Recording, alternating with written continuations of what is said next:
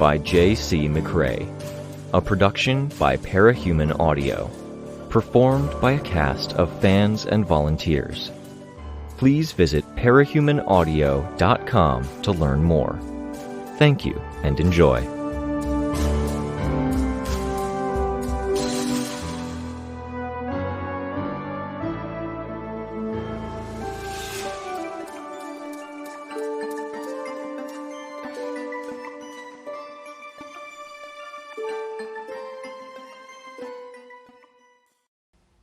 I hoped, going in, that I would be able to see your face.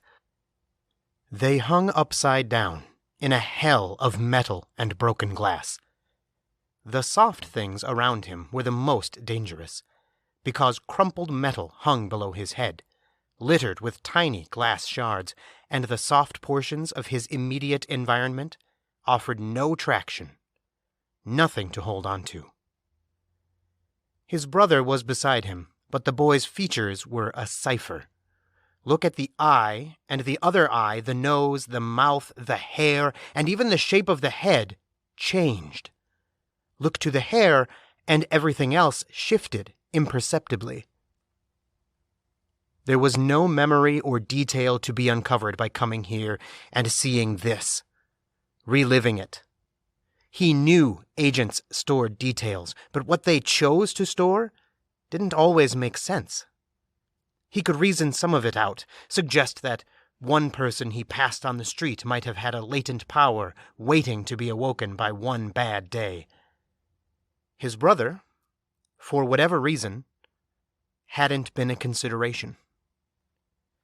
So terribly important to him, and a mere prop to his power.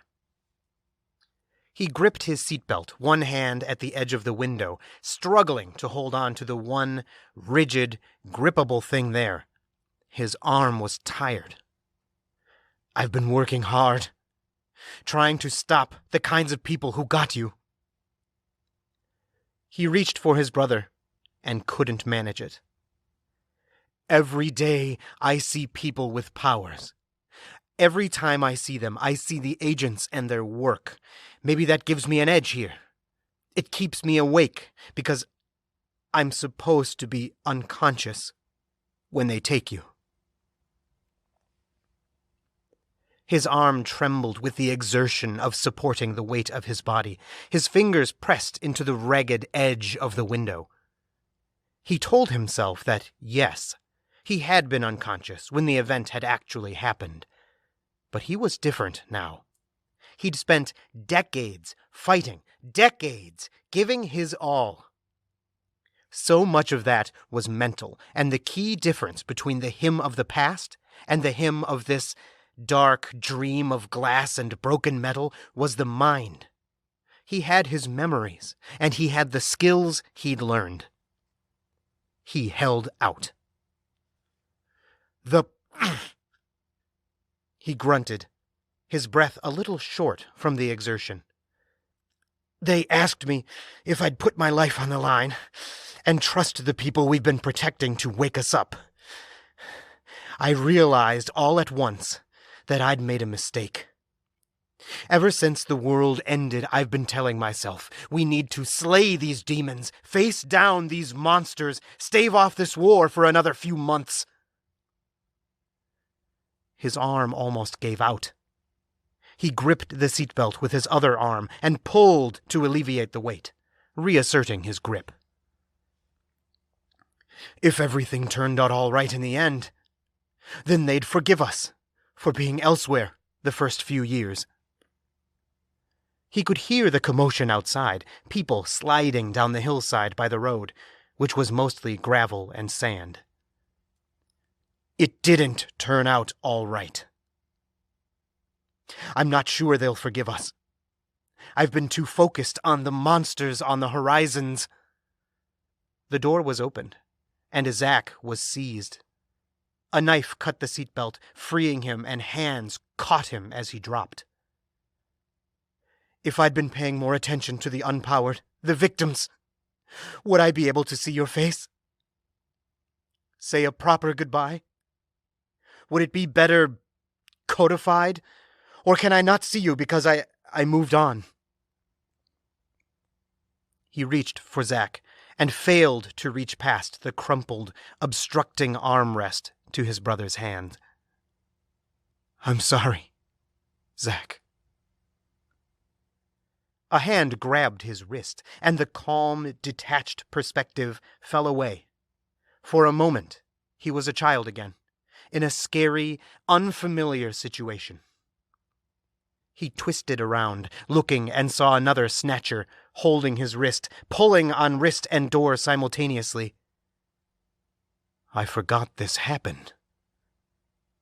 The shock kept him from piecing together any coherent thoughts, and he fought as best he could in the situation, upside down, no leverage, still trying to keep himself from slumping the wrong way in his seat. Panic welled as he slid across the seat, the two things in the car that were meant to reduce harm, his biggest enemies in this moment. A seatbelt, dragging against his neck, pressing hard and strangling breath and blood flow, and the cushions he couldn't get traction on. Desperately he grabbed for broken metal, for the window with glass. Looked to the front seat at his parents. They had faces, but the faces were two-dimensional. Learned and stored from photographs. They were still dead. And he was being grabbed, pulled. They were trying to pull him through the window. He felt the darkness creeping in, his hands scrabbling where every scrabble both hurt and was necessary. And he came free. No car, no metal, no cushion, no glass, no hand at his wrist. His fall was from an immense distance, beyond the ability of his human mind to register. It began at a planet that rotated around a star that was simultaneously binary and solitary because of a tear in space that cut through it, transforming it into a double image. The planet traveled a path that, twice per revolution, intersected a hole in space. When that planet intersected the hole, the writhing species that lived on it could move between. Those that could travel could access other layers of that same world, other possibilities. Food was abundant. And so was breeding. Those that could see and interact with the tears when they passed by had the advantage. After 1,000 such revolutions, 1,000 contests, some began to be able to create and work with their own tears, keeping the subatomic particles with them. The fall began there, and it took him through worlds he couldn't count. Every revolution of his awareness was a cycle, a species wiped out, spaced out by study, by experimentation, by evolution, by statements, until he stopped on Earth with a suddenness that almost shattered his mind. He was both participant and observer when the landing happened, when the alien matter came to rest, then settled to watch and study humanity. It began to pull together a golden-skinned body. That's right, he thought, because he couldn't speak aloud. I triggered then. I saw things, and because every bit of power we use comes from them, some of us, like me, come from places closer to where they hold and store events like this. I don't suppose I could ask a question? He pushed the idea out there, knowing he might be the only one able to ask at this vantage point. Question. There was nobody and nothing to answer. A shame, a worry, if somehow humanity decided to forgive parahumans their distance, then he would wake up and he would need to address the last remaining problems. What had the Titan Fortuna been drilling for? Had she been cutting away, sabotaging? What did a force that wanted to continue this cycle and preserve all data get out of cutting away portions of that data? Question, he insisted, straining with his all, pulling on every instinct and nuance he had picked up from seeing thousands of expressions of agents over the years. No answer. There was nobody and nothing left to answer. "Damn it! Damn you!" The trigger event ended, and he fell backwards, his breath stolen away by pain. His fingers found the grip of a baseball bat, and he realized where he was. The boy named Relentless stood, using the weapon to help rise to his feet.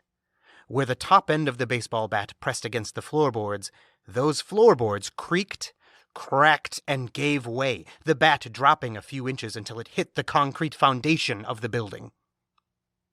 The gangster said something in Spanish, then pointed the gun at him. Pulled the trigger again. This shot hit the edge of the cardboard face mask and bounced off, making the mask rotate a bit. He'd blended it with a welding mask and a 1.5-inch steel plate. He'd done much the same with the rest of his armor, including the chest plate he wore. Fixing the mask, he ran forward. His shoes were cleats, blended with boots he'd cast out of concrete. His footsteps were heavy, loud, and damaged the floor. The gangster decided to run. He chased, and the spikes of his shoes dug into the dusty floor, giving him traction the gangster lacked. The shoes the gangster wore were for style, for getting girls, for looking nice, not for traction. The gangster turned, ready to fire back behind himself, and there was opportunity in that moment. Relentless swung his bat, one-handed, almost lazy, smashing the gun, tearing up the gangster's fingers. The gun came apart in fragments. The bat was a metal baseball bat, hollow. The other thing he'd blended in had been hollow too. A reinforced concrete tube waiting to be laid in the ground for a drainage ditch, 8 feet in diameter, 30 feet long. To him, the weight and shape of it were that of the metal bat. To things it hit, however. The man fell, and he stopped, the spikes of his cleats dragging into the wood. Before the man could rise, he brought the boot down on one knee. The man screamed. "Do you speak English?" The gangster didn't seem able to respond. "Remember this!" He raised his voice. Flecks of spittle hit the clear cardboard mask from the volume and intensity of his words. "Tell them! Remember the words. Remember the sounds if you don't know the words. This is for my brother. This is for Zach." He brought his boot down again, on the other knee, then ground it side to side to make sure the damage was done. Objectively, he knew this was the dream. Objectively, he had moved on from this moment, this feeling, the rage, the desperation. He heard running footsteps, and he began running himself. Another man, wearing clothes even more ostentatious than the last guy, a suit as blue as the ocean, a black satin shirt, a tie. The man ran, and he was going to get away. The shoes didn't matter here. The fact was he'd been going at it too long. His legs were shorter, because he was still only 15. He'd chased down too many people, starting from one chance lead and then following it, because that was the way this worked. Each lead was standalone. Each chance he got might be the last chance, so he had to follow it. Catch the person who affiliated with the Snatchers. Use that person to find more. To get locations of buildings or get keys and ID from that person, to break into their homes, scare their families and dog, get their computers or notes, and bring those things back to the captive. If he slept, if he slipped, the trail went cold and he had to hope, pressing forward and picking off targets at random until he got a name, until people started hating the Snatchers, because some kid in cardboard armor and rugby padding kept taking their gangsters apart and asking about the group. Now he was here. This person looked important, and he was too tired to give chase. The problem with a baseball bat was that it couldn't reach any further than the tip of the bat itself. So he threw it, with every intention of hitting the man. The bat went through the wall, and it took out something vital. The wall folded outward and then began to collapse. He had to stop, watching, seeing the gangster scramble to get back and away from the falling section of wall and the bits of roof. Dust followed, flooding into the space. And so did something else. Someone else. Her skin was a light brown, her hair long and straight, and she wore a helmet that covered her entire face. She was one of the few to wear a cape, and her cape was heavy, chainmail or something, rising up from the shoulders, then sweeping down to trace the ground. She flew at the man in the blue suit and grabbed him. Then she looked at Relentless. From the shock of my trigger event to the anger. From anger to the bargain. Would I join her? Would I fight for her cause? I thought I'd capture this man and use that as clout to negotiate with you. Alexandria spoke. Is it you? He asked. I know there are ghosts in this alien machine. Yes, Alexandria, she said. It was an answer she'd given him a long, long time ago, out of order of the replies she'd given back then. Was that because this was a dream? What was Fortuna drilling for? He asked. Communication, Alexandria said, another fragment. He shook his head. Sending a message, she said, stopped prematurely. That sentence had been about unity, about the wards and the idea that he could stop more evil if he were part of an organized group than he could alone, swinging his bat at one particular gang of child snatchers. What was the message? He asked. Answers, she said. That particular line he remembered very well. He had harbored some quiet resentment. That Alexandria had promised him that she and the newly formed protectorate would offer their full support in finding Zack. As it happened, those 3 answers she had just provided had all proven to be lies. Communication? No. She had hidden what she was and where her true allegiances were. Cauldron. She herself had stolen children, he would later discover. Sending a message? No. It had been about controlling the message, and the PRT had lost control of that when Alexandria had died. The wardens would fail to send that message at all. He felt anger still, but it wasn't the dream handing him that same anger he had felt as a teenager, fighting this gang. It was anger at himself. Relentless approached Alexandria as a boy wearing cardboard. He met her eyes in passing, his gaze hard. Her eyes were pink and caught his full attention. No longer her. Should I interpret that to mean I can't expect any more answers? Chevalier looked away from her, past the rubble of the damaged wall, and into New Delhi. At Behemoth. In the moment he found himself despairing, realizing that after a fight like this, they wouldn't have what it took to fight for another 20 years. Maybe not even 10, or 5. The first fight against an Endbringer, where his plan wasn't to fight his best and wait for the Triumvirate to handle it, because the Triumvirate had been broken. It was false. And he was the one in charge.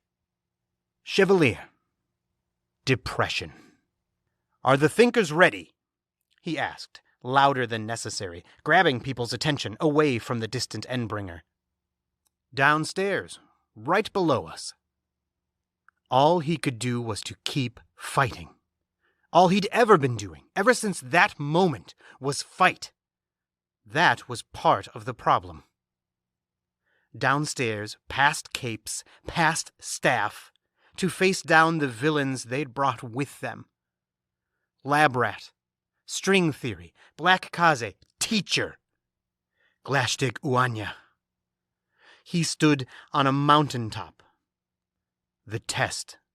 This point where we pushed through it all. Every decision we'd made came home when Scion attacked. We had to find solutions, wherever they came from. Make our peace with that.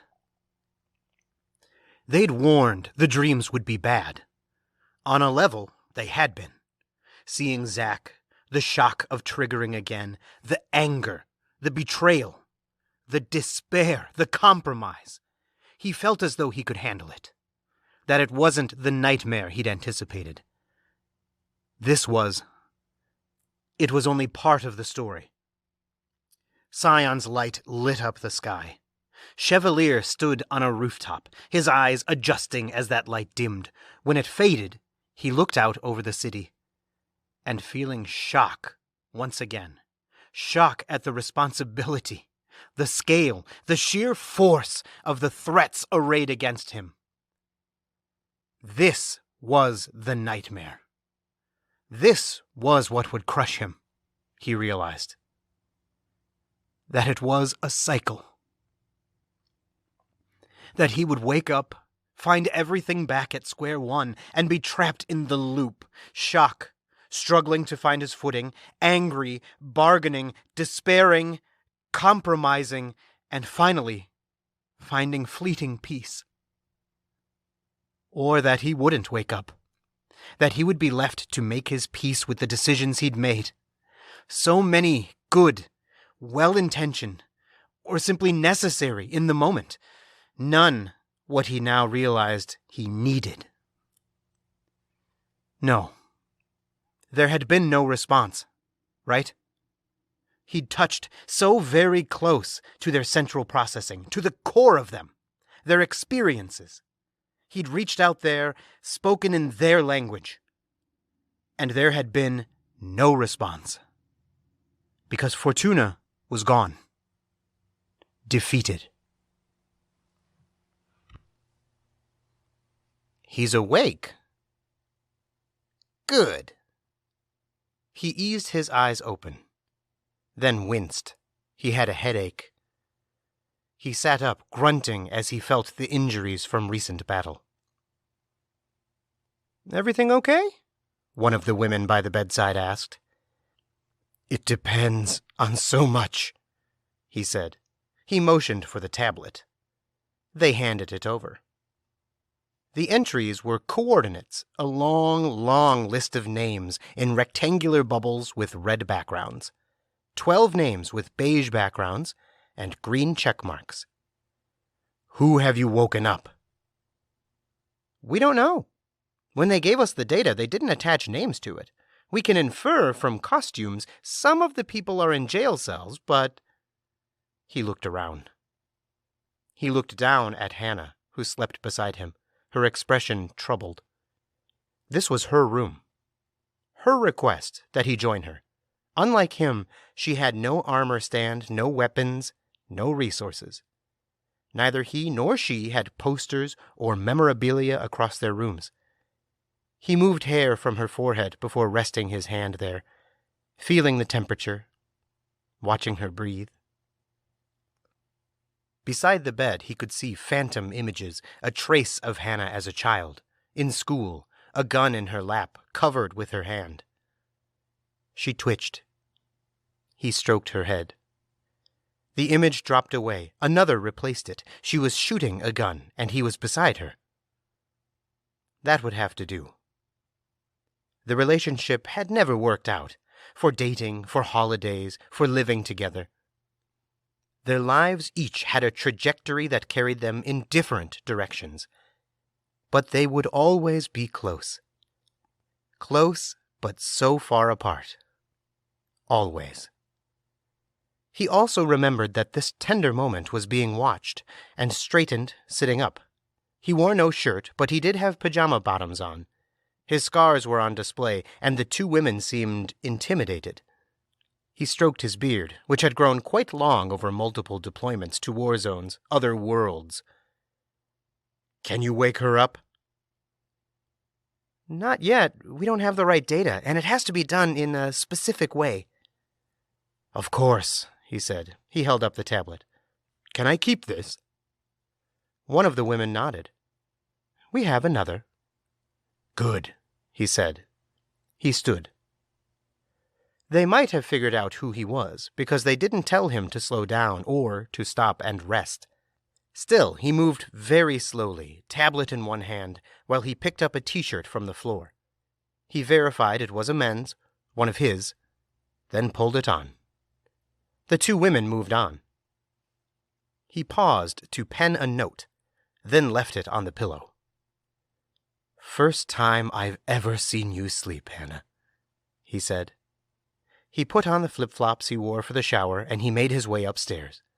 But for what seemed like an endless procession of janitorial crews, the place was quiet.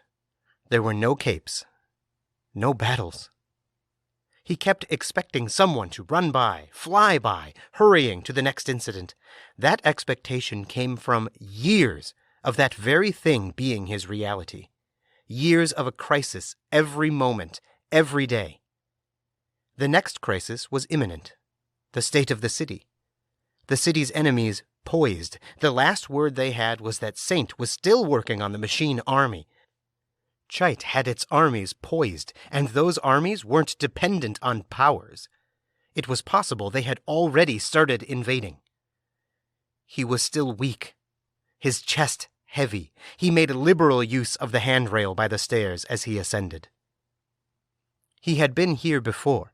They all had. They would be here again. Upstairs was the command center. But before then, coffee. It was eerie to see the cafeteria as empty as it was. Damaged tables had been moved out of the way and set aside. Only a handful of the building's staff and residents were sitting. Most of the unpowered would be at the canteens downstairs. Two young women were sitting. He recognized one on sight as Victoria.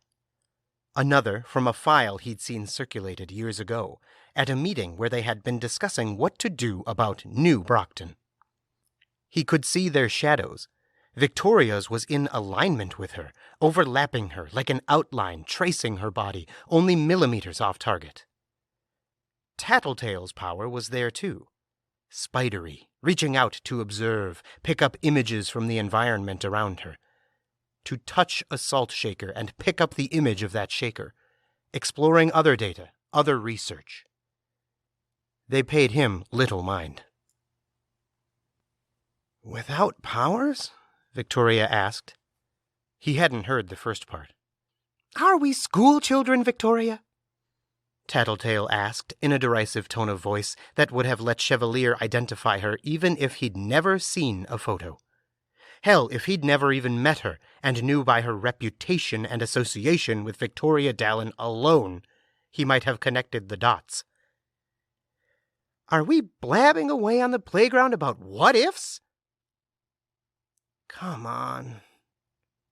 Tattletale, leaning over her oversized cup of coffee, put her hands on her cheeks and spoke in a childish voice. "What if you had to fight Legend, Victoria? What would you do?" "Seriously, don't make me fight you every step of the way to keep this conversation going. Lawyer?" "Ew!" Chevalier couldn't help but overhear as he found a coffee cup and began filling it up. "Social worker?" "Good God, Antares, you don't know me at all." "I can't help but notice you have these graduated stages for what you refer to me as. I thought maybe social worker because you seem to care about those kids. Maybe you'd want to look after others." I'm utter shit at caring about others. I care about my kids. Housewife? Tattletale leaned forward. Talk like that is what gets you labeled as glory hole from now to forever. And if you want to push it, I'll contrive to have it etched on your gravestone. Chevalier mixed some cream into his coffee, stirred it, and capped it. Come on, Victoria said. Engage with me here. If you don't, I'll come up with worse and worse answers. Cop? I don't know. Waitress. Happy? Really? What's the logic there? What am I good for without powers? You know where I come from. My family went to shit. I was going to run away no matter what happened, and when you're down on your luck, it's hard to get back on your feet. Case in point, this whole damn city. So I would have gone to some town that wasn't Brockton Bay because my entire reason for going was that it was Cape-friendly and I was a rookie Cape. And I would have found a shit job, found shit boyfriends, and if my parents happened to die, I might get a wad of cash, which I'd promptly blow. That's morbid, Victoria said, her chin resting on the heel of her hand, elbow on the table. Chevalier found his seat, a blueberry muffin in hand, 2 tables down from the girls. He wasn't sure how hungry he was, and he did want to ask questions, when there was a break in the conversation. He would eat, see if he wanted more, ask Tattletale the critical questions, then move on. He wasn't rushing. He had the tablet. He began scanning the names, logged in to check his messages, and found his inbox nearly empty for the first time he could remember. He thought back and remembered he had still been a ward when he'd been able to finish clearing his inbox. Now it was all filters, sorted by priority and keywords. Titans gone. An entire box he could archive, along with all contents. You couldn't even get into university, Tattletale said. And there's no university left. There's time. We'll adapt, Victoria said. Her tone was so calm. It was jarring him from his thoughts. He wanted to say something, interrupt, give her an order. The only thing that held him back was that he himself hadn't figured out where he was going or what he was doing. He didn't know enough to point her in the right direction or make the right requests. 22 capes were awake. He looked over the list, judged the numbers, and was satisfied that his instincts were right. Virtually everyone was slated to be woken up. There were a few question marks all the way at the bottom. 2 possible KIAs, 3 other questionable circumstances, someone who had gone to a place the relief teams couldn't reach, another who had powers that interfered, and a third that hadn't left a means of tracing them. He fired off messages to the Situation Room, requesting records and names. You're so happy, it's annoying. Not happy, but I'm relieved. I think there's a road forward. He put the tablet down, turning to stare. Tattletale gave him a sidelong look, then looked back to Victoria. We're not talking about that stuff. Okay, Victoria said, shrugging. What are we talking about? You're pulling an Etna on me. An Etna? She's a great girl, working hard as a heroine, last I heard, but she can't hold a conversation. I thought my teammates would bite their tongues off putting up with it. I thought you weren't going back to Breakthrough. I'm not, but I'll think of them as my teammates forever. I will go to the ends of the known Earths to help them if they need it, and I hope that I'll have a bit more time to do that. Chevalier was interrupted from listening when he noticed more people come in. Some were staff, but one wasn't. Tall, with silver hair in a messy bun, she wore a jacket for warmth over a light purple shirt with a unicorn on it. She found his table and sat, without question or invitation. Not that he minded. Catch me up, she said. They're waking everyone up. I know that part, she said. He scrolled through messages. He'd gotten distracted. That conversation had sounded like it had been from Earth Aleph, while he was still in Gimel. The ruins of Gimel. He tried to focus. There was the data on the missing and the killed. Nobody notable killed. He addressed Narwhal. Saint is in a holding pattern. He's disrupted their signals, which is paralyzing key groups, and it means the entire machine army isn't moving as a coordinated unit with perfect information sharing. It's not the takeover or complete shutdown we wanted, but it's a start. Good, Narwhal said. A mobilized attack may give us some ground. It'll be hard, with Capes recovering from the death sleep. There are already soldiers working on it, bombing crews. Shin had military. Shin might be touchy, he said, which is a whole other thing. The Titans? Narwhal interrupted. I meant to say, he said, the Titans have crumbled. All of them went still simultaneously, then crumbled. No signals passing to or from the network hubs we identified. They're debating bombing those sites. My cue to leave. He turned his head to look. Tattletale was getting to her feet. Leave? He asked. Sorry, I didn't mean to disturb you. I can move elsewhere. No, it's too late. You've got my brain going again. I should go look after my team. Are they confirmed gone? Victoria asked. Is there anything? I wanted to reach out to Fumehood and Dauntless. They made multiple sacrifices. I'm sure we can investigate, he said. Yeah. There's time, Victoria said. He started. Stopped. There is, Victoria said. Her hands were wrapped around her mug, and the trace of her agent had its hands around those hands. She turned her head as more Capes came in. Many of them were uncostumed. Keith was among them, wearing a blue jacket over a black V-neck shirt, jeans, and boots. Why are they all coming here? Tattletale asked, clearly annoyed. I asked. The staff said Chevalier was here, Narwhal said. Same here, Keith said. He'd rinsed off and his hair was wet, and the ends of his hair had a blue-white halo. He'd flown hard in the cold with that wet hair. I flew out. Checked. The Titans are gone. I know. We're getting word, Chevalier said. Victoria, while I've got your attention, I have a report about your ex-teammate. He held up the tablet. Which one? Chris Ellman. He attacked Capes, apparently trying to get something from them. He backed off immediately when he realized they were already dosed. He didn't think people would agree to the plan like they did, Tattletale said. He was affected? Victoria asked. Do we have his location? No.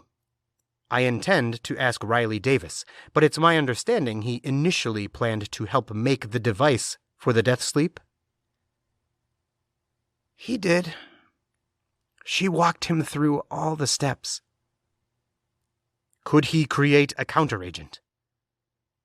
I don't know, Victoria said. I think it might depend on whether he was actually listening to her and entertaining the plan. Can you send out people to find him? We'll try. We'll want to secure everyone, cover every base. A dangerous tinker of unknown status is a concern. He'd like to think he's very good at hiding, Victoria said. He's paranoid, but he overestimates his ability. I hope he's found and he realizes what it means when he is. We'll need to get organized, Chevalier said. He was feeling more like himself with the coffee in him. There are refugees to manage. There's other bases to cover. We'll need a perimeter. We'll need to reform and consolidate teams. There were a lot of people looking, nodding. He was so proud of them. Like he had before, they recognized the fight they were in, the need to push forward, no matter what. There was a deep, heavy sadness that came with it. That this fight went on. "Any help is appreciated," he said to Tattletale and Victoria, to the heroes who had woken up and found their ways here. "I'm out," Victoria said. "Out?" Keith asked. "I'm thankful you trusted me when it counted, that we got here. But last night, the dream, the people I talked to, I owe them. I have people I need to look after, and one of those people is me." He looked at her, and he looked at the group, at Keith, at Narwhal, at Golem, who sat a few tables down, other capes who had stayed here or decided to come here because they didn't have much else. Others were still making their way in. He smiled at Hannah, Miss Militia. His heart rested easier seeing her awake, though she looked fatigued. He thought back to his own dream and the sadness, the latent frustration. "Unfortunately," Narwhal said, "if everyone made that decision, we'd be lost. There's a middle ground." The voice that had stated that was Chevalier's. He fixed his eyes on the ground. "Civilians have the key stuff under control," Victoria said, as if to help him complete the thought. "I think they know they have a power they didn't." "And we know we need to make changes," he said. "Break the cycles. I have to admit, I've been driving us all forward for so long, I don't know how." "Not retirement," Narwhal said. "No," Chevalier said. "But they have the key stuff handled. There are no outstanding emergencies. There will be. We'll need to prepare for that, but for now..." He was aware of the eyes on him, that, a handful of exceptions like Legend and Narwhal aside, he was the person they were looking to for guidance. "I'm going to borrow the kitchen, and I'm going to cook some breakfast.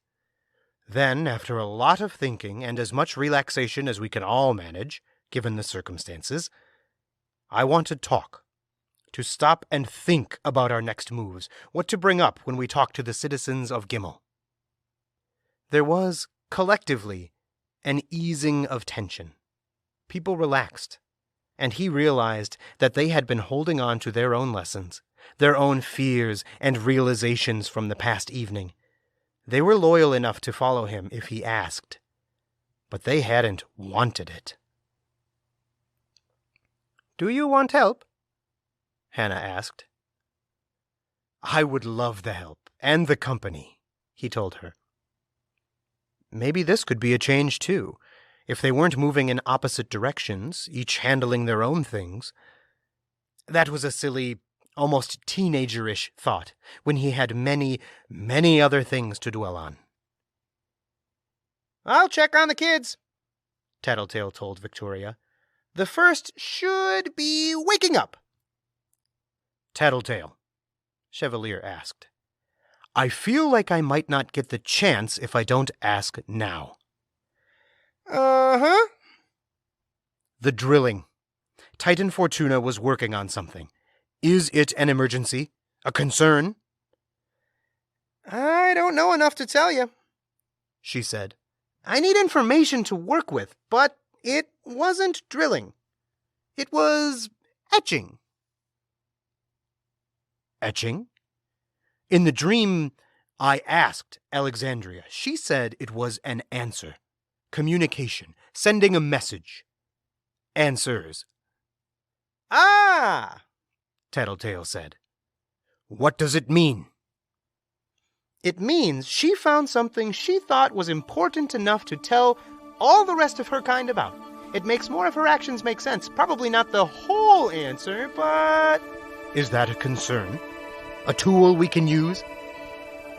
It's a question for another day. For now, we breathe.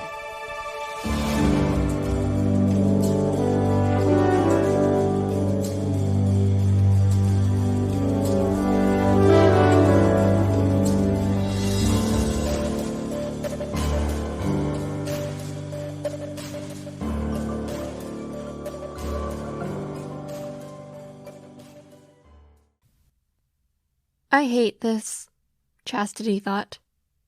This isn't what I'm good at. Her boots struggled to find traction on the sloped, ice-crusted concrete. With a gloved hand, she reached into a pocket, dug for some sand, and sprinkled it down around her feet. Somehow, grit found its way into the glove, through the seams of the fingertips, in between her nails, and into the folds of the glove itself. She was hyper-aware of it. Hyper-aware of the wet and sand that had fallen into her boot earlier. Hyper-aware of how cold she was, the sweat, the dark. The slope of concrete was an exterior wall, part of a prefab segment for a building that had caved in when the building had been partially demolished. Below her were floorboards, equally prefab, churned out by factories with barely an examination, laid out, and then coated in resin. Those floorboards were littered with glass, with rubble big and small. The building interior was dark, cold, miserable. She saw a picture, what could have been a guy and his brothers, if he had very diverse parents. It was more likely they were co-workers, she told herself. People had lived here. There was a chance people had died here. She didn't smell it, but the cold played a role in that. She slid down until she reached the window in the fallen piece of wall. "Osti!" she swore. The window wasn't broken. "What?" The call came from above.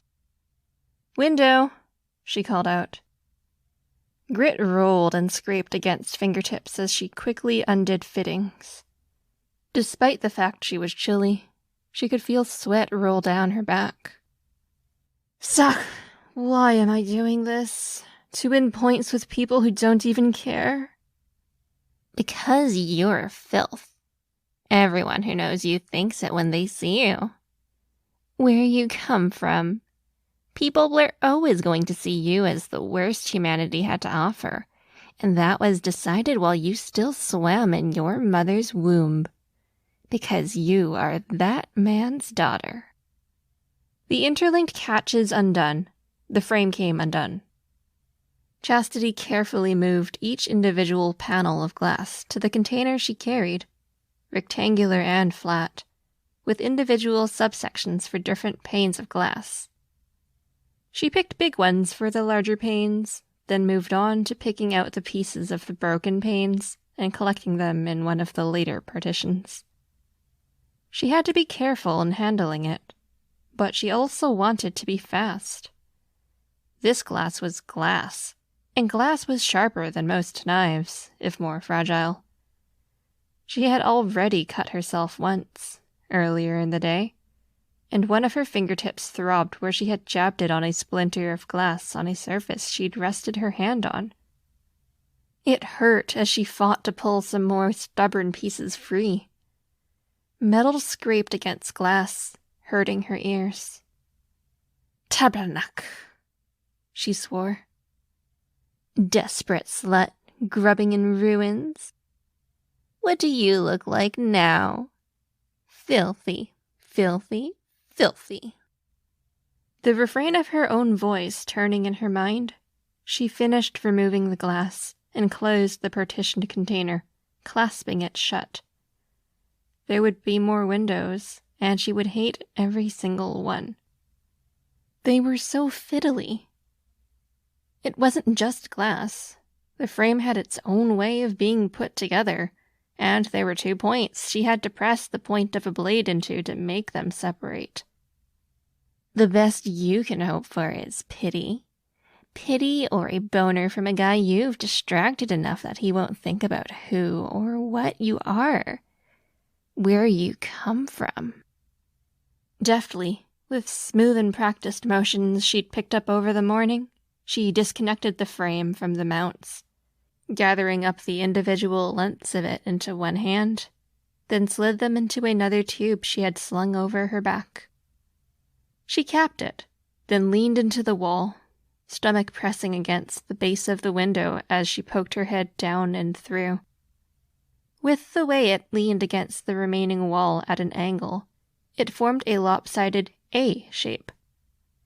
She looked beneath and spotted the wire that had run into the window. Solar windows. They didn't pick up a lot of power, but they picked up some, and the wires that fed into them had copper at their core. Pulling on the wire hand over hand, moving away from the wall, over to the other side, she removed the wire from the place where wall met baseboard. It had been painted over, and flecks of paint came away. She formed loops, coiling it around the back of her elbow and her palm, moving into the next room. The room was an office, and it had 3 windows, largely intact. Christ de calice de sacrement de tabernacle de cibois, she swore. What happened? Are you hurt? She turned her head. No. Frustrated. Don't scare me like that. Sorry. You like the attention. How many times today have you thought about letting yourself slip while scaling a tricky surface? Not enough to do any real harm, but enough that someone has to carry you, take you home, make sure you get clean. They'll pamper you. I won't do that. She loosened the first frame, then removed the glass. It was at the point where the container was getting heavy. Glass wasn't weightless, and the glass of 4 medium-sized windows was a lot. Then there were the pieces of the frame itself, the coil of wire, and the winter clothing she wore. All you have to do is let the glass cut you. It doesn't even have to be a bad cut. I'll need a hand, she called out, as she got the last of the glass from the 3rd window. There's a lot here. Great! I'll be down as soon as we have a spotter. 'Kay. She extricated herself from the strap and put the satchel of glass down on the floor, leaning it against the wall. She finished dismantling the frames, bundling the lengths of metal together, and slid them into the tube she had slung over her back. There was other stuff. A computer desk with a monitor, but no actual computer. The owner had taken it with them. She began sorting through it, pulling out a clear plastic bag, and then doing what she could to organize it inside that bag. In the process, she found a laptop, old and disused, a backup. Picking over the bones of a city that had grown up on scavenged bones and handouts itself. It reminds me of home, she thought, and felt sour at the notion that she still thought of the various Vasile households as home. Everything secondhand, everything just a little bit shitty, and when it's not shitty, it's because it's stolen. Nobody, whether they were family or people outside the family, ever thought we deserved nice things. Nobody thought we deserved a space of our own. Nobody thought we deserved kindness. Pity? Yes. Disgust? Absolutely. Hate? Oh, sometimes. Especially from women. If you want kindness, Chastity Vasile, the closest you're ever going to get is from a man with a heart-on and an urge. That's all you get, and that reality was decided before you were born. Chastity turned, surveying the room.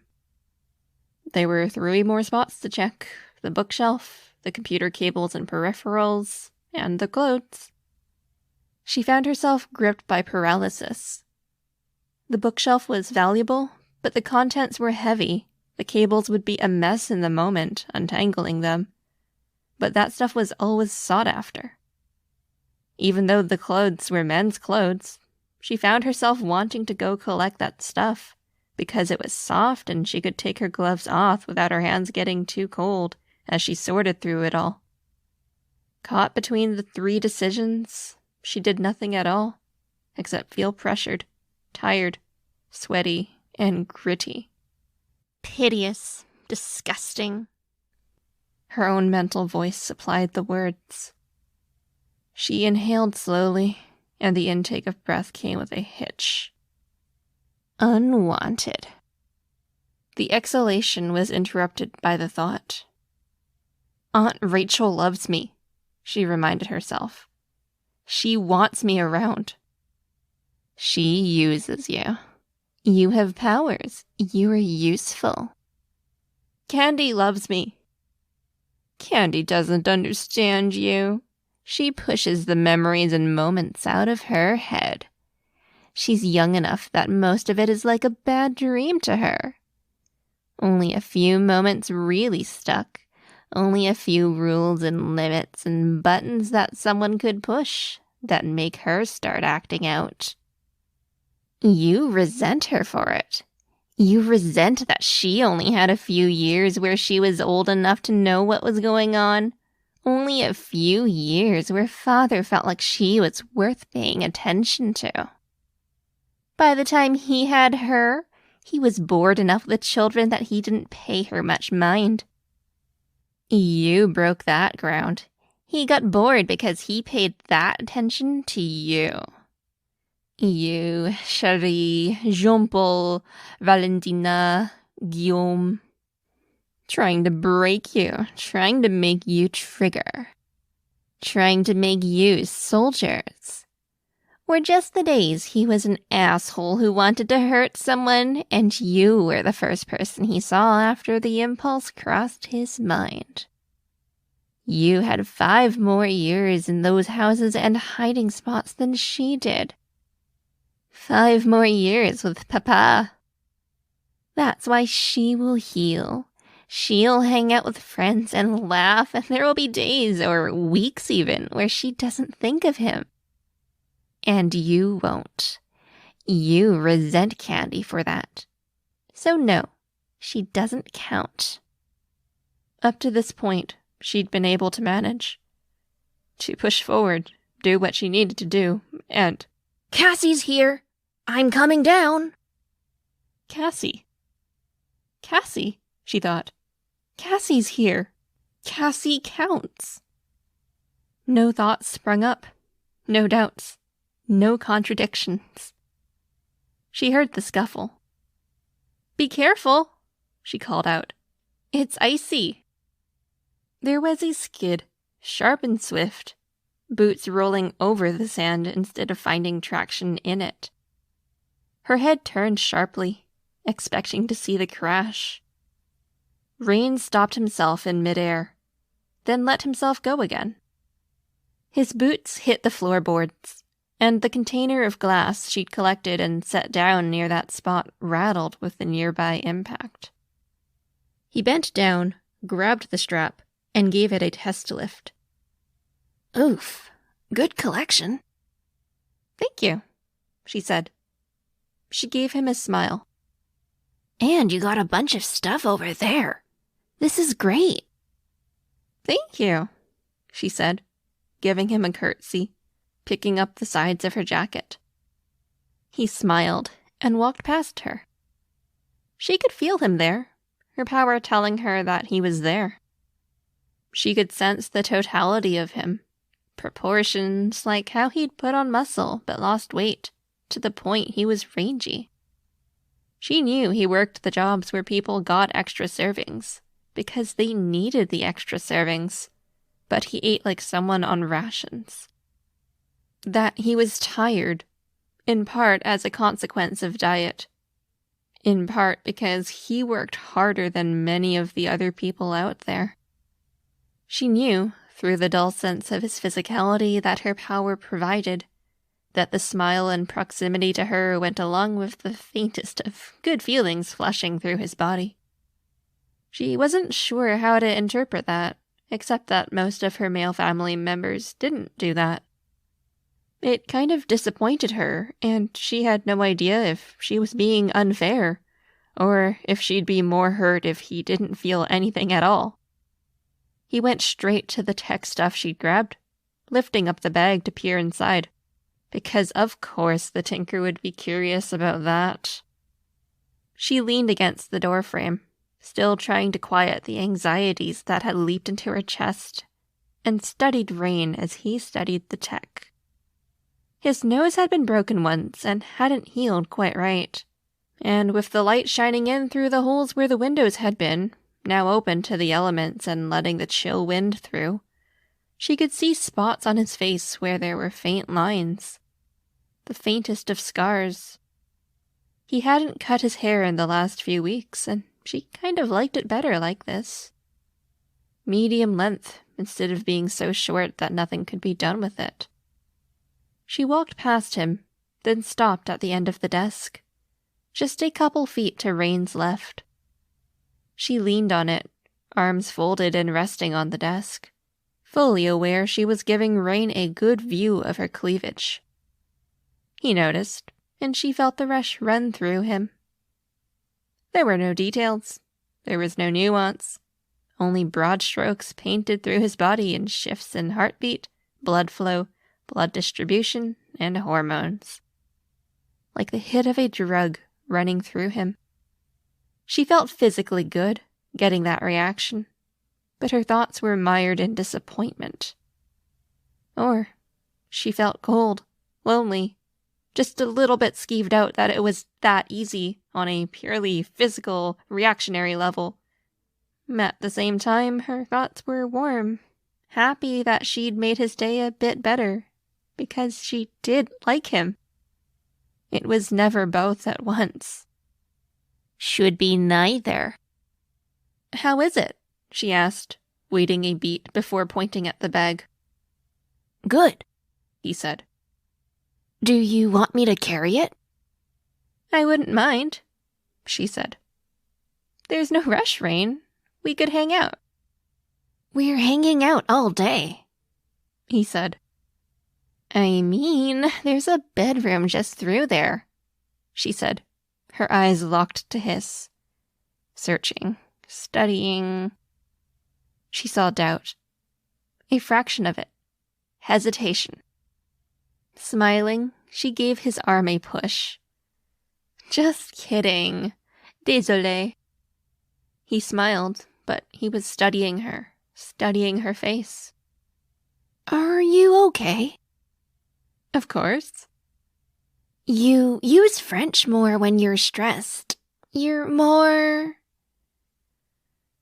He made a hand gesture, like he was wafting perfume toward himself. She straightened, adjusting her coat, still smiling a bit. I'm fine. He stopped using his power, withdrawing the effect he'd cast out and into the apartment area. The difference in the ambiance hit her, making her blink a few times. I'm fine, you can keep using it. I watched how you were when you were working before. You came up. I had doubts. Now, seeing you, hearing the swearing... I'm fine, she said, smiling, giving his arm another push. Really, you're sweet, but I'm fine. He shook his head. I can take it. I don't like making you unhappy, he said. I'm unhappy most of the time. I want to get stronger. I'm working faster. Faster than some of the people who've been doing this for a week. Then keep it up. I'm resistant. You've been enduring it most of this morning. I think I shouldn't anymore. You were using it on those men who work for Aunt Rachel when Roman was training with them. this is different. I don't see how. It is miserable, but misery teaches. It is the misery of struggle condensed into minutes instead of days. Rain sighed. She felt a bit of hope. No, he said. No, I don't want to make you unhappy. I have to trust my instincts here, and my instincts are... No, sorry. Later today? Not again. At least for a year. She turned, raising a gloved hand to her head to fix one strand of long, wavy black hair that was blowing across her face. They'll all leave you the moment you start depending on them or stop being useful. The thought crossed her mind, less sharp than it had been when she felt Rain's power. I came today because we thought I could benefit from this power of yours. Is this the end of our reasons to spend time together? So needy, so desperate, clutching for him. He frowned. Do you want it to be? You answer, she pressed. I kind of figured we were friends at the very least, and that's enough reason to hang out. An expression crossed his face. Worry and insecurity. She could feel it in his entire body, in his gut, painted with a fat brush better suited for painting walls than nuance. She felt the exact same thing that was plain on her face, but she was much better at hiding it. She reached out to touch his hair, running her fingers through it. Good answer. Oh, good, he said. She could feel his anxiety. You sure you don't want to retreat to the bedroom? She asked. It was a reactive thing in response to that anxiety, and one she kicked herself for. Cassie will keep an eye out. I'm sure she'd be happy for us. You sound desperate. The thought flickered through her mind. It's not fair to leave her waiting in the cold, he said. You're a good man, Rain. Thank you for being so considerate of her. She's cool, he said. And she's important to me. My platonic life partner. He just smiled, still anxious, still with blood pumping, still awkward. Come, she said. She'd put him on the spot so many times in the last couple of minutes. Tested him. It was fundamentally unfair. To make it up to him, she took the lead, made things easy for him. She pointed out some things like more wire near the windows, some of the books.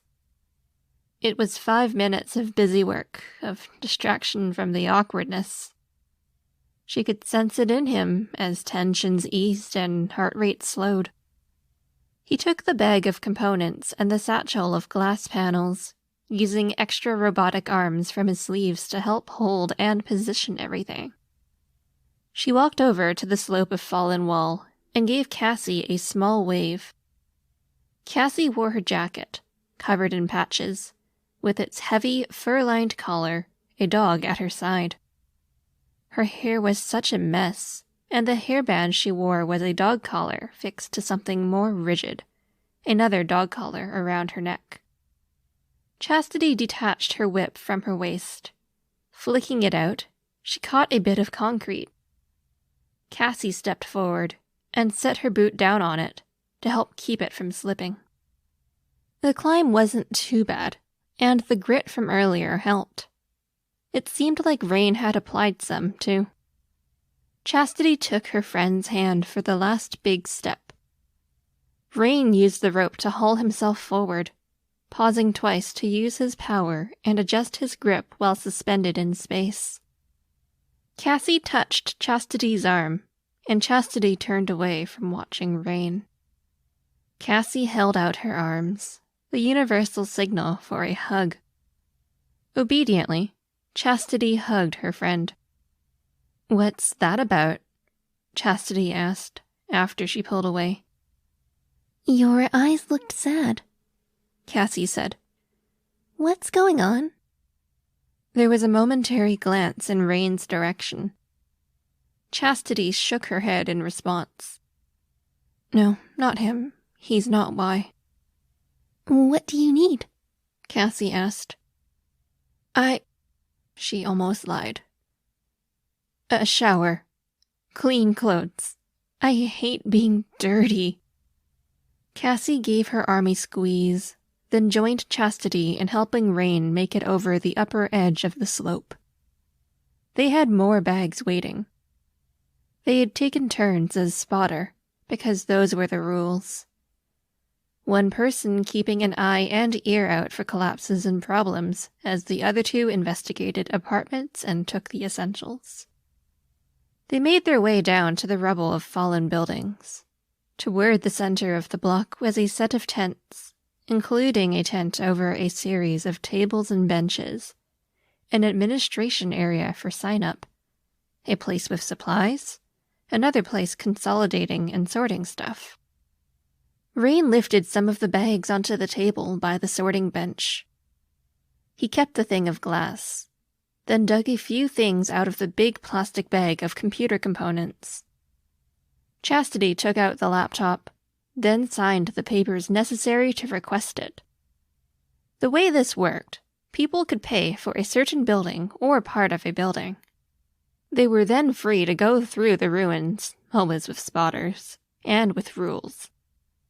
The coordinating areas would buy stuff, but if they wanted to keep stuff, there were rules about requesting it, giving the original owners some rights, especially for anything that held data or anything with possible sentimental value. If the owner didn't want the laptop, the contents would be backed up on a major server as a just-in-case, and then it would be sent to Chastity. Chastity bent down to pet Dune, giving him scratches behind the ears. He tried to lick her face, and she fended it off. That'll be it for us. We only got to half the building, Rain said. What? Chastity asked, raising her head. Dune took the opportunity to lick the side of her face.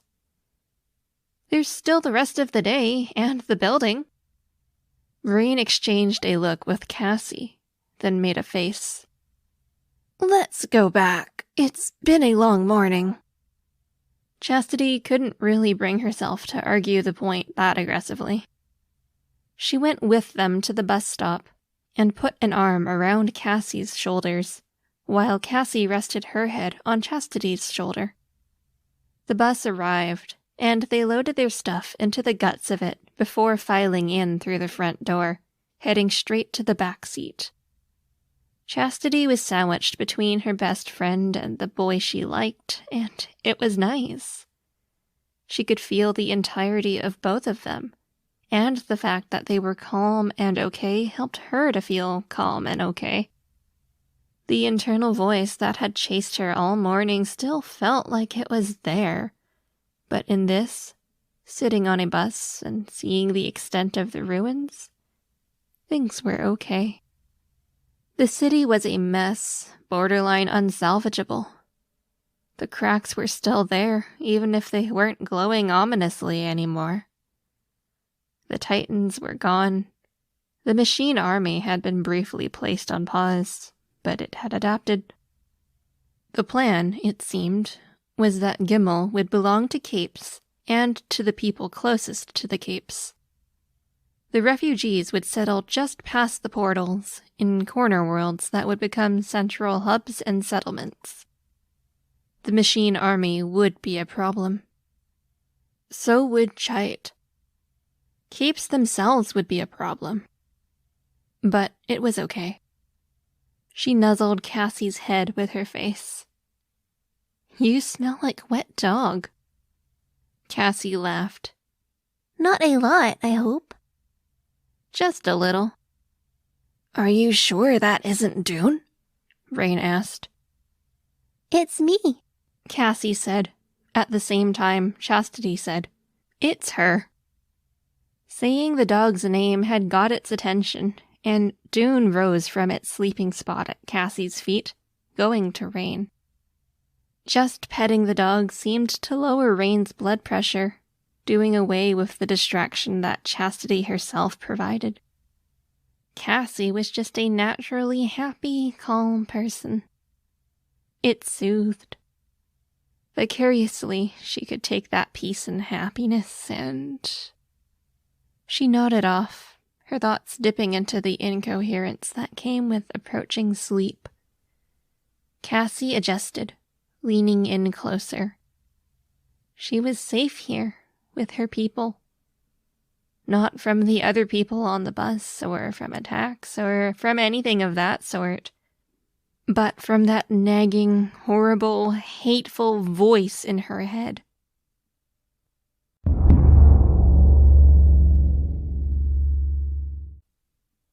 Freshly showered, dressed up in a black blouse with a low-cut V-neck, embroidered black pants with a flower lace pattern, and a nice coat that was leaps and bounds different from the rugged coat she'd worn for scavenging. Her boots had raised heels. Aunt Rachel's wasn't a place for nice clothes, but nice clothes did a lot to give that inner voice a little less ammunition. So did being showered. So did having her hair perfect. There were dogs milling around, the occasional dog barking, and signs of horses. There were people pulling together with unloading trucks and getting temporary shelter up. It was funny, but Aunt Rachel's had been one of the further-flung settlements for a certain type of person with certain skills and tolerances. Now it was expanding. 30,000 people in all, and they were people content to stay on Gimel, to be Cape adjacent. She navigated the winding path down the hill. Rain was out there, talking to someone, and it didn't look like he had backup. Beside him was the greenhouse they were building, using the glass they'd collected while scavenging. She didn't recognize the person Rain was talking to. He looked like a lawyer. Old, wearing a suit with muddy doggy footprints on it from an enthusiastic greeting. She tensed as she saw the others. People in patrol uniforms, geared up for a fight. Light power armor, laser rifles. They didn't look like they were planning to shoot, so the situation wasn't tense. But it was still strangers, still weapons, still battle readiness.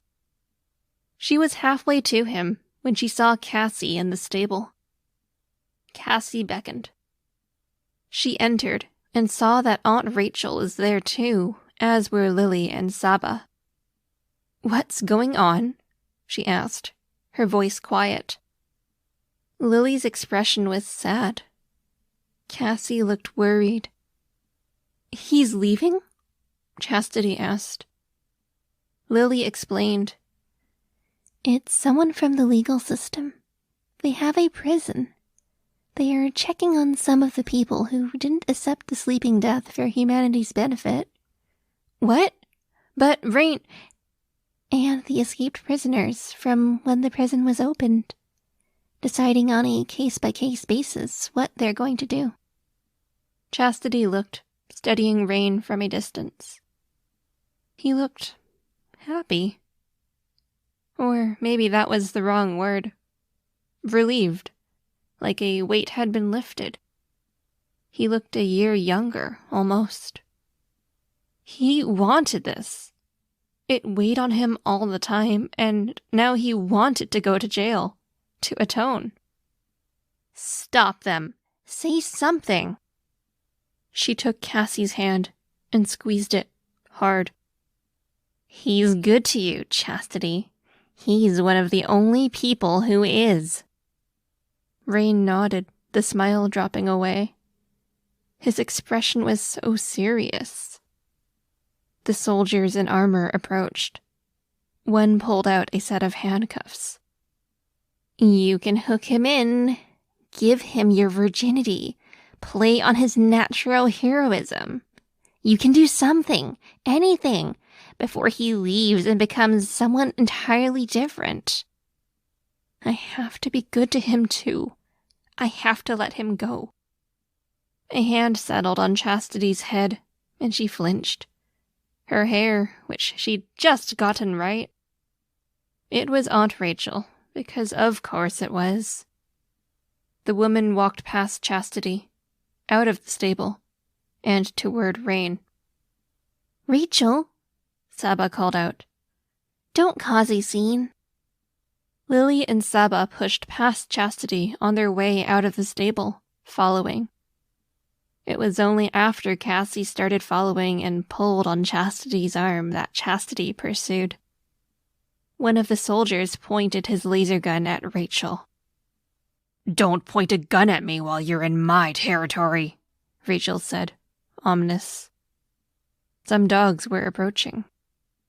"It's okay, Rachel," Rain said. "Guys, it's okay. There's no need for a problem." "What did you do?" Rachel asked. "It was a while ago. The trial already happened, but the punishment was suspended. I still have years of my sentence left." "You told me you'd built my greenhouse," Rachel said. I'm sorry." "I want him," Rachel said. "He works hard. He can build stuff. He has skills." "This isn't a negotiation," the man in the suit said. "I don't care. I want him." "Excuse me?" Lily said, pushing past Rachel.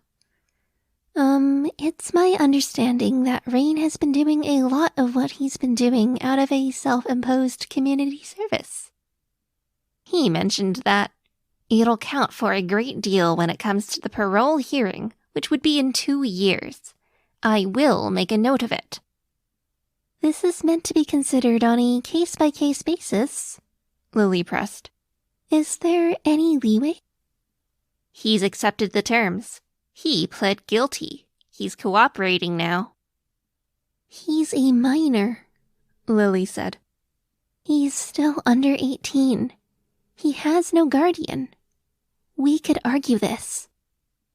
I would have to stress, the we is part of the concern here, the lawyer said. "Speak plainly," Rachel growled. I'm sorry to say, you're criminals. Villains, if you don't mind my saying so. "I do what's necessary. Nothing more, nothing less," Rachel said. Even if we were to take a more probationary approach, which is one other possibility, someone on probation can't associate with villains. I am sorry. You could push for it to go to tribunal. It would be argued, but... The man trailed off. Either way, I lose my friend, Chastity thought. The boy I like. I'm not a villain, Lily said. She reached out for Saba's hand. It's already been established with the wardens. My partner and I are leaving tomorrow. We'll be bringing others with us to establish ourselves in the city itself. As heroes. As heroes with oversight. If it keeps Rain out of jail and keeps him in a place where he's healthy, productive, and still working off his sentence by contributing to the community, jail won't make him a better person. Contributing to the community, but not as a cape. Not as a cape, Lily said firmly. For how many years? It would have to be until he turned 18. A year and a half. We consider it, the man said. I'd have to check. And, of course, it would have to be okay with Rain. Rain looked at the collected undersiders, at Chastity, at Roman, who stood off to one side. He nodded. The man addressed Lily. Give us your contact information. If you're moving tomorrow, we'll come meet you in 2 days, after checking with the wardens. Lily walked away with the man, pulling out her phone. Saba remained behind. You're really going? Yes, Saba said. She smiled. For too long I've pulled Lily after me. To dark places even I hated going to. I think that's what scared her more than anything. I was making compromises to stay connected to the Undersiders and help support New Brockton, and I think it's time Lily do what she needs to do. I'll support her. Roman's coming, too. So are several of the other locals without powers.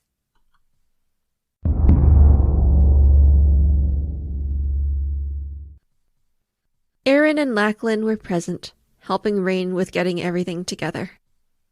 They were among the Cape adjacent, but they would be staying near Aunt Rachel's. Rain had worked late to help build the last of the greenhouse. Scavenged metal fit into framework made of the metal panels. Wood to brace it and keep it from blowing over. The windows would be openable as required. You should go talk to him, say goodbye, Cassie said. You'll regret it if you don't. Is he happier not going to jail? Chastity asked. I think he's happy so long as it's recognized. He doesn't want it to be glossed over. Do you want to be with him? I can't. I'm a villain, Chastity said. If you went with Lily, you could be like Roman and rebrand as a hero. But then I wouldn't have you, Chastity said. And that's so much worse. I kind of talked to Rachel, Cassie said. If you wanted to go, I could come with. We need ethical dog breeding and dog care in the city. Some of the dogs are trained for search and rescue. There's room for me to apply what I know. But then you'd be leaving Rachel. She said she'd be okay without me. That I'd have to come back regularly anyway, for dogs and dog things. Vet care. Rain was smiling as Lachlan and Aaron leaned against a fence, side by side. They were talking so casually. You just need to figure it out, Cassie said. Talk to him. Tell him what you want. I'm a mess of a person, Chastity said. She thought of yesterday, scavenging. The thoughts that had chased her. Rain's power had brought them to the surface, but they were ideas and thoughts that were always there. A lot of us are, Cassie said. How can I ask him to like Chastity Vazil if I can't bring myself to do the same? I don't know, but I don't think you figure it out by standing here and watching him pack from a distance. Cassie gave her a push. The muddy footprints of Aunt Rachel's camp sucked at Chastity's boots, which really weren't for this climate or environment. Her whip banged at her hip, all coiled up.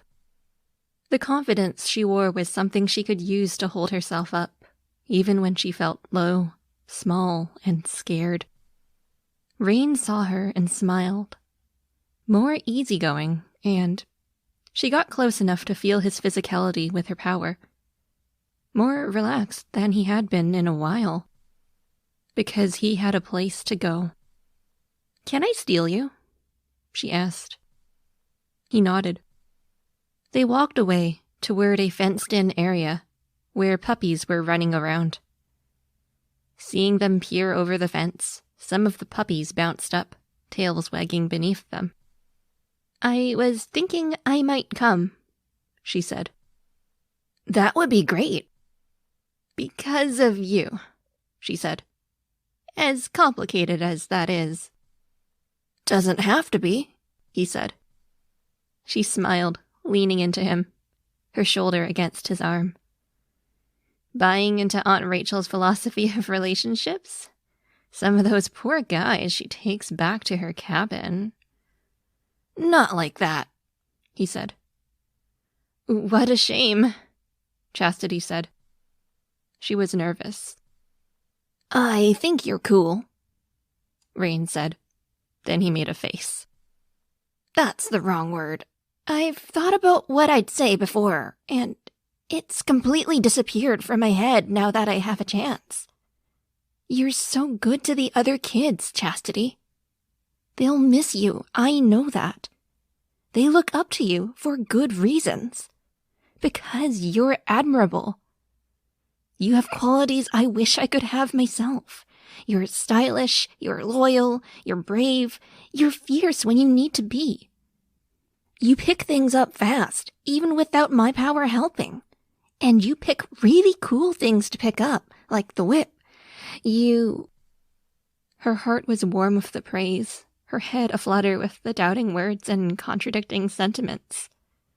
She mostly hunkered down, leaning against the barrier, and looked down at the puppies.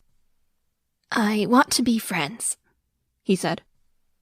She looked at him, a slight smile on her face, even as her heart hurt. Not as a rejection, he said. As a prelude. I've got to at least serve my sentence, do the community service. I need to be in a better place first. Me too, she said, quiet. He nodded, taking that in stride, as if it wasn't the biggest red flag ever. The hurt was gone now. There was now only the uncertainty, the open path before her. He reached down for a puppy as he spoke. Friends first, for a year and a half at least. Then we revisit the topic, or we let whatever happens happen after that. She nodded. I'm a natural tease, you know. I know, but we could draw the line at doing what you do with Cassie. How bold. You do know we cuddle naked?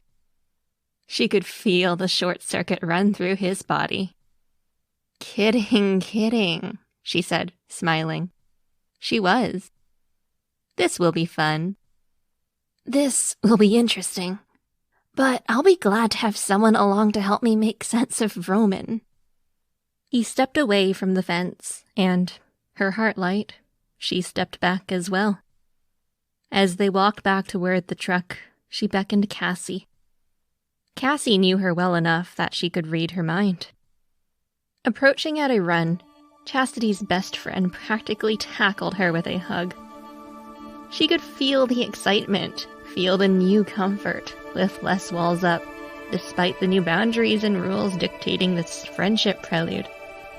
The rest of the winter wouldn't be easy, but it would be warm.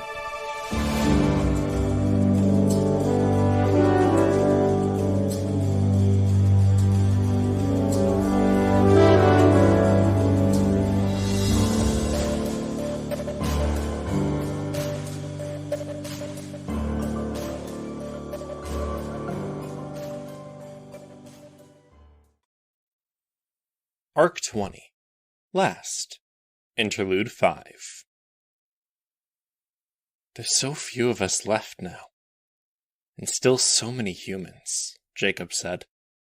He walked the rooftop's edge, leaning over until it looked like he would teeter forward. Not that he would.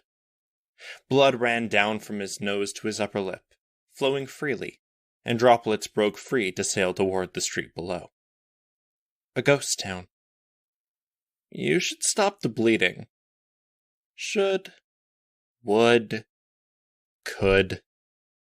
Too many people try to tell you what to do or how. I think I'm used to it, Kurt said. He walked over to the edge of the rooftop, the corrugated metal banging with every footstep. There wasn't a lip at the end, so it was a fairly steep drop. He was used to it. He could watch the blood fall from the lip of a mouth stretched in a grin, and, with his eyes wide, taking in the movement of clouds high above, the shift of clothes in the wind, mapping buildings and dust. He could calculate the trajectory. He could map out fluid mechanics, and see where the smaller droplets would fall, all before the blood was halfway to the ground. Even if you get powers, there's always someone better, huh? Jacob asked. There was an anger in his eyes as he looked at Kurt, and that anger could be measured out in changes in skin tone that suggested shifting blood volume, in increasements measured in nanometers around the eyes and eyebrows. That's something you have to make peace with, Kurt told his friend. friend. This friendship with Jacob, technically the longest friendship Kurt had ever had, was like being friends with a rabid dog. Any periods of convalescence or calm were a prelude to lashing out. The blood still ran freely from Jacob's nose. He reached into a pocket, shook out a handkerchief, and held it out. Jacob didn't move. He'd rather keep bleeding by his own choice than be pushed to stop it. In more than one way, he stood on the edge, his eyes wild, madness-inducing years of isolation, mixed with pain having stripped away something essential, which was something Kurt understood well. The difference was that the pieces that had fallen away over the years were entirely different. Between the two of them, they maybe added up to one person together. "Make peace?" Jacob asked. Kurt reached forward, handkerchief in hand, his eyes tracking the welling blood, the imminent droplet. Surface tension, blood by volume. His index finger pressed against the underside of his middle finger, like the movement of a snapped finger in reverse. He caught the blood droplet as it fell away, striking it with a fingertip, destroying it. Jacob was tense, more animal than person, as he prepared to react, pulling away or lashing out at the small outreach. He paused as he saw the hand movement, some of the blood touching his cheekbone. "The day will come when we're free of him," Kurt said. A fleck of blood from the destroyed droplet landed on Jacob's ear. Kurt timed the movement with a look toward the window that they'd used to access the rooftop. "Eventually," he added, his tone of voice measured, lip and mouth movements precise, to keep volume level and the tone exactly where he wanted them. The lie that, eventually, was shared entirely through the bond that had formed between them, the ways they knew each other, the micro-expressions Kurt saw, and Jacob's instincts, which were often so good at figuring Kurt out. A very intentional fleck of blood touching the ear and a look toward the window is as good as a spoken sentence. "I'm so frustrated, Harbinger," Jacob said, holding the handkerchief to his nose. "I suppose I'll have to take my anger out on the people out there." His gaze didn't leave the window as he said it. The door to their room opened, and Kurt reached out to turn Jacob's head toward the city before turning away himself. "You're not pouting, are you, Jacob?" The voice was deep. Jacob turned, glaring with far too much bloodlust in his eyes. Kurt focused on keeping his expression still. "People stronger than me are going to hit you," King said. "Their reasons won't be as good." "They'll be doing it to survive," Screamer purred as she walked around King, her body conforming to the line of his, like she was a pole dancer and he was the pole. She laid her head along his chest. Her voice sounded like it was spoken from just past Kurt's ear. His attempts to track the sound and its origins gave him the feeling that made him worried he would get a headache later. She opened her mouth again. "It's a good reason." She heard everything nearby, in an area that reached much farther than the leash King had given them, and she was loyal to King. It was why a communication and the corresponding plan had to rely purely on flecks of blood on an ear and a fierce look. The boys didn't move as King emerged from the window, the corrugated metal groaning at the man's weight. He was tall, and he worked out relentlessly. "Look out there, and what do you see?" "The sun is set," Kurt volunteered. "Past that." Kurt's power started calculating the distance to the stars that were still visible, with the sun's light still refracting across the atmosphere at one end of the sky. "Civilization?" Jack asked. "Oh. Past in the other sense? Metaphor?" What was a metaphor? He wasn't so sure of things like language, people, or deeper meanings. "What happens in the future? Think, Jacob, my boy." The threat was implicit. He expected an answer, and the way King worked, he wanted his answer. "The powers are going to keep showing up, greater in numbers. Something critical is going to break, or a real monster will show up. Then it all collapses. It's too fragile, Jacob said, still holding the handkerchief to his nose. Glaring, but with his back turned to King so King wouldn't think he was being insolent. It's too soon to tell if the powers will keep coming at a steady rate, or if things will plateau, Kurt said. Everything plateaus, Jacob said. Everything declines.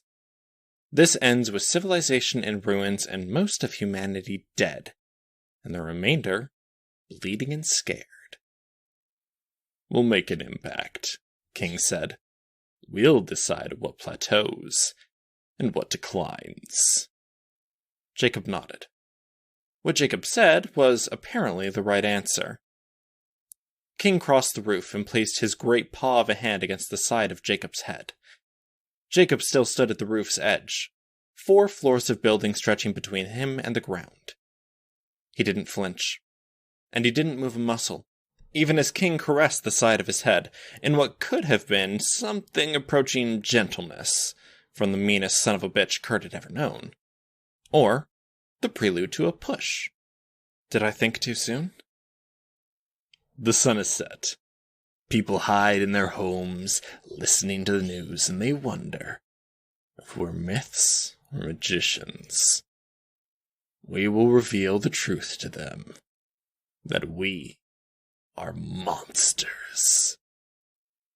Get yourself cleaned up, or they'll think we're the pathetic sort of monster. He gave Jacob the slightest of pushes, sideways, not out, and put the boy off balance, arms windmilling until Kurt stepped out to catch a finger in one closed fist. That indignity, more than the bloody nose, made Jacob fume. To be made afraid. Just for a moment. Tonight, King said, and he was talking to Screamer, 20 die. One will experience hell on earth, with a fate so horrific and remarkable that the entire world will speak of it. If they wish to be spared, they must lop off a finger and place it at their doorstep. One for every person in the home. We're announcing ourselves? Kurt asked. We'll give them clues. Glimpses. Already there are more appearing, King said.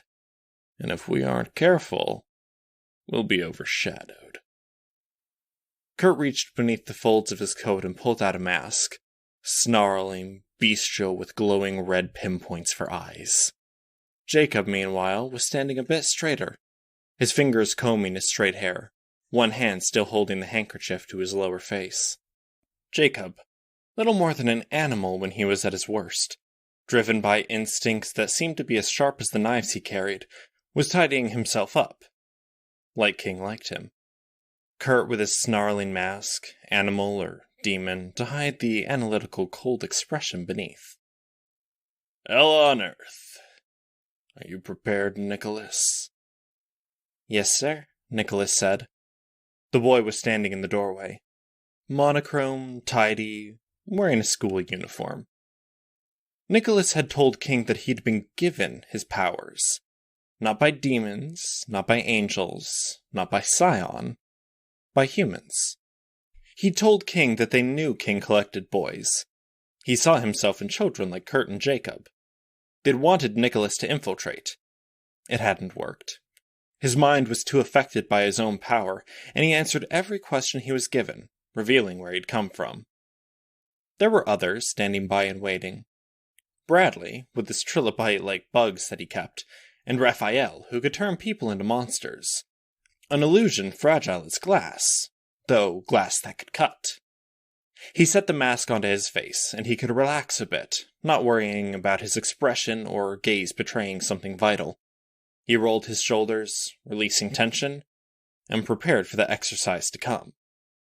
Jacob laid a hand on his shoulder as the two of them slipped through the window into the house. Jacob has a vision of the future.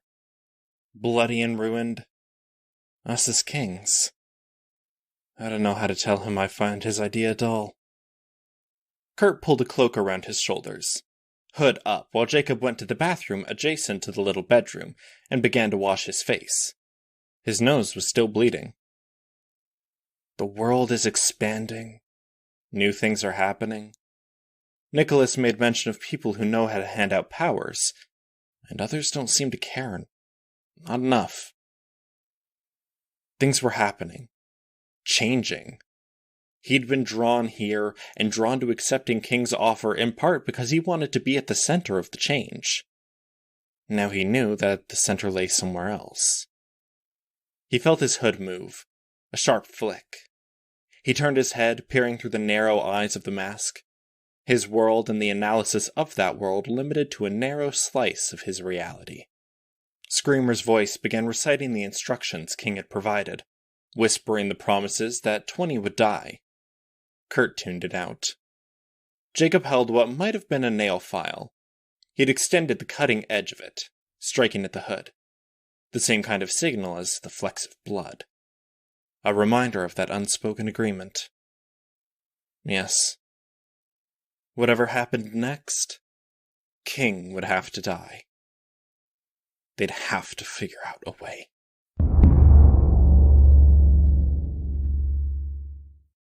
Adjustments to the landmass made his calculations slightly off. It annoyed him.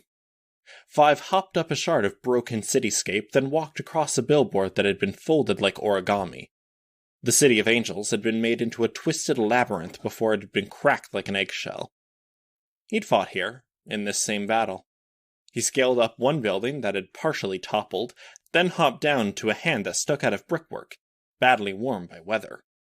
He could map out the stress lines, calculate the strength of the material, and work out how many days of rainy weather it would take to bring the hand down. He was utterly unsurprised when it broke beneath his weight. That was another calculation. He remained upright, standing on one foot, that foot resting on the stump, while the rest of the hand crashed to the ground. The hands formed a kind of stairway, and he made his own way down. Around a corner, down an alley with more of the hands stabbing out from the walls. There were 4 blurs of warped time, monochrome. The ground within 3 of the blurs intact, and at the height they had been 2 years ago. The 4th blur was buried beneath mounds of yellow-white foam, spongy. The shifting of Earth following one of Scion's blasts had dragged one wall of the building into that 4th blur. If that continued, part of the building would collapse. As it stood, the mound of containment foam had a deceptive void fraction of 91%. For a person within, that meant it would be possible to breathe through, the risk of carbon dioxide buildup minimal. Not that it mattered to its occupant. But light would shine through. If things were left as they were, then the building collapse would cover the foam. The occupant would lose the last attachment to the outside world. The dull glow of sunlight through the foam, the darkness of night, the sound of rain. Everything would be muffled. Things would not be left as they were. He undid the clasp that connected the metal canister to his hip. He gave it a bit of a shake. This particular canister had been purchased from the black market on Gimel for $27 new. This same canister, or the canister's contents at the very least, would have cost a minimum of $135,000 before gold morning, often twice or thrice that amount. To let slip from the armories that held it was to lose one's job and career. When they were requisitioned and sent to the field, cameras watched to ensure they were being used appropriately and to the point of being emptied. He began spraying. That foam with its void fraction of 91% began to melt away as if it were cotton candy. They'd put so much on it that it was still a very long process. The foam was impractical for use in the field. The balances were hard to strike. The kind of individual with the ability to use it confidently often had other capabilities that were more effective, himself included. His father included. The machines that dispensed the foam were large, heavy, and prone to leakage. One stray smack with a wooden bat, or the puncture of a gunshot, a sharp tug of the hose, and the fluid would begin to leak out, before ballooning into a viscous mass half as large as the person carrying the tank, often incapacitating them or gluing them to the ground. Any reinforcement of the tank or the hose added weight and bulk. The PRT had struck its precise balances, weighing need with practicality. It had decided, for each potential target, was this something the containment foam qualified for? For minor threats, it was a question of expense. The chemical to melt the foam and bring the target into custody had to come from specific armories and depots. If it were too freely available as a fix, then they ran the risk that the true threats would acquire more countermeasures. For major threats, they had to ask if they could sanction sending one brave man with a PRT uniform and a 50-pound tank on his back into the fight, knowing one wrong move or accident might trap that same individual in proximity to the monster they were needed to stop. Who, then? The foam peeled away as the spray ran down the invisible wall of the warped time-space, and Five could see the man's face. Jacob, apparently. Jack Slash. Five stared at the man, watching his head move, eyes blinking slowly, face contorting before everything snapped back to its prior position. The light was bright, but it wasn't the eyes that had to adjust. It was the mind, which would tick forward unimpeded toward a time when this landmass was underwater. Except there was nothing there. Broken, cringing, inarticulate, the man struggled, wincing as an invisible blade dragged across his midsection. The blade was withdrawn. Time passed, and the man, no longer Jacob, or Jack, or anything resembling either, was cut open again. There were one or two moments where the roving gaze of the man fell on Five's own. Locked gaze. I know you, he thought. If there was anything there, I would see it. A microscopic dilation of the pupils. Something. And if you don't recognize me, there's no point. No words that can be exchanged. Dissatisfied, Five turned away. Leaving already? For an instant he thought the voice was Jacob's. Then calculations asserted themselves and let him triangulate the fractional difference in the sound each ear heard, identifying the source. The voice was too familiar. Sveta was perched on one of the hands in the alleys, 367 centimeters above the ground. There's no point, he told her. He's not there anymore. People visit graves, even if they don't believe the person is there looking down on them. Or up at them, I imagine, he told her. I'm loving the snark, she told him. Now, go give it a shot, Five. You wanted me to help you break out of your mold and see if we couldn't get you to a better place. This is me doing that. Go. Vent your emotions. Go be angry. Or connect to the part of you that liked the part of him that was friendly or decent. If that was ever a thing. This, standing at 34.0796 degrees north, 118.3612 degrees west, is a boy named Five, who does not do emotional. Give it a shot, she told him. You came all this way, and you said he won't be here for much longer. Five turned, and walked back over to the man. I don't know if you heard, he said. They're going to kill you. The man briefly met his eyes, too lost in his own head to recognize anything, or respond to anything. Breaking time effects apparently creates a 94.1% chance that the person, or people within, trigger, or second trigger, the instant they're out. We're not seeing many more broken triggers, but they're still wary. Still making sure they can communicate with the person on the other side and prepare them. He shifted his weight a bit. The wind was blowing through the alley, and it felt nice. It was cool, with what could be the first hints of spring, but Earthbat wasn't really in a stage for spring. They're not inclined to let you out, Jacob. They intend to collapse the effect and kill you in the process. They've already started elsewhere.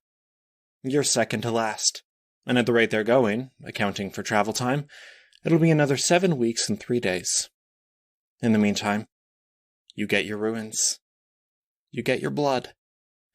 and you get to be king of your own desolate little world. He looked back at Sveta. She motioned for him to continue. Sighing, he kept talking. I'm not sure what to say. And I don't like not being sure. For much of my life, including the glimmers of my father's life that I sometimes remember, you're Kurt, I knew exactly what I was doing and where I belonged. I had goals. I met those goals. The man within the time effect writhed, hand clutching at his open stomach wound as if he could stop it from happening. He staggered and hurled himself against the invisible wall, cracking his head open. It was quick and violent enough that Five was startled. The time loop carried the man back to his prior iteration. I know what you might say, if you were still Jacob. But what about the Golden Man? What about Scion? We were supposed to stop him before this happened. We failed there. I think this is where we confess that we, and I'm speaking for my brothers, myself and my father, we didn't really care. Our goal was to understand the world, bring it into a kind of order, and see if we couldn't counteract you. Deep down, I don't think my father wanted to defeat you, or he might have tried. Good thing, too. Because those instincts of yours, there's something more. According to the after-action reports in the Warden files, he would have died trying. The man flung himself into the wall again, cracking his head open. Five didn't jump this time. He waited for the man to cycle back to awareness. The world ended, and he had the opportunity to make it make sense again. There was always a gap between him and us.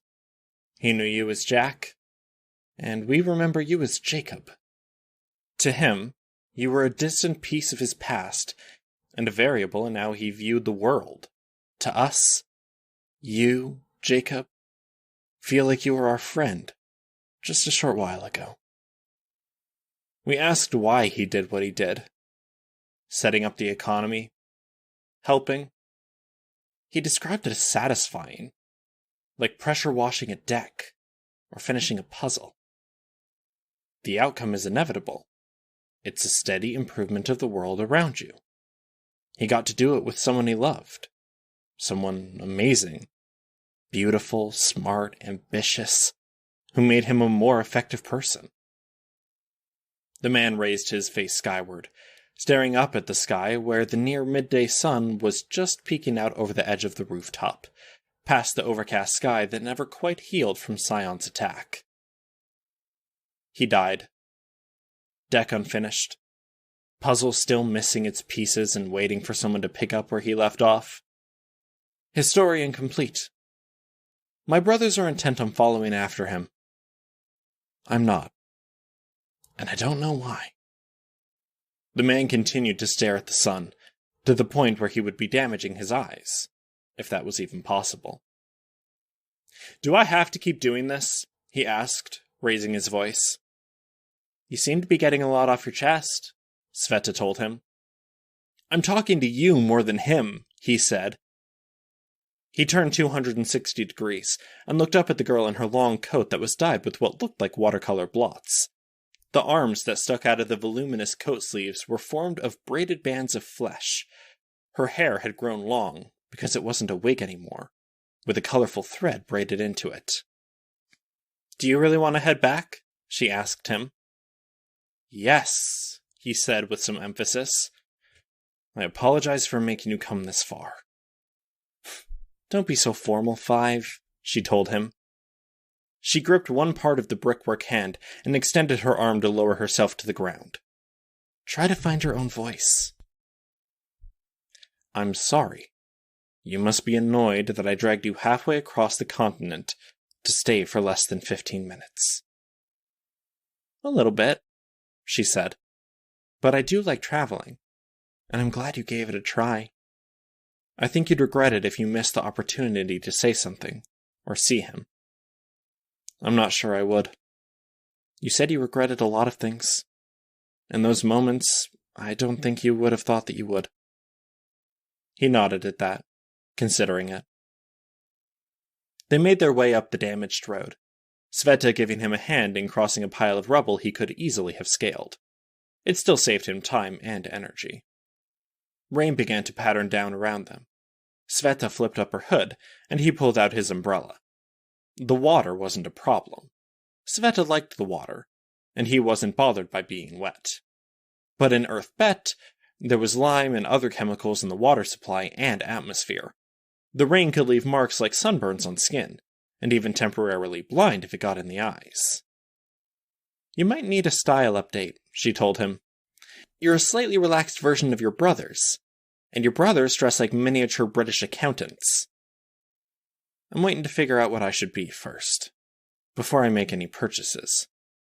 I'd rather have money compounding than waste it." "Uh-huh," she said. "Wow."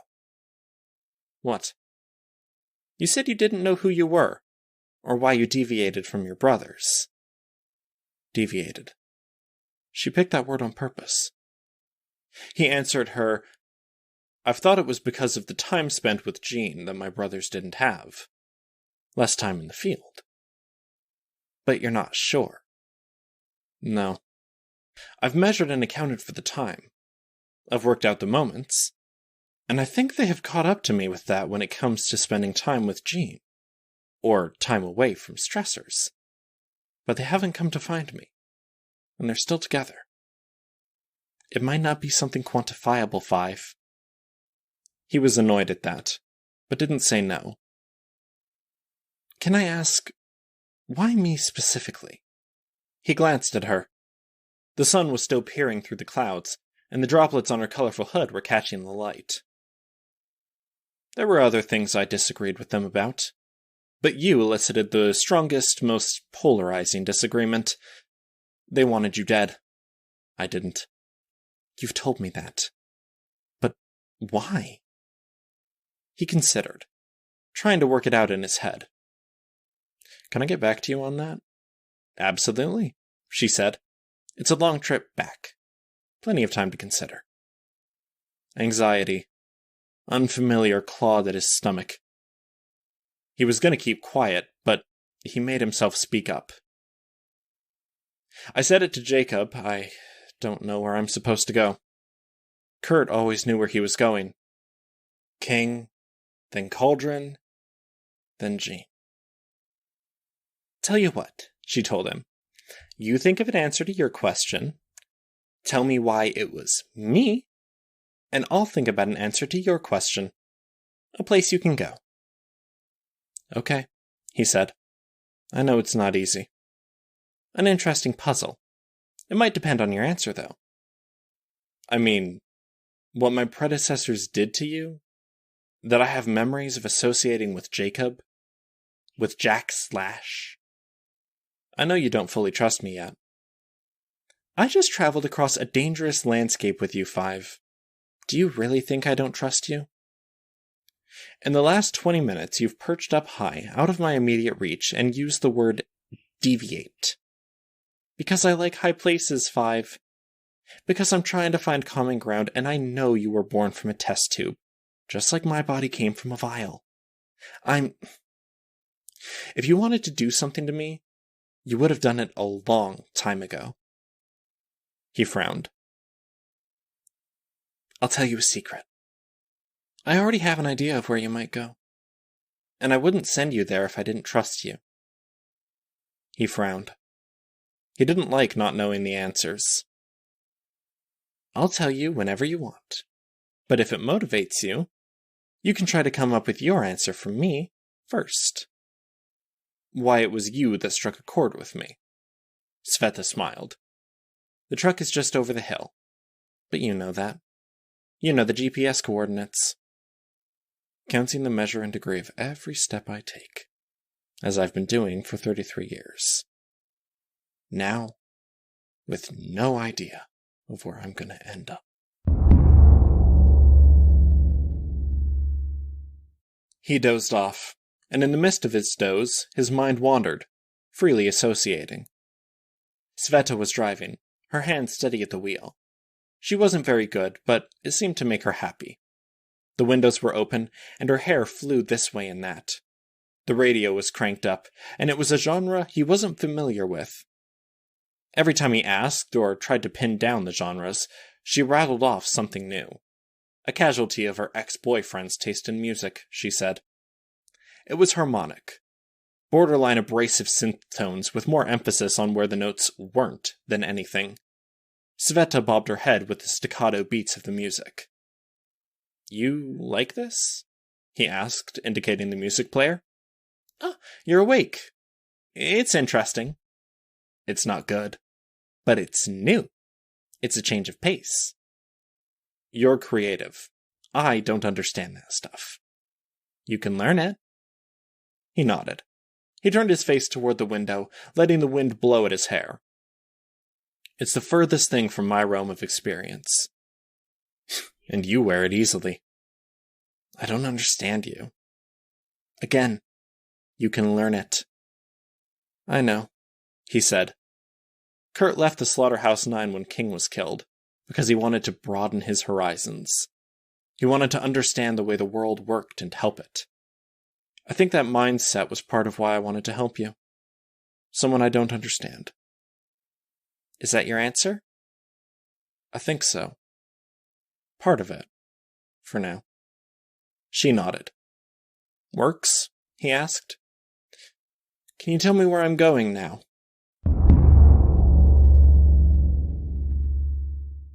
As the others ran forward, Five turned to give Sveta his best, "Are you serious?" look. Heads up, she called, before hurtling herself forward. The machine army had deployed one massive box with mechanical spider legs. The cube 3.7 by 5.5 by 4.5 meters in size. Segments of the cubes shifted and rotated regularly. Many of them had segments of a gun attached, and brought them in line like the multiple lenses of an optometrist phoropter. He calculated trajectory, shifted his weight, and took a quick step to the right. The laser beam was invisible, and raked a line across the street, carving out a furrow that had glowing orange edges to it. What? How? He frowned and bit.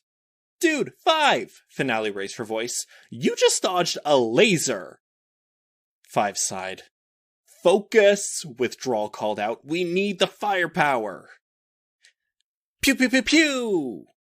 The machine turned, tracking the tinker in the agility suit with the extended limbs. The shot was in line to hit Withdrawal straight on. Finale! Five called out. Pew pew! Finale! Now! But now! Ah! Finale's power erupted. The machine rocked, and the laser hit only the nearby buildings. Five broke into a run. Sveta was co-coaching the group, trading off weeks. He couldn't be surprised, but this really wasn't what he'd had in mind. Thank you, Caryatid said as he ran past her. She was running, shucking off her breaker form to be able to move faster. Finale, Caryatid, and Withdrawal all had matching costumes now. Sveta had helped design them, drawing out the art and passing it to Victoria for review. The Majors were an actual team now, official and sanctioned, with top clearance, which wouldn't mean what many would have thought. The clearance simply meant they were trusted. They could go through portals, visit the parahuman settlements on the border worlds, and handle things like any incidental triggers or troublemakers. It only mattered for 20% of the settlements, with the rest being more flexible. But it had made them happy. It had made Sveta and Victoria happy. Recognition that they were trying, that they'd been clean, that they'd fought hard, because it sounded good. He reached into his pocket and pulled out a device, about as long as his finger. Brass. What's that? Caryatid asked, just behind him. A laser. That's great, she said.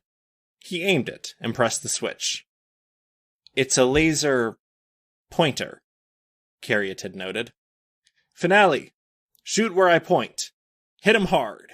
Bam, bam, bam! He moved the pointer to the joints, eyeing the stresses. Bam! I can't do my thing. She was out of breath, trying to run, shout, and communicate all at the same time. I know, he said. He closed the distance, running, his movements efficient, and made with the wind in mind. Running up one bit of rubble, he leaped just in time to set feet on one leg that was coming around to smack Sveta.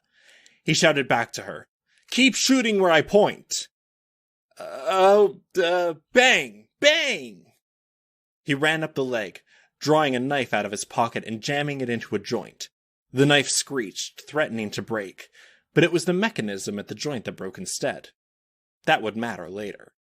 He didn't need to save Sveta. She was swift enough, capable of adapting. Withdrawal was spraying from his syringe. Green liquid streaked everything. "Careful!" Withdrawal called out as Five ducked under the stream. Five's feet slid over the Tinker chemical. It took a second for him to work out the function of it, and the alien way it worked. A high-friction chemical, but his power did make sense of it. He leapt out of his boots as the chemical formed a perfect adhesion, then placed his feet on safe ground in 3 quick steps in the span of a second. He slid around to face the machine, and dropped down in front of the moving arrangement of lenses that controlled the laser. One by one, he shattered them with pinpoint impacts, or grabbed them as he fell to jerk them out of orientation. The laser emitted, washing over him with 0 focus. He shattered the glass before it could adjust and fire again. "It'll be good to have a rookie on the team," Withdrawal called out. His green gunk was doing its work, limiting the ability of the machine to rotate. 2 of its legs were fixed to the ground, and one joint wasn't working. Caryatid was close enough to freeze in place, her arm blocking one leg from moving. It levered against her and began to break. Sveta roped her way in down beside Caryatid, and pulled on the more fragile components. "I'm more experienced than all of you put together." "I didn't mean that in a bad way," Withdrawal said. "Sorry." "Ready!" Finale called out. "Good to go," Withdrawal called out. "Take this!" The detonation rocked the machine and blew joints apart, broke the housing and opened it wide. Each detonation that followed was a follow-up to the last. The chain of detonations finished with what she'd started doing before he'd pointed out the directions. He raised his eyebrows a bit. Instincts against analysis. Her instincts were good. As the machine pulled itself apart in the midst of the detonations, the gunk seeping into its internals, Caryatid was left standing in the wreckage. She pulled explosives from her belt and dropped them around herself before going breaker once more. He covered his ears as the explosions detonated. "Woo!" Finale called out. "Please tell me it's dead." "It's dead," Withdrawal said. His smile was visible behind the bright green mask he wore over his face. "Woohoo!" Finale cheered as she ran up. Five scanned the group with his eyes, searching. The machines had a design, and that design was to impregnate the ground with seeds that would erupt into full machine army installations if left unattended. The problem was that they were hard to make out, partially extra-dimensional, but if he found them soon enough... "Woo!" Finale continued cheering, running up to Withdrawal. Hopping up to high-five the J-shaped metal bar that extended from his machine frame, she hurled herself at Five, and he spun on the spot, evading and ducking away from her hold. She put her hands on his shoulders instead of hugging him. "Woo!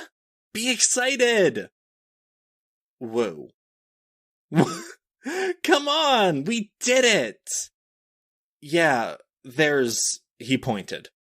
Withdrawal was already on it, spraying down a section of ground where one seed lay. A seed there. "You didn't need my help." "Any help is appreciated," Withdrawal said. "You saved me from a close call." "I was ordering Finale around, but she knew where to place her shots." "You got me to keep shooting." "I forget in the heat of the moment," she explained. Still, it wasn't what he'd told himself to expect. He watched as Caryatid picked her way over the hot scrap. The fight against the machine army was seemingly endless. But they were making fractions of a % of progress. It was the same mentality that drove the cleaning up of the time bubbles and Grey Boy loops, taking preemptive action where possible. If someone let any of those people out, they would trigger, or second trigger, and they weren't mentally fit. Every week it seemed like there were new initiatives, new steps to get things under control. "You don't need to make the team perfect," Sveta told him. "Ha!" Finale laughed. "Good luck trying." "I'm good at perfect." Let them show you what they're good at. Ooh, we can start with giving a crap when we destroyed a giant robot. Be excited, Finale said. I'm glad everyone's okay. We'll work on that, Finale said. Help keep them safe. They'd return the favor. I think they'd show you what it means to carve out a place for yourself in the world, Sveta said. To make a family. He drew in a breath, then sighed. You don't have to, Sveta said. But if you wanted, there's a spot for you on the team for as long as you want it. Talk to the people who matter. She pulled a badly creased bit of paper out of one of her coat pockets, unfolding it. Finale was talking a mile a minute, one arm wrapped around Caryatid, who was trying to brush off the dust and soot that the explosion had put on her costume, which wasn't an easy process with Finale hugging her. Withdrawal had his attention divided between the two girls and Five. He turned his head. I should scout for any seeds it put down on the way. Okay, Sveta said. Quiet. Five took the paper, and he scanned it. There was pay. Enough for him to get settled. Not that money was ever a problem. There were some contract terms, expectations for his moving forward as a hero. It was signed by some of the wardens, and by some of the local government here in Gimel. By Jean, with a little 1, 2, 3, 4 intersecting the tail end of her signature. His power told him the 4 had been a little more reluctant, later in its application, slower for the pen to drag across the paper. Did she say anything? You're welcome back any time. They won't try to keep you. He nodded. Any catches? Stipulations? As Kurt, we were the devil in so many deals with the devil. No. Just so long as you aren't a devil anymore, Five. Come along on my next road trip, maybe. That's all. I'd like help in finding my home this summer. He nodded. When he looked up, the majors were looking at him, expectantly. He penned his signature, securing his place, at least for a little while.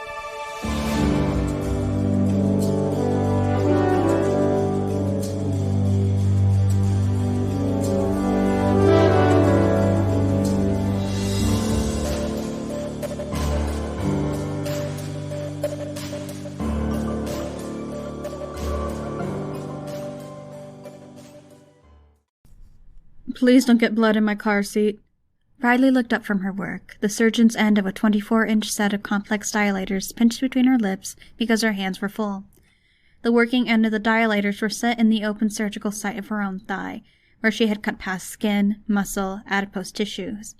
She'd also had to cut and or use the dilators on prior alterations she'd buried in her leg, including the subdermal skin she'd grown around the maize sheath she had set around her femoral artery some time ago, and 3 spherical eggs she'd implanted in her thigh, in case she was ever in an emergency severe enough to literally cut them loose.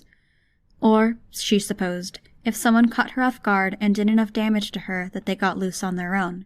Either way, her inner thigh would be cut open from hip to knee, or it would be obliterated in some other fashion. These critters would be free and awake in seconds, and the threat would be regretting his or her existence, unless that threat was one of the 14 individuals she knew of that should survive the attack. 3 of those 14 individuals would at least be distracted, potentially buying her time, and there were 2 more she had other countermeasures for. Sorry, but did you hear me? Cars are hard to come by, and so are cleaning services. If you warned me, I would have put down a tarp or plastic. I heard you. I won't get blood on your seats, she promised her driver. She gave one egg a stroke with the back of her thumb, her hand still holding a narrow drill and an articulated tool that was a combination scalpel and forceps. The egg's membrane was relatively fragile and thin enough that she could see the select omniphage as it shifted position and pressed against the surface, nuzzling her thumbnail. Besides, she added, even if I did, I'm pretty experienced at cleaning up bloody messes. His laugh was nervous and unsure. She smiled. She had to use her thumb to switch gears on the articulated forceps and get them to turn slightly on the y-axis, which meant leaving Om-Nom to go back to sleep. The complex dilators had sub-prongs propped deeper into the wound, to pull the maize sheath and the artery it contained to one side. It was like 10 tools in one spot, Blood welled at the end of the surgical incision by her knee, and she had to move her arm. Elbow was almost touching the driver's seat, so she could get the orientation needed to sweep the blood back into the wound with her pinky. It obscured what she was working on, but she could work from memory. The car drove over a bump. She pulled the scalpel and drove back a fraction. "Sorry, I know you said to be careful, but there really wasn't anywhere to go." "It's fine, but give me advance warning next time, if you can," she told him. She felt her way reminding herself with the tip of the scalpel whisking against metal. Chitin? When had she... Right, she'd forgotten that one. She would have been notified when the skin started bubbling and turning orange. L-ascorbic acid would build up in the next couple of months. "Do me a favor," she told him. "I'd normally have my assistants handle this, but they scare people too much for me to bring them, and I don't have a hand free to take notes." "A favor?" The villain she'd hired as a driver gave her a look in the rearview mirror, anxious. "Remind me when we're at our destination. I need to take out the patch job from 4 months ago." "Okay, I'll remember that." She'd broken her leg when she had been dumped into the alien Earth with the warden's night staff, Jessica, and the Class S prisoners. The alteration she had made to muscle and the structure she had implanted around the bone let her stand and walk with a broken leg, but she had still tended to it in an idle moment. Some of those structures were the same ones that kept her apparent age at 12. She had never gotten around to undoing that, in part because it required her to overhaul so many systems that were hooked into it. She wasn't sure she wouldn't end up over 100 years old and still postponing the change to her appearance. Right now, she maintained. The drill continued to bore through the bone, and she had to remind herself that the tickling sensation that ran through her leg, one side on her stomach, and her neck was supposed to be pain from the operation. A quick once-over ensured there wasn't any slipping or tearing. The drill penetrated the bone, reaching a small, hollow compartment. She pulled the drill out, caught a cloth in her pocket between her pinky and ring fingers, and wiped down the bit and the end of the drill, before pulling it out and turning it around. The end of the drill had deep scratches in it, easily mistaken for the teeth of the drill itself, holding the bit firm. Instead, it was a key. She slid the key into the hollow compartment, scraped it along bone until she found the socket, and turned it. A single droplet of coated chemicals was released into the marrow of her bone. The marrow immediately liquefied, and the entire bone with the various things she'd screwed into it, the segments she'd capped off and connected to one another, and the patch jobs, all came to the point of almost collapsing on itself. Her entire leg squelched loudly. "Jesus," the driver said. "You're jumpy." "Your bonesaw. Yes, I'm jumpy. I shouldn't lose man points if I'm fucking jumping at fucking ominous squelching noises." "Man points, huh?" "What? Shit, I should probably keep my mouth shut." "Why keep your mouth shut? I don't mind conversation." "Geez, I would have thought a stoner would be more mellow." "I don't want to give you inspiration or say the wrong thing and set you off." "I don't go off anymore, don't worry." She worked on extracting the marrow fluid. It was laborious, not helped by the fact that the hose was a bit too short. She had to twist in her seat and reorientate her leg to get the fluid to flow back, while keeping the blood from spilling out of the open wound. "You know, I've hung around a lot of guys over the years. Names you've probably heard of." "Uh-huh," he said. He seemed to cringe a bit at the sucking sound from the syringe. "As a rule, I found the guys most concerned with man points were just overgrown boys. Slow to grow up, if they ever did." "I'll, keep that in mind. I was being tongue-in-cheek, just so you know. I don't really believe anything like that." "Good to know," she said. She pulled out the tube and drew a canister out of her pocket. She began loading in a fresh solution of the same dual-state biomatter. Tongue-in-cheek was such a fun turn of phrase. She knew what it meant, but it sparked ideas. A hole in the cheek so the tongue could stick out. The tongue would obviously have to be extended for best effect, but that was basic, easy, a 5-minute job. As she thought on it, it was like there was a 3-dimensional blueprint unfolding before her eyes, pulling her driver's head apart into its constituent pieces and layers.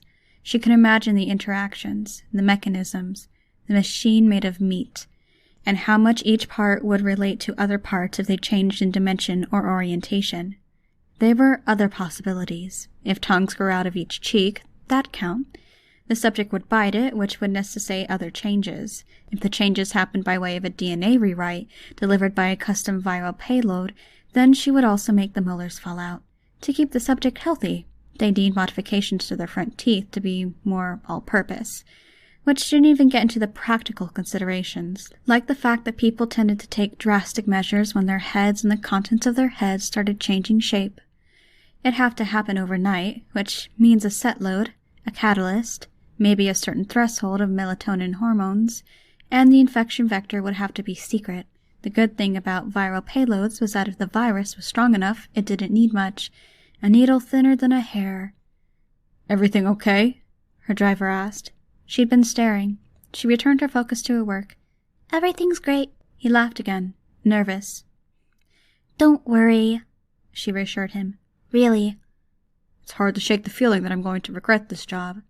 I'm paying you good money, High Concept. Why would I go through that charade if I was going to kill you or give you a cosmetic mutation?" "Uh-huh." Higher Concept's voice had a higher pitch to it. The fresh fluid was loaded. She capped it, inserted a droplet of catalyst, and screwed in the key. It was her kit for a worst-case scenario.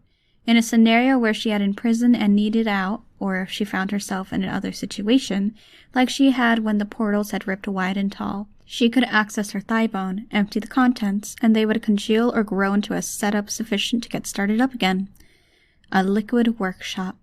There was other maintenance to be done. She scrapped and drilled at bone that was growing, a side effect of other old work that had been intended to hasten the recovery of breaks. "We're getting closer to the destination. That reminder—" "Give me a minute and remind me again," she told him. "Thank you for the warning." Yep.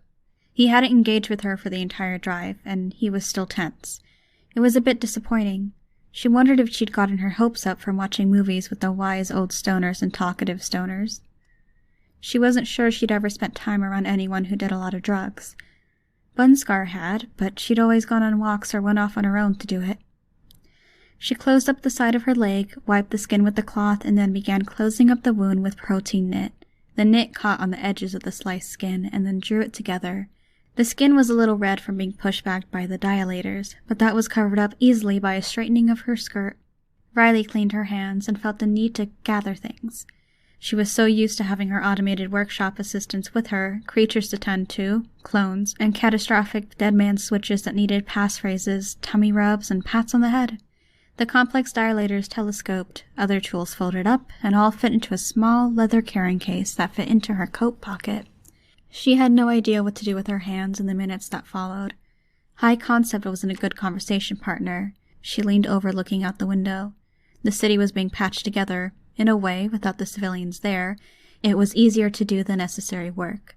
The cracks were being paved over, and where they weren't in position to do the paving, they had quick-deploy bridges crisscrossing over the gaps like sutures. The buildings were actively being knocked down if they were hazardous, and the ones that were stable were being supported and added to. Here and there were the scavengers' camps. Organized with the option for people to buy in, quickly sell, and then walk away with cash or whatever treasure they managed to dig up. There were similar projects with tree planting, farming, and setting up houses in the corner worlds, which weren't corners anymore. Pulling up. She had money in her coat pocket. She began counting the amount. 100, 200, 300. I have to ask, is this blood money? I'm a biotinker. All my money is blood money by definition. Uh-huh. That's a joke, she said without a smile, still counting.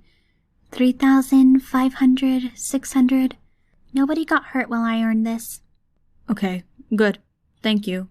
Would it matter? You're a villain, High Concept. 4,100, 200, 300.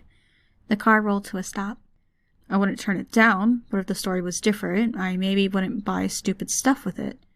Buy all the stupid stuff you want, she told him. I think this is it. She handed over the cash. He took it and diplomatically decided to trust her. You said you wanted your reminder as we arrived. Your, maintenance? Thank you. She let herself out and paused to scratch out a word on her arm. The scratches became raised skin, the constant juggling act of keeping herself in working order. Every tinkering needed attention, and her body was loaded to bear with tinker tech. She looked around at the building. It looked like a large bank, refurbished, the signs taken down and nothing put back to replace it. It might have been a good thing that she had been distracted, because eye contact as she emerged might have sent people running. The way it had happened, people were already making themselves scarce. There were staff outside smoking. One of them was staring at her, stiff. Fight, flight, or freeze. She kept her hands out of her pockets so people would have less reason to panic, and made her way up the stairs to the door. Inside, staff were milling around. Her entry had a ripple effect. Heads turned. People noticed other people noticing. Off to her right, someone stepped out of a doorway with a washroom sign above it, saw her, turned around, and disappeared back inside. I'm back. Still keeping her hands in the clear view, she approached the reception desk. The receptionist was a young guy, and he typed something in a rush as she made her approach, before looking at her, almost stunned. Definitely guilty. I've been away for a time, she told him. You just told your superiors I'm here? He swallowed. No, but... His voice stopped making words a half-second before his lips stopped moving. It's fine. I'm here to see them, she told him. The man continued to be silent, typing, looking more anxious by the second. And it took him over a minute, working in silence. She watched as he started making more use of the backspace key. Typo, type, type, type, type, typo. Her patience gone, she stood on her tiptoes, reached over the desk, and grabbed one side of the monitor, turning it around. The wardens and other major heroes were either deployed or at functions. The man at the desk, Todd, with 1D on his name tag, had reached out to less important wardens. I'm going to go to the back. You can send someone with me if you want, but I'm just going to do what I did when I was under the warden's custody before. I'll take a room, I'll get settled, and I won't do any tinkering until I get permission. She waited for a verdict. Then, when he didn't give her any indication either way, she turned away from the desk, striding towards the back. Hey! Todd shouted. Wait, if you step over there... Over there, apparently, was the security desk. A man in a patrol uniform stood by a scanner. She walked over to the scanner and handed over her kit before standing with her arms to her sides. The man in uniform hesitated, holding the wand that would detect metal on her person. That's it? That's everything I could hand over, she told him. You're a tinker. I'm not going to bring a full kit when turning myself in. That's how you get shot. And getting shot and not dying because my organs are in my sheets and my body can keep going for 30% of its usual blood volume. It makes people freak out. Freakouts are inconvenient. She waited as he scanned her. The wand passed over the sheaths, over her leg, but she'd embedded some scrambler cyst in her flesh at regular intervals. The wand didn't beep. It was theater, and as used as she was to theater, she couldn't help but roll her eyes as they had her walk through the scanner. She was a biotinker. Her body had 50% weapons and one weapon of mass destruction crammed into it. Short of cutting her open, they wouldn't find one. They began to pat her down and search her pockets with excessive care, a gun trained on her at all times. The lesser wardens at the portal had pointed her here, told her the back area had been reinforced and was being used as a kind of jail, a temporary holding area until they could be put somewhere else. She had nowhere to go. She didn't know anything or anyone that could give her better directions. They kept searching her, going back to the wand, like they weren't sure what to do with her. They weren't willing to let her go, but nobody was on their way. Maybe if they declared an emergency or a prison break, people would flock here, but it was a weird situation. Every situation she was in was a weird situation. Can I go? She asked. I'll be good, I promise. You'll have my tools. The two men hesitated, exchanging glances. Fucking... The frustration boiled inside of her. As her heart rate rose, so did the flurry of blueprint-like inspiration, crawling through the open space of the lobby. Stay put, the uniformed man with the gun said. Todd, meanwhile, hurried back to his desk, making calls. The first capes arrived. Wardens, by the look of them. Riley Davis? A man in red with luminescent sunglasses asked. Yes. You're turning yourself in. I'm supposed to be in the warden's custody. You have a cell? I'd hope so if I'm in their custody. The cape gave her a strange look. He motioned towards the reinforced door. Obediently, she went to the doorway, stepped into the back hallways where things were still so new and crudely hewn that areas hadn't been painted. Each door had a clipboard hanging from a peg next to it. Level with the top of the door, each clipboard with a ream of documents stuck to them. She walked down the hall, past cells, and periodically stood on her tiptoes to reach up to the clipboards and investigate who was within. If someone made the decision for her to stay in a cell here, these would be her conversation partners, talking through the metal flaps. Which was, as much as the idea of confinement made her prematurely antsy, a nice thought. She stopped at the end of the hall. The last cell was occupied. She turned around and saw the Cape was there, tense, watching. As she reacted, gave them an excuse, he would probably start blasting, or use whatever power he had. She wasn't sure where to go or what to do. She had been on the fence about coming because she had been comfortable and free to tinker where she'd been, and nothing was guaranteed here. Not freedom, not companionship, not safety. Now, finally here, only to find that there wasn't any place for her, she couldn't imagine going back. She put her back to the wall, a cell to her left and a cell to her right, and slumped down to the ground. She smoothed out her skirt, then leaned forward to pull her coat off, and then draped it over her lap. The Cape watched her for about 5 minutes, not volunteering any conversation, not saying anything. Then he turned, standing in the doorway, talking to staff or the other Capes. Periodically, he looked back at her, making sure she was still. "Does anyone want to talk?" she asked, quiet. Her voice echoed down the hall. The metal plate lifted. Bulging eyes peered through. The file had said that was mockument. He seemed fun. "How are you?" she asked. The fingers that were holding the metal plate up withdrew, and the metal plate clanked back into place. "Cryptid?" she asked, her head turning to her right. She reached for the metal plate and lifted up. There was no response. She leaned in, looking, and saw him lying on a cot, his back to her. She let the plate fall back down. She closed her eyes, fingers knit together, her head filled with art that swirled and unfolded with a rhythm matching the flow of anxious emotions that ran through her body.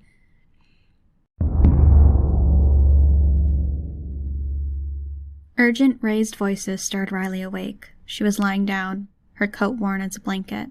She found her feet, systems she'd surgically implanted pumping her with the energy that would let her spring into sudden and violent motion if she needed it. The Capes that had come to check on her and watch her there, standing by the reinforced door.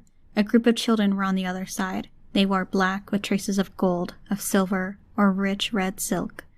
2 wore white masks, Venetian in style, one with lipstick and a crown of radiating spikes, the other with a smile and silver decoration. The one in the middle had black skin, her hair heavily styled with 2 silver ornaments at one side to help pin it in place, her eyes glowing. She was carrying Tinkertech, most of it concealed. As she saw Riley, her eyes widened and her lips parted, both ever so slightly. "Riley Davis," one of the Capes said, "if you'd step back inside and return to your seat at the end of the hallway, please." "Do you need food? Water? A bathroom break?" a woman in costume asked. Riley shook her head. "Then please, step back, Tunders. No visiting today. While Riley Davis is here, we can't have you back here." There were protests. Riley didn't hear the particulars as she walked away, back to her spot. Sensory organs she'd implanted into her body activated. She was aware of movement, even though her eyes couldn't track it. The Tinker, she decided. "Are you coming after me?" Riley asked. "It would be a very, very dumb thing to do." 2 of the metal plates down the hallway lifted up, curious people looking in. The cloaking effect stripped away, pixels and lights peeling away to reveal the black-skinned girl. "Hey," the girl said. "Definitely not a threat. Don't worry. But could you do me a favor and be quiet? I'm not supposed to be back here." Riley nodded. "Thank you. I'm Lookout, by the way." "We've talked." Yes. How are you?" "Bored." "Who are you here for?" Lookout pointed. Riley nodded, and remained sitting as Lookout approached, getting within arm's reach as she bent down, lifting up the plate. "Chris!" There was no response. "This is your daily check-in, saying hi. You've got Riley here too, in case you didn't notice." Riley leaned over to peer through the gap beside Lookout's head. No movement. "Well, I'll be here for a while, in case you decide you want to say something," Lookout said. She lowered the metal plate that served for mail and food. Lookout sighed. "What happened?" "He's sulking. He's maybe the only person in existence who isn't happy that we stopped the world from ending. Everyone came together and things are pulling together. Winter's almost over." "How was it?" Riley asked. "Winter?" "Not great," Lookout said. "But I don't think anyone's surprised. We stepped back to handle our shit. The unpowered went to handle their stuff. A lot of people died or got sick from lack of food or got desperate. We gave help when they needed it, but they got to do it on their own, with just the help they wanted. Yes, Lookout said, turning her overly bright eyes towards Riley. We're working on stopping the machine army, getting things secured in the city, stopping some of the big bad guys. Good, Riley said, her fingers knit together. She wished she had her tools. She could while away days if she had her tools and herself to work on. Remember to keep your voice down. Yes, yep, thank you, Lookout said, her voice a mite quieter. She glanced back towards the door. My team is good at distractions and being a pain in the ass. Beautiful costumes, Riley said, closing her eyes, leaning her head back against the wall. I used to think of myself as an artist. I couldn't let that pass without comment. Thank you. You're definitely a legend. Wow. And you were a huge help with the world ending. If you're stuck here, I could talk to people. We could help in favors. I'm not stuck. Stuck would imply she had anywhere to go. What was a mouse in a glue trap if that glue trap was the entirety of the world? Lookout fidgeted, smoothing down the skirt on her costume. Am I bothering you? Riley shook her head with some emphasis. Lookout nodded, still anxious. Anxious, but not. You're not scared of me? I spent a lot of time around villains and stuff. My team is pretty scary. Breakthrough or... The tenders. Breakthrough is done. Too many retirements or people moving on. But I'm still in touch with them. Ashley Stillins was on your team. The name seemed to rock Lookout. The girl seemed shocked at first, then smiled. Yes, but she died. I know. Are you in contact with Damsel? I am. I gave her my card and left her alone, and she hired me, and we exchanged only 3 words for the entire job, but still it was 3 words. Voluntary. And she suggested she'd hire me again. Volume? Riley reminded the girl. The girl nodded, energetic, lips pressed together. I like Swan Song, Riley said, her eyes closing again. If you ever want company for tea, or if you can have company for tea, you could say hi. Riley smiled. I'll do that, if I can have company for tea. Lookout took a seat on the floor, her legs crossed, her knees almost touching Riley's. She turned her head, pressed a finger to her lips, and then began to turn invisible, the sparkles and distorted squares dancing over her body and erasing everything they touched. A cape poked his head into the hallway. Riley lifted a hand, her wrist remaining on her knee, and gave him a small wave. The cape remained for a minute, then as children's voices got louder in the lobby, stepped away. Lookout appeared once more. I'm actually really glad I could say hi. I thought you were off in a classified location. I was. I left. Oh. Rode a pet of mine, then walked, then I hitchhiked. We stopped at a villain enclave, and I got a ride from there. Got bored? I don't think I could ever be bored so long as I could tinker. I know, gosh, yes, but then... But tinkering isn't enough. You need people to anchor you. Lookout said. So I'm doomed. Doomed? People are what I'm bad at. My power, I'm pretty good if I could say so myself. I'm a pretty good cape, but people... I was bad at it before, and I'm bad at it now. Breadth and depth, Riley said. Huh? The earlier you get your powers, the more it spreads across your personality. Growing up with it, there's less room for you. It's where young triggers get more versatility, more natural instinct. Lookout nodded. I was 6. Clones, like your friend in the cell over here, they start from 0. It does have an impact. I see. Depth. It's the connection to the power. You dig that well with violence, conflict, desperation, fatigue. It becomes like a friend. But you don't make a lot of real friends that way. Lookout nodded. I know people like you. Your power. Is she a friend to you? Riley asked. Does she give you the right ideas? Does she help you put things together? Yes, she's a big old dork, though. Mine's an artist. She's restless these days, Riley said. Do you have a verdict, Christopher? There was no movement or answer from the cell. So sulky, Lookout whispered with a mischievous look on her face. Seems like. I wish we'd hung out before, Lookout said. We're the same age. We could do the tea thing. Ashley and I did that all the time. We're both tinkers. We could do so many cool things. Oh, speaking of volume. Lookout pressed a hand to her mouth. You make a terrible secret agent. Lookout nodded, pulling out her phone. I don't know if I can use this. It's a sphincter screen. We could compare notes. We could, Riley said. I should remind you, we're not the same age. Lookout looked up at her, searching her with those glowing eyes. Sorry. Don't be. I'm dumb, Lookout said. She handed over the phone. Deep scans. Was someone else's work. Riley looked over the design. The scans had a lot of extra information, but there was data she could read, growth record, cellular detail, energy consumption. She could fill in the blanks. She memorized it, and she knew she would trust her power to provide those details to her in the future. I see. Well, that's neat. I see. Well, that's neat. Thank you for showing me, Riley said, meaning it. Is it useful?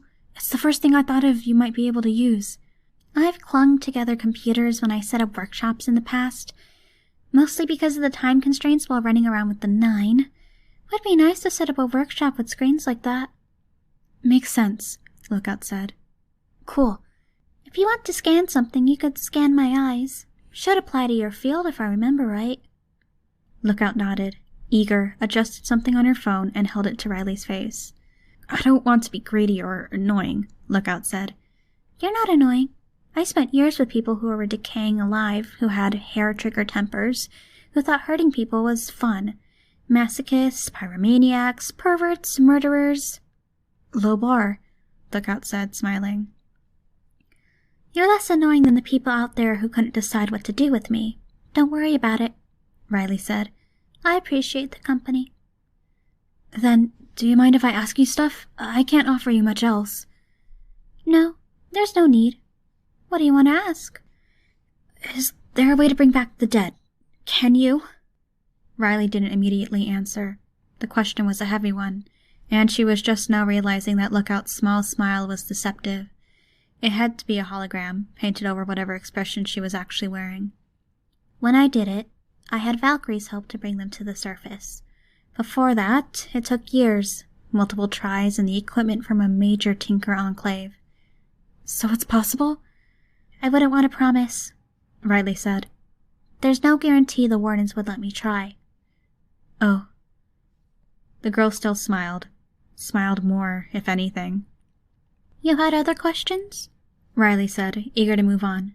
It's embarrassing. Embarrassing? Yeah, Lookout whispered. The most embarrassing thing. The girl scooted closer. Their knees touched. What? Riley asked. I did something, and I'm going to get in trouble for it. Like, wow, a lot of trouble. Have you ever felt that dread, knowing you're about to get caught? Riley thought of preparing to wake up Jack and the rest of the 9 in the days before Gold Morning. She nodded. What do you do? How do you handle it? What happens? You keep moving forward, Riley told the girl with solemnity and sincerity. You plan and contemplate. You prepare. You take action and fix things. Then you maintain. I usually get tripped up on the fixing part. Maintain. Hold on to the movements where things are okay. Keep yourself in working order like you do with your Tinker Tech. Riley ran a finger over the raised reminder on the skin of her arm. Keep your hands busy if your hands are a problem. Go to places where you know you can be stable. Even if it means leaving a workshop that's the size of a deserted earth to seat yourself at the end of a prison hallway. Then what? Then you either keep maintaining or you relapse. When the relapse happens, you watch your world implode, and then you pick up the pieces and start from the beginning. Contemplate, prepare, take necessary action, and maintain. If I can do it, you can do it. Lookout nodded. She pressed her lips together before making a smacking sound with her lips. Then I guess the implosion is coming. What did you do? Lookout turned her head and pressed her fingers to her lips. The girl began to disappear. Keep a secret, Lookout said. And in that moment, where the hologram hadn't completely hidden her and she seemed to think she wasn't visible, the smile fell away, and there was a weight and a weariness. Riley reached out because she had felt the same weight and weariness. She connected to it enough that she felt compelled to make some kind of physical contact. The woman Kate from earlier stepped into the doorway and gave Riley a curious look. We've got an escort prepared. We can take you to your new apartment. Apartment? Riley asked. She gathered up her coat, standing. Monitored, but yes, we can take you now. Riley didn't step forward. She reached over to the door and lifted the plate. Cryptid? Please don't disturb the other prisoners, the woman said. It's a lonely way forward, especially for people like us. I know you liked me, Riley said. I won't hold your actions that night against you. I think I understand more than anyone. It was nice talking as the end of the world approached, working on a project. If you wanted company, a fellow tinker. But I can't if you want to chase monstrousness. Riley Davis? The cape told her, stern. She motioned for people to come. It's your choice, Riley said. Chris's voice came from the cell, young. I'm tired of little girls chatting to me. One's gloating, the other's lonely. Riley let the plate fall to cover the slot. Lookout didn't seem like she was gloating, but the fact you say it that way. And if I can have a conversation with Lookout, I think I can find others. Human connections. There were others, like Amy, like Jessica, all still out there. She'd stay the course. Sorry, she told the capes who had gathered at the entrance. I'm ready to go home.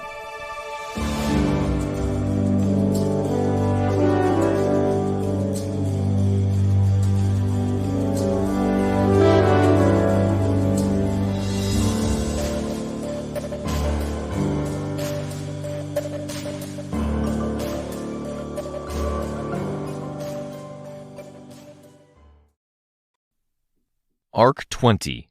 Last. Epilogue 5.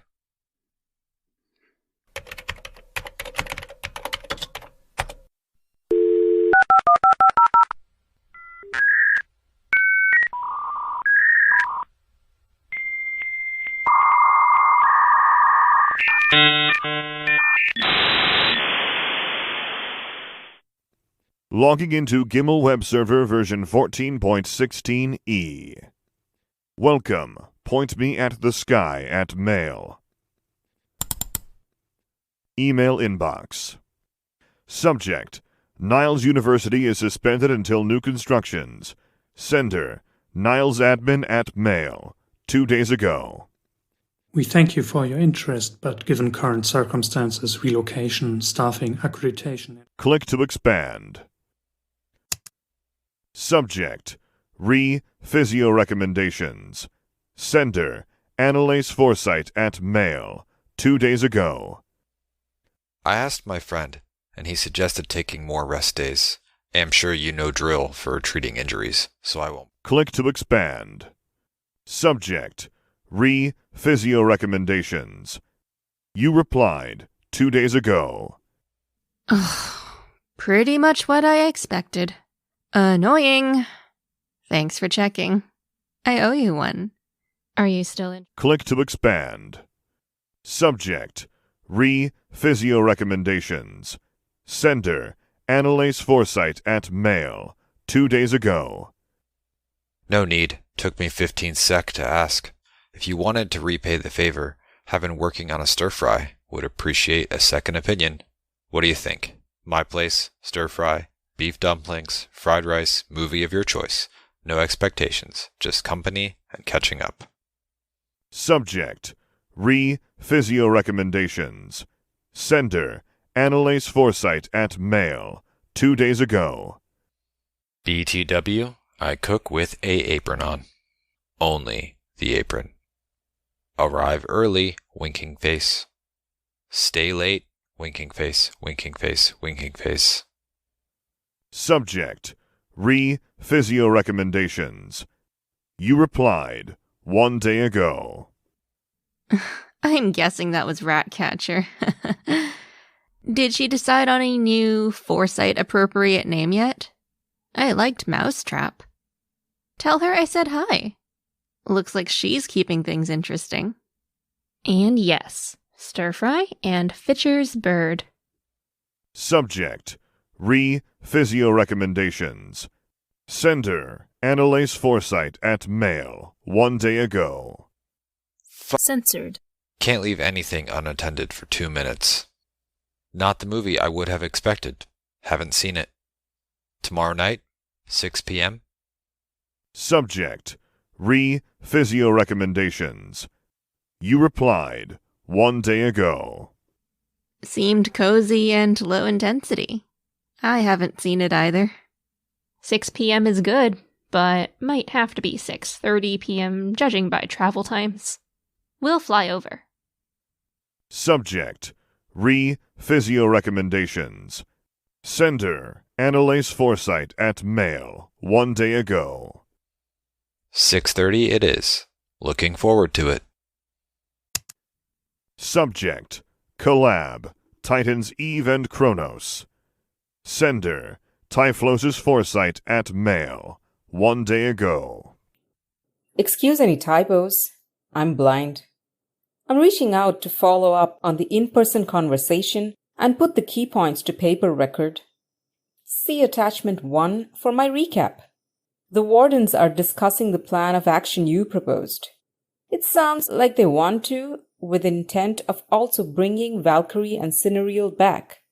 I've been tasked with rounding up the tinkers and thinkers we would need to ask and organize to see if it's possible. The problem is that many are distant. Masamune is in Gimmel's Japan, others are scattered around Gimmel, and we don't have secured communication or contact details for all of them. Would you want to split the load? I'm not asking you to fly to Japan, but you sounded invested and you're retired. It would speed things up. Subject: Collab, Titans Eve and Kronos. You replied 1 day ago. Send me a list and notes on what the wardens are saying about the project. I don't mind flying. Thanks for following up. Subject: Therapy appointment. Sender: W. Darnall at Mail 1 day ago. Reminder: therapy appointment tomorrow at 3:30 p.m. In our last 12 sessions, we discussed the temporary... Click to expand. Subject: Thought you'd like this. Sender: Sveta Karelia at Mail 1 day ago. Outgoing link. Did you see this?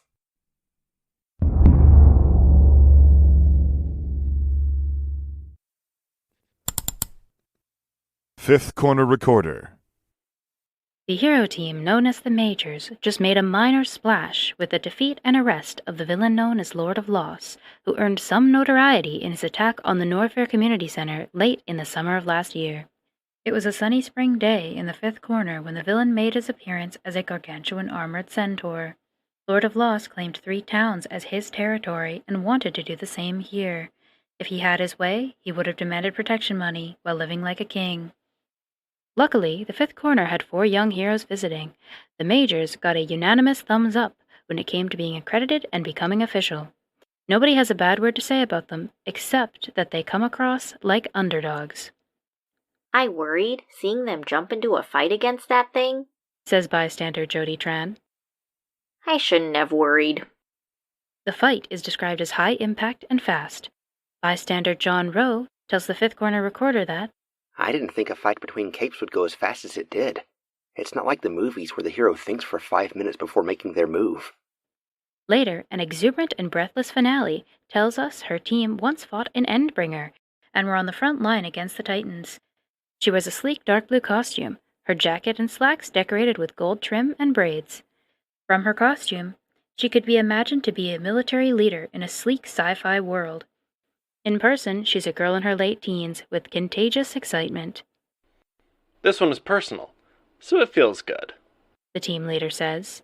Withdrawal wears a body-fitting, color-changing costume, his eyes barely visible behind the large goggles he wears. As I talk to him, he looms over me because of the gold tinker suit he wears that extends his limbs, but he isn't threatening. One of our mentors got shot at the community center attack. He played a part in that. Back when we were the major malfunctions, we tried to protect the tent cities. Lord of Loss preys on places like the tent cities and refugee towns. I'm glad he was our first big takedown. Carrie added, a teenage girl with beautiful black hair and olive skin, wears a black scale mail dress with multi-layered sleeves and hem that glitter in gold hues.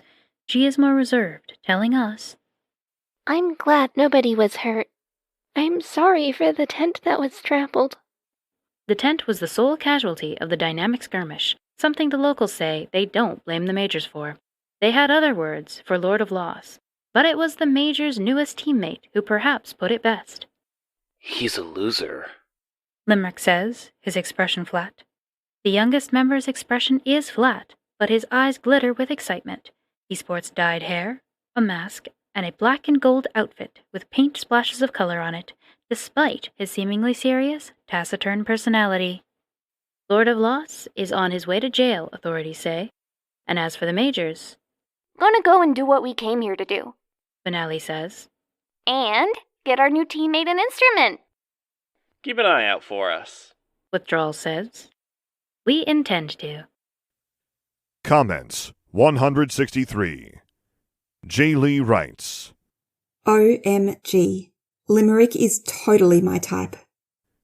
Robert Tondam writes, That boy looks like he's 13. J. Lee writes, I'm 14, and I want him to look at me like he doesn't give a shit about me. Love heart. Ted Willick writes, Jesus. To think I was glad the internet was back. Mlek writes, / oozes in / gives a thumbs up / oozes out. Caden Grouse 2004 writes, Mlek, I'm your biggest fan. You're the coolest. Caden Grouse 2004 writes, / Mlek thanks you. Robert Tondam writes, You forgot to change your account, Caden. Sveta K writes, Rooting for you guys. Big win. Big Fat Yam writes, Can't take the bait. Every time I read an article like this and make picks for my fantasy cape team, it backfires. I'm in agony. What does Limerick even do? Tell me more, article. Explain these things.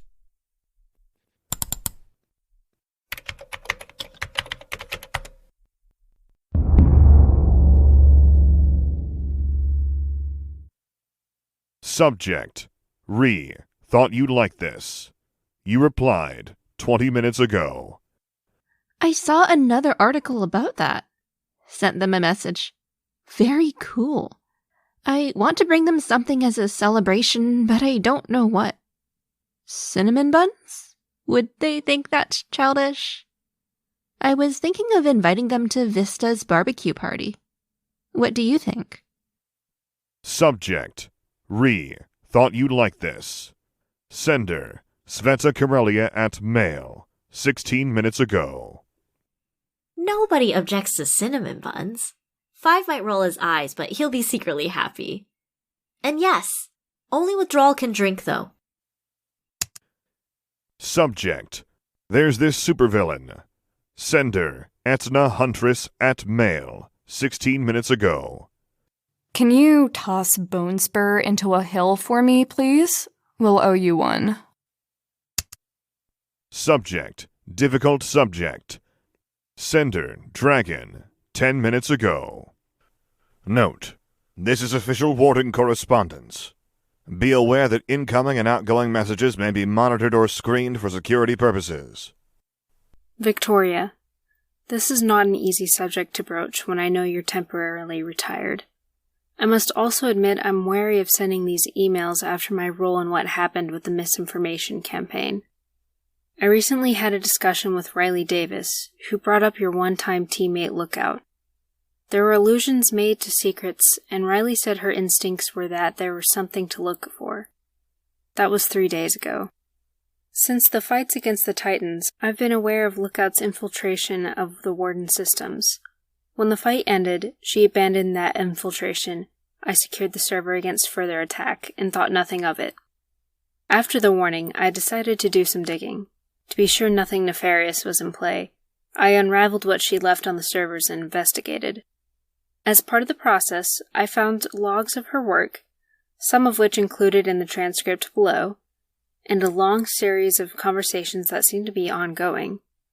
I've attached more pertinent ones as transcripts 01 through 21 and sound files with the same names. I can provide more if you wish to see. It's my understanding that...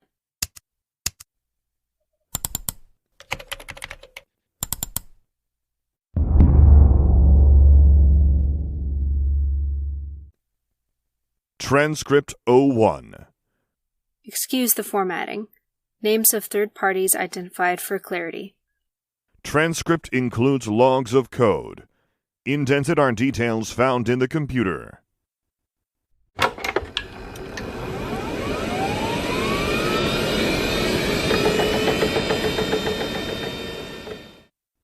Are you there? Hello? Transmit. Are you there? Oh. Hello? What?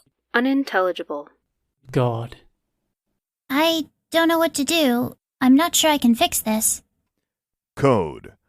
Compartment fix 3012. Resolve. Reset. Here, Cousin 2. Crystal Befriender Box. Crystal Befriender box reply is... Reset succeeded. You're the best. Full set. All max res. Full set.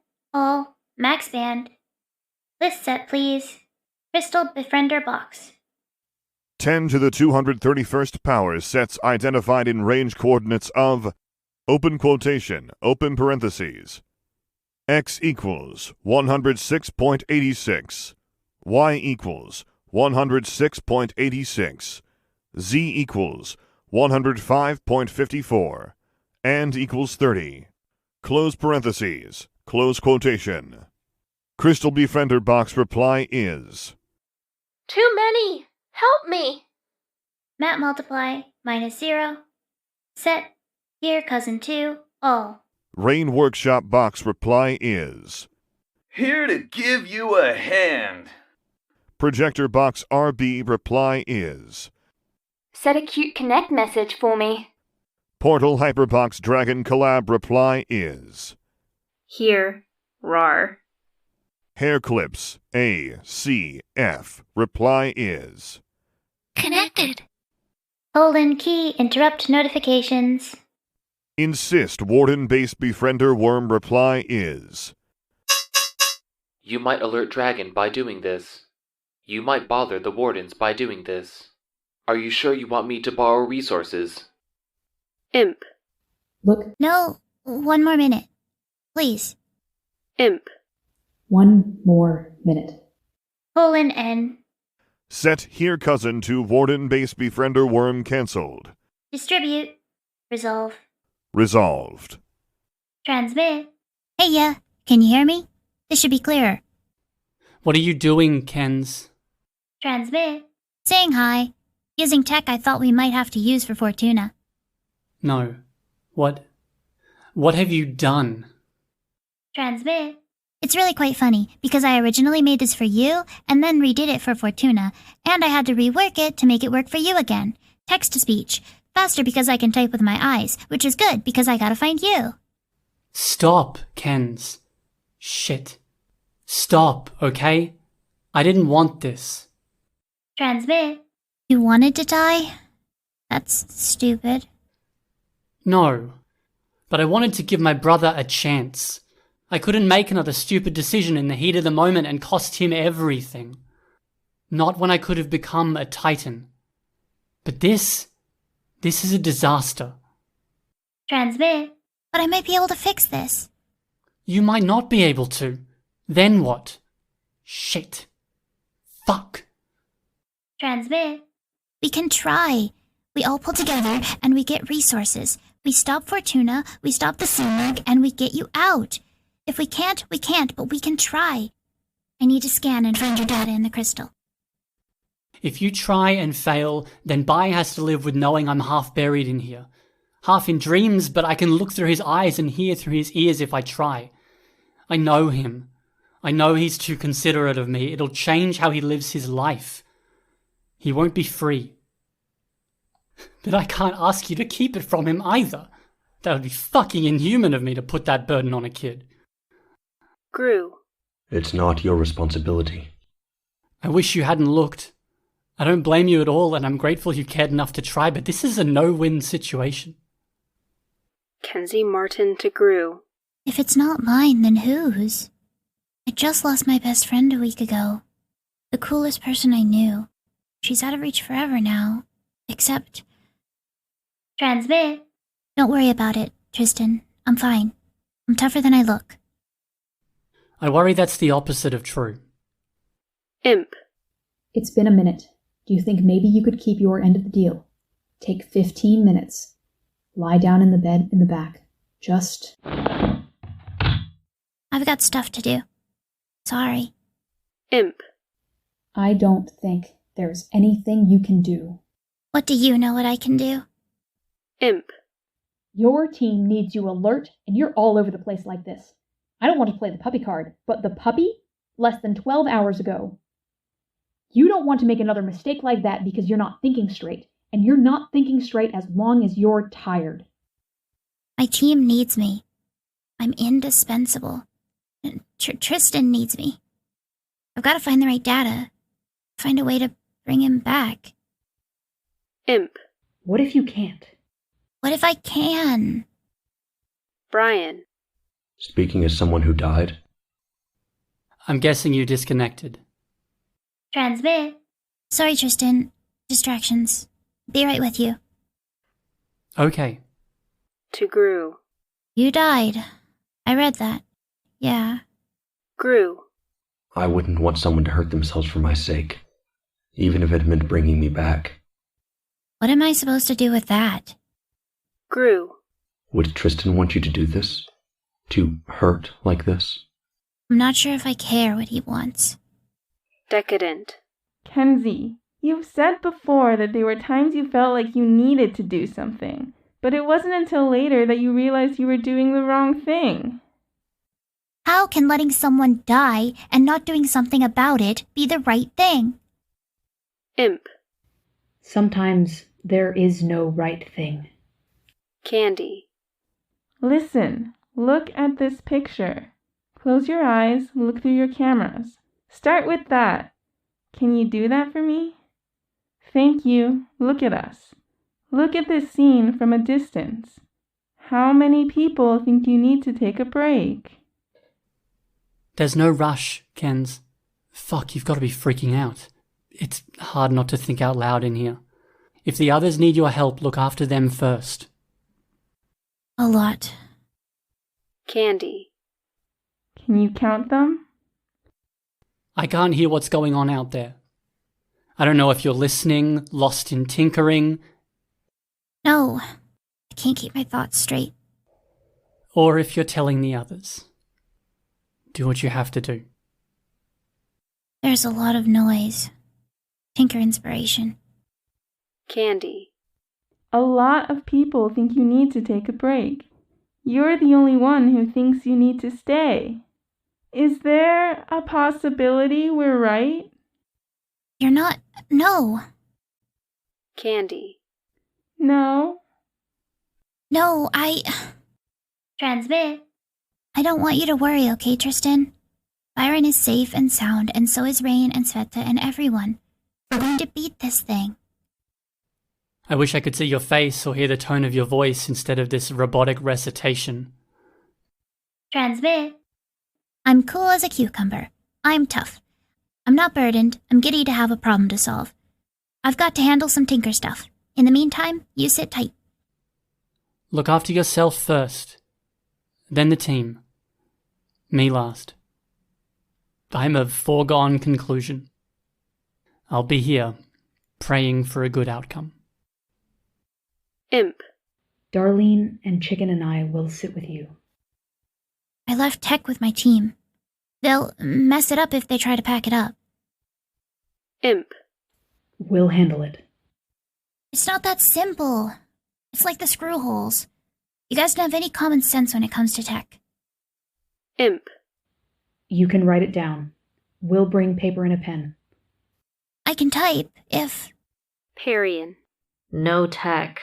You should disconnect for a bit. Imp. Good idea. I'll explain to your team. It's not that simple. Imp. Nothing is, Peep. Transmit. I'll be in touch. We'll chat. I'll keep you updated. That'd be nice. The only thing that bothers me about this place is that it's a bit lone. Never mind. Transmit. Lonely? It's lonely in there? Really hard not to think aloud, and I'm thinking random things. I'm fine. Really. Transmit. I've got to go. Will absolutely 100% no ifs, ands, or buts talk to you later.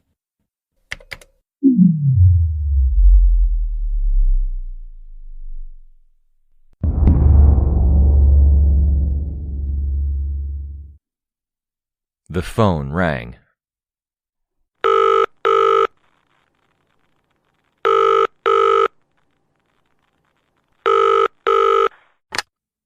Hello? Wayne? It's Wayne Darnall. Is that Victoria? Yeah, I don't know what to do. Where are you? I'm outside my place. I'm on the roof. I couldn't stay in my room with the sound playing. I'm stuck, Wayne. I don't know what to do. Imp was saying Lookout was acting out. I couldn't pin it down. I was going to ask Tattletale, but she's been busy. What happened? Did something happen with Lookout? Yeah, right under my nose. I told myself I'd get a handle on it, that I'd get a handle on this sort of thing while I was retired and I had more time, but it's like the barbecue. The upcoming one I told you about. I thought I'd talk to Tattletale then, but it's always been like that, hasn't it? Slow down. Victoria, you've been less hands-on with Lookout recently. She's doing her thing with her team. We talked about expectations as Breakthrough broke apart, and we addressed her. This was a while ago. I'm finding out about it now. Dragon messaged me. Talk me through it. Do you want to fly while you talk? Are you close to my office? No. Do you want to fly over anyway? I can move some stuff around. It's administrative, it's not another patient. Okay, please. Sorry about any wind. I'll try to extend my force field, but it can get wobbly. Talk me through it. Tristan's alive. Or not alive. Half alive. He's still in there, and Lookout has known this entire time. I should have connected the dots. She was acting erratic. The tantrum, the relapse in her behavior. You couldn't have known. I should have known. I should have had a handle on this. Then and now. You're not a therapist, Victoria. To put it simply, no. There was no expectation that you should have known or done something about this. I don't know what to do. Nothing, Victoria. You do nothing. I have to do... You have to look after yourself. You said this was your number one goal. We talked about this. The process. Trusting others.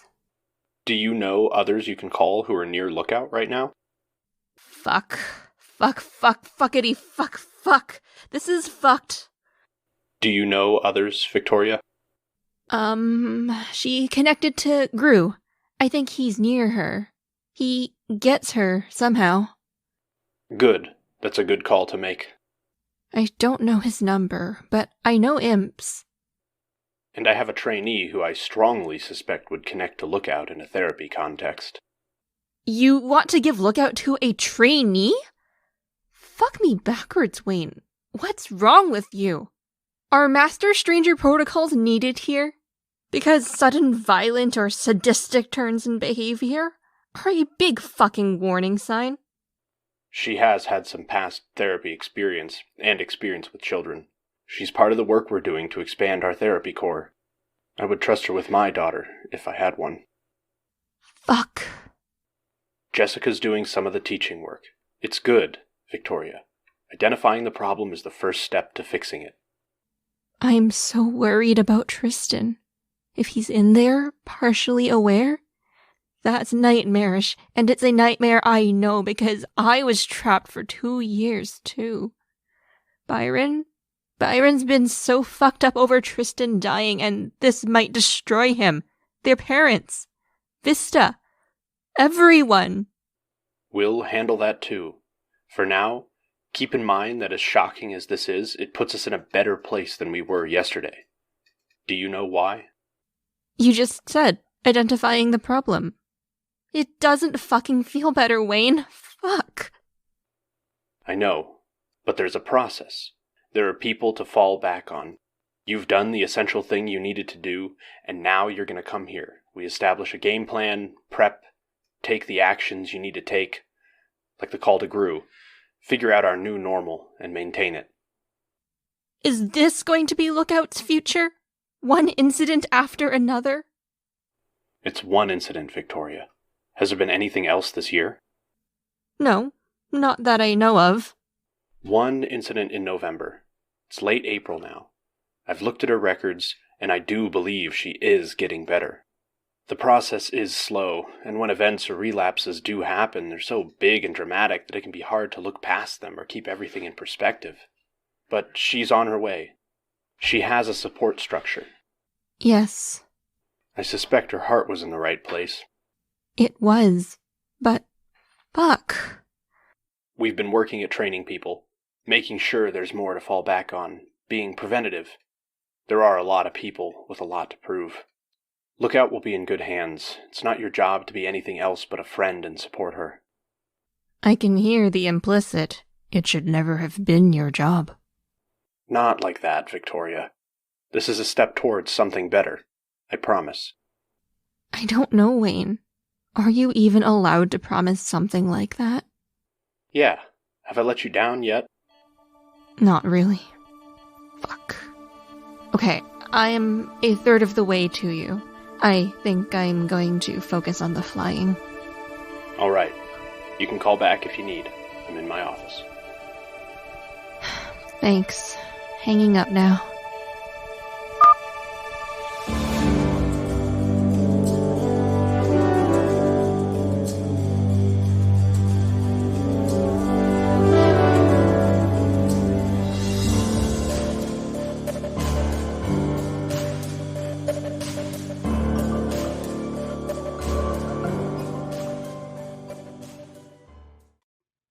Last, 20.E6.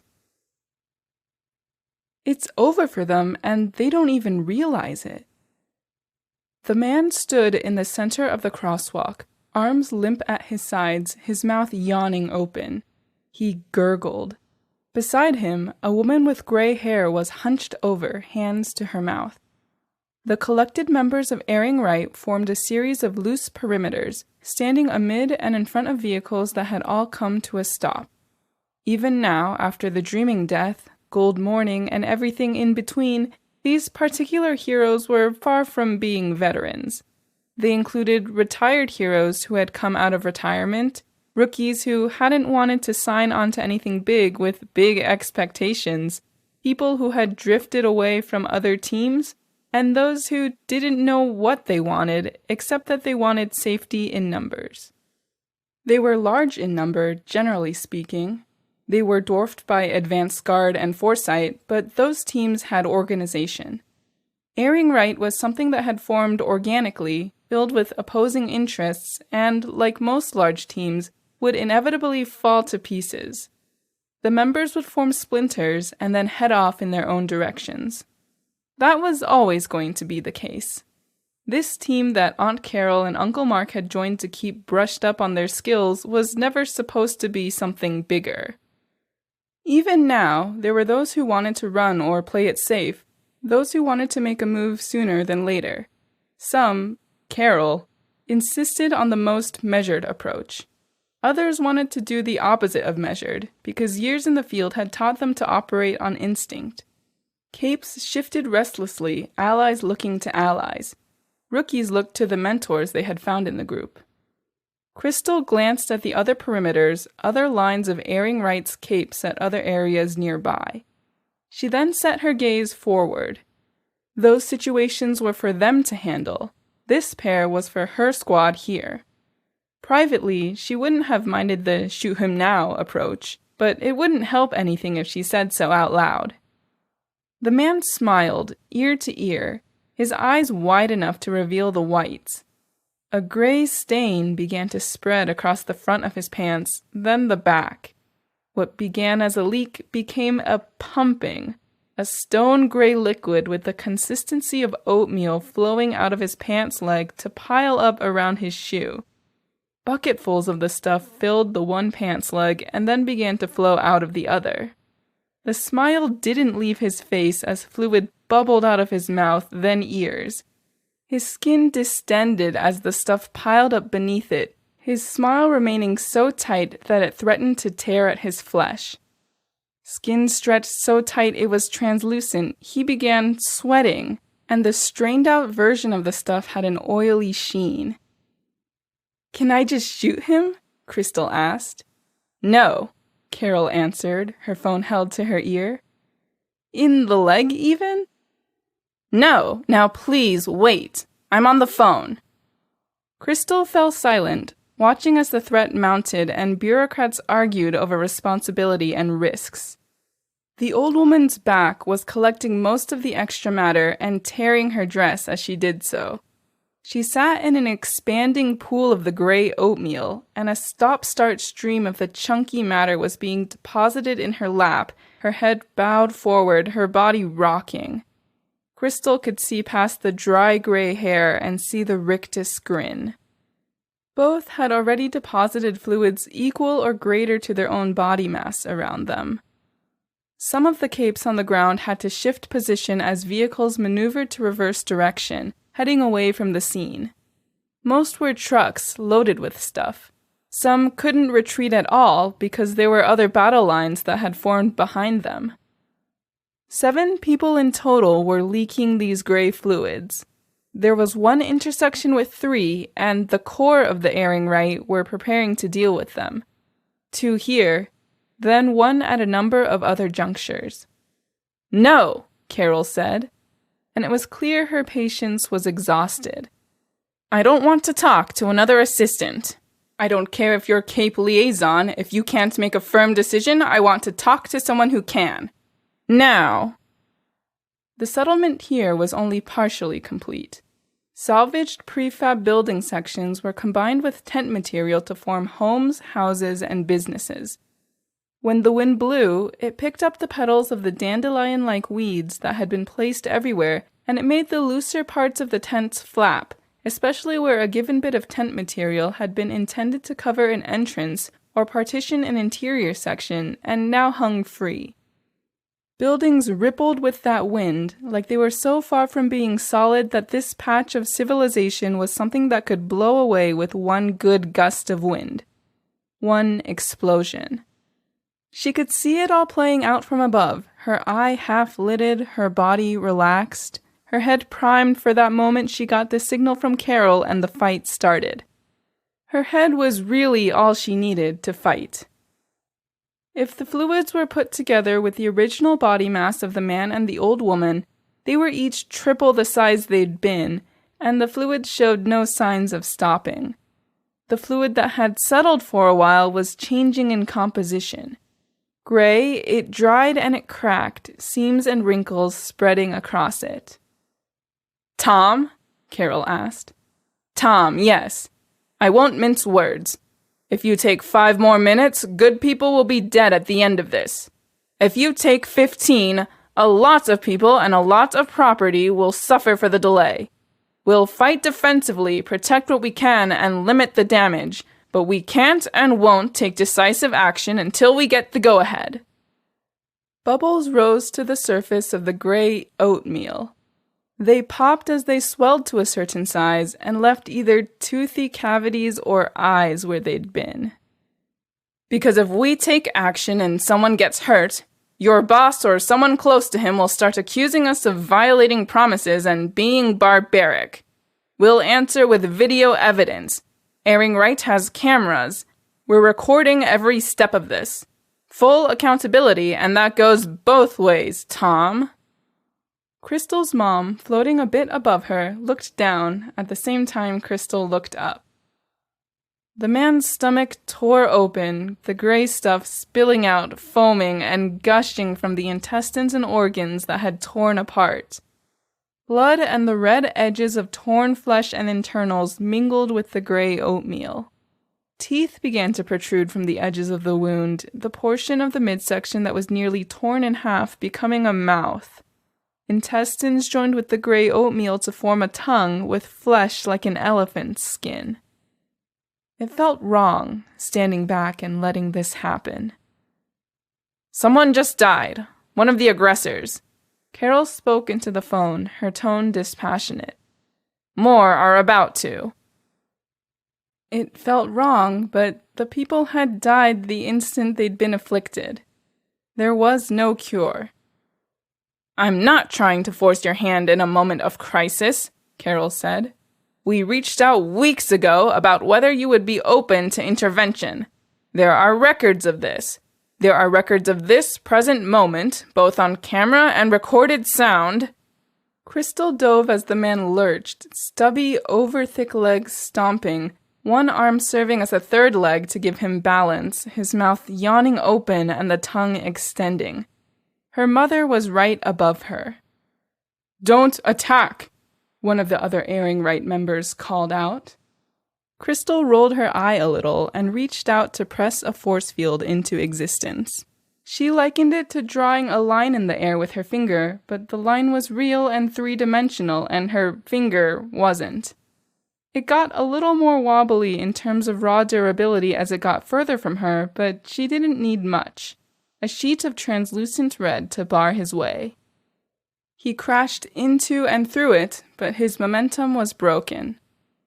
Her mother swooped down and projected something denser, less translucent and dark at the edges. That darkness hadn't been there before. Before her mother died.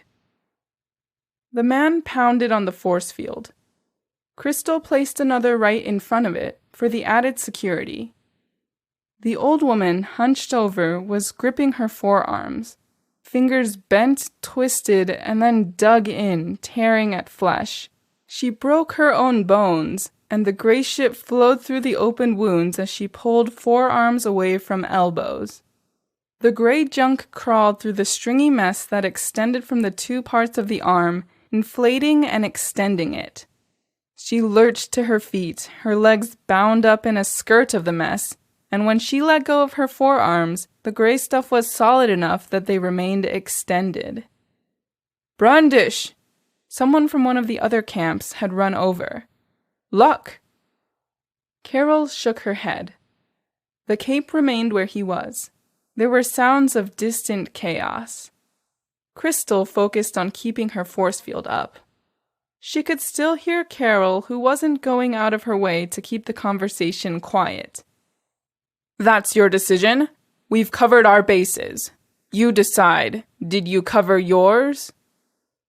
Crystal saw the old woman staggering toward a group of the rookies and took flight. She shot at the ground to get the woman's attention, a red-tinted beam flashing beside her.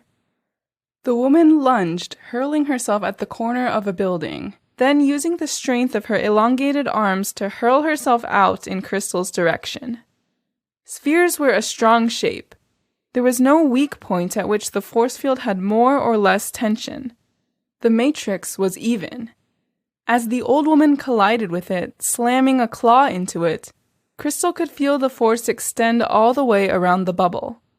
Airborne attacks didn't tend to have a lot of oomph to them, even when the target was strong. Sparring with Victoria had taught her that. Heavy hits needed leverage, and this old woman that was caked in the gray stuff didn't know how to use hers. The woman dropped, and the impact of her hitting the ground saw about 3 bathtubs worth of uniformly gray oatmeal pour out of her ass, vagina, ears, nose, and mouth, decorated with rivulets of blood. "We have permission," Carol called out. "We're good to go." Below, everyone jumped into action. The cape that had gone to Carol to ask was running back to his group, shouting. Mark threw one of his grenades at Carol, who took a casual step to the side, still within a foot of the glowing orb. "Laserdream, Trin, Band, Longhorn, Vault!" Carol raised her voice. "The woman's yours!" She shifted to her ball form just in time for the blast behind her to go off. With the sidestep, she flew directly at the man with the giant mouth for a midsection. She exited her breaker state while still hurtling through the air, slashing out at him with a scythe of hard orange energy. Crystal was still blocking the old woman every time she took a step in one direction or another. She glanced at the squad she'd been assigned. Longhorn was ex-retired, and Bandit was someone he'd brought onto the team who was so new that there wasn't even dirt on her costume yet. "Come on!" Crystal hollered, in that authoritative voice she'd learned with the PRT CJ. She started aiming lasers at the woman. The gray flesh was tough, closer to the consistency of steel or stone if she judged right. She'd got her guys' attention. The other four collapsed in on the woman. The old woman wasn't mobile unless she used her arms to fling herself. She had virtually no legs. The strength they were displaying with broken or oversized limbs was insane, but that was it. Accordingly, Crystal targeted the arms. When a hand met the ground, she blasted it. It cost the woman key leverage, her hand blown apart, the arm buckling as she landed on her belly. But the wound shed gray gunk, a blunted blob forming there. Her other hand clawed at the gray gunk, flinging it at Bandit. Crystal blocked it with her force field. The woman kept trying, kept moving, and Longhorn had an old injury that had never healed, that slowed him down. Really, all he could do was keep the old woman from charging at the ongoing fight with Mom, Aunt Carol, and Uncle Mark. "Dart!" Bandit called out. Her teammates scrambled back as she produced a needle from her wrist, plucked it, and threw it. The dart sank into the blob of flesh at the woman's lower half. Veins erupted, crawling out across the woman, and then began to disappear as fast as they were appearing, the gray oatmeal extending out over them. Crystal kept shooting, running interference with her laser, the force field primarily keeping others safe. Bandit stood there, arm outstretched, looking very much like she wasn't present. "You don't have to," Crystal called out. "We've got them pinned. My family's finishing up the other." The man was using his tongue to hold Flashbang's arms. With the crap that had gathered at his upper body and collected at his legs, he was close to an hourglass in shape, with a 20-foot tongue lashing out of the middle. His nether regions and lower face were in tatters, split apart by the flow of the oatmeal, then ripped apart further by what followed after. Flashbang held a grenade that glowed ominously. His eyes locked to Mom, moving his hand, he squeezed fingers alone to pop it up. A force field appeared between the orb and him. The explosion tore apart the tongue and made the man stagger back. Carol cut into him, each strike surgical. There was a drive behind every action, the intensity to which Aunt Carol moved. It made Crystal almost sad to see. "I have to." She looked back at Bandit. Crystal didn't argue. Bandit closed her fist. The veins flashed, and all the flesh within a foot of each vein proceeded to liquefy. Gray and pink turned to dark water. The old woman collapsed into the muck, and the flesh that met that puddle began to dissolve too. She fought to crawl free of it with overlong arms, moving faster as the burden of her lower body melted away. "Probably bad optics," Crystal observed. There were bystanders watching. She aimed a laser at the woman's head. There was enough crap piled up around it that it didn't feel effective, but the woman wasn't dripping gray oatmeal anymore. She drew closer because each force field she placed down felt like it was heavier and harder to get started, and her laser wasn't cutting effectively at this range. By getting closer, she could keep the woman from scrabbling over to Bandit, who was easily spooked, or Vault, who hadn't contributed much at all. A muffled bang marked the execution of the man with the tongue. Crystal looked back and saw her family already making their way to the man. Carol, laser axe in hand, swung it underhand, cleaving directly through the man to more effect than Crystal had managed. Mark followed up by throwing grenades at the old woman, who was leaking fluids from her face and upper body, which were really all that were left of her, and those two parts of her had just been bisected. Crystal knew how this went. Her force field was a dome, and it was joined soon after by her mother's, to keep the detonation contained. Some damage to the road, but it was only dirt. The old woman was gone now, reduced to charred gray flesh that no longer leaked anything. Carol pointed with her weapon. She hadn't even broken stride from the moment where they'd finished off the man with the tongue. The cleaving of the old woman had occurred mid-run, and she kept running toward the other fights. Crystal didn't mind that she hadn't made the big play or provided the big answer. Part of what the PRTCJ had drilled into her was that glory and heroism weren't synonymous. Doing the job with the smallest number of casualties and the best chances was best.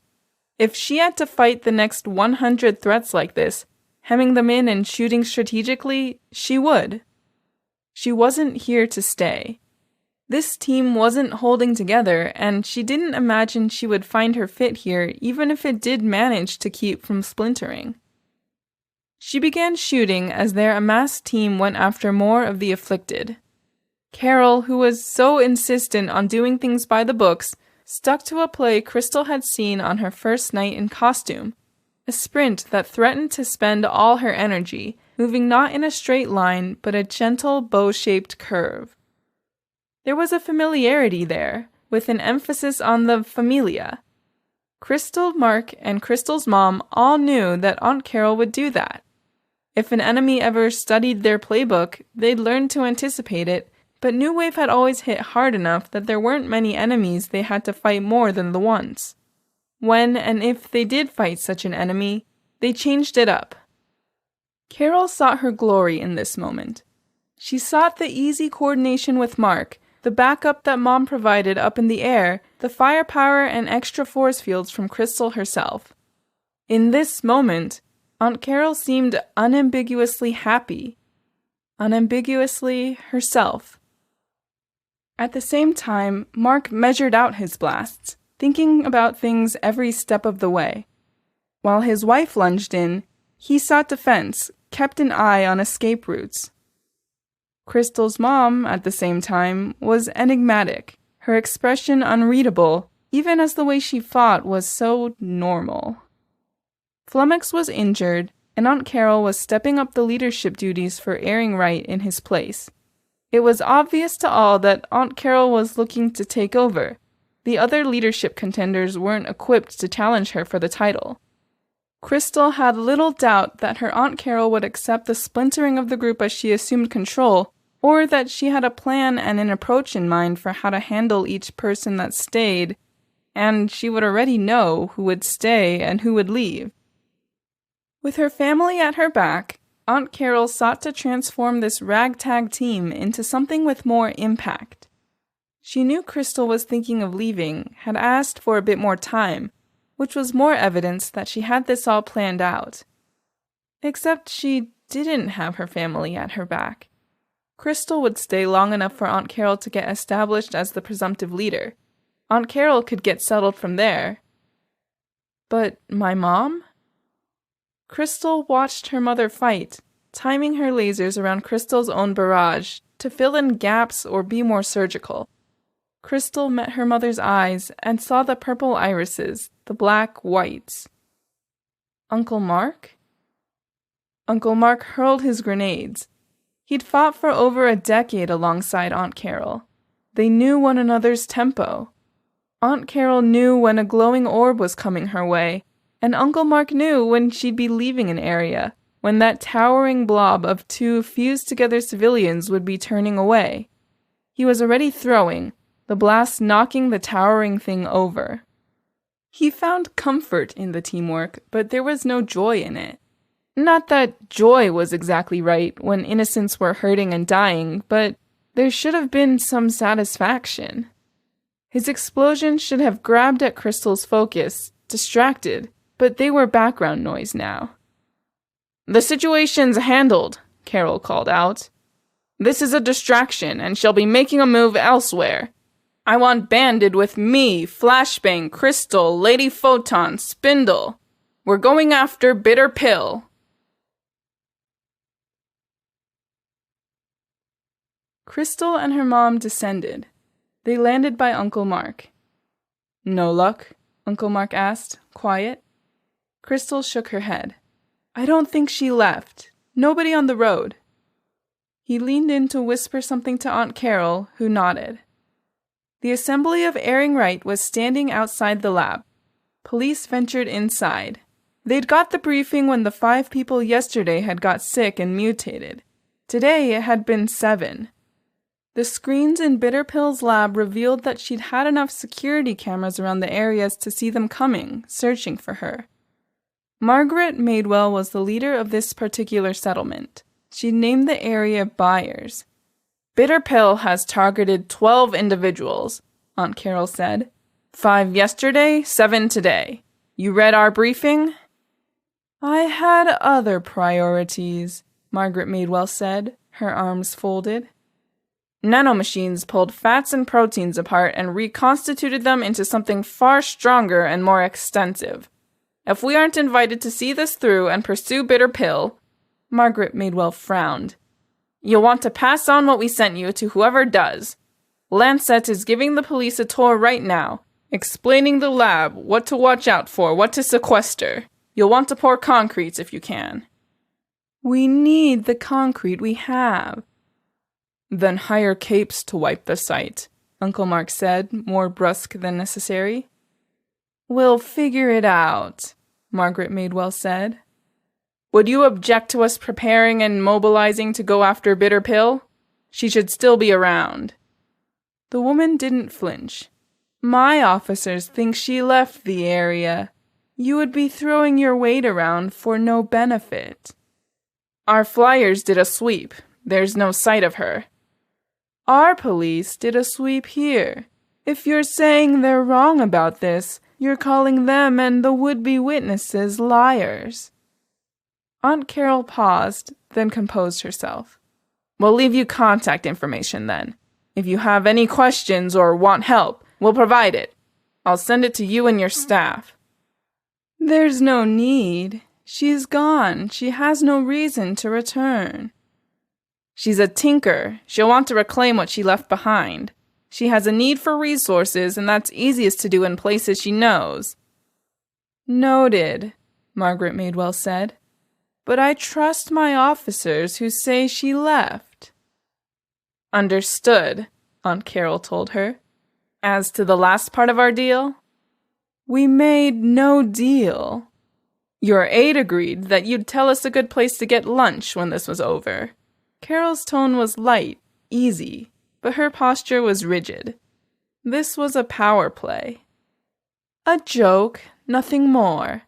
We wish you safe travels on your way out." The stiff conversation was apparently over. Carol smiled and turned. She gestured, and slowly, the rest of Erring Right followed. The team had parked a collection of vehicles at one end of the town, but as they left the civilians behind and reached the cars and trucks, the team gathered together. "What happened?"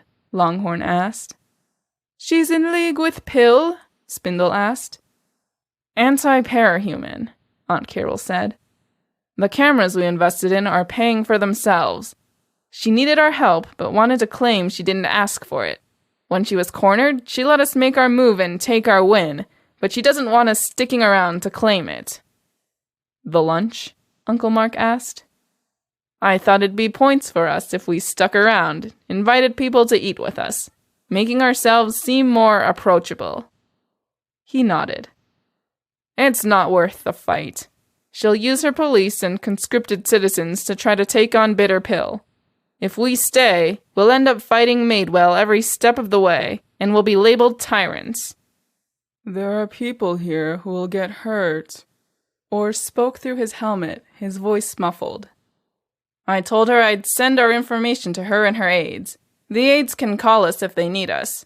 That's all we can do, as frustrating as it is." Aunt Carol's words were so carefully chosen. The word frustrating, that she seemed to anticipate every question and have something prepared for it.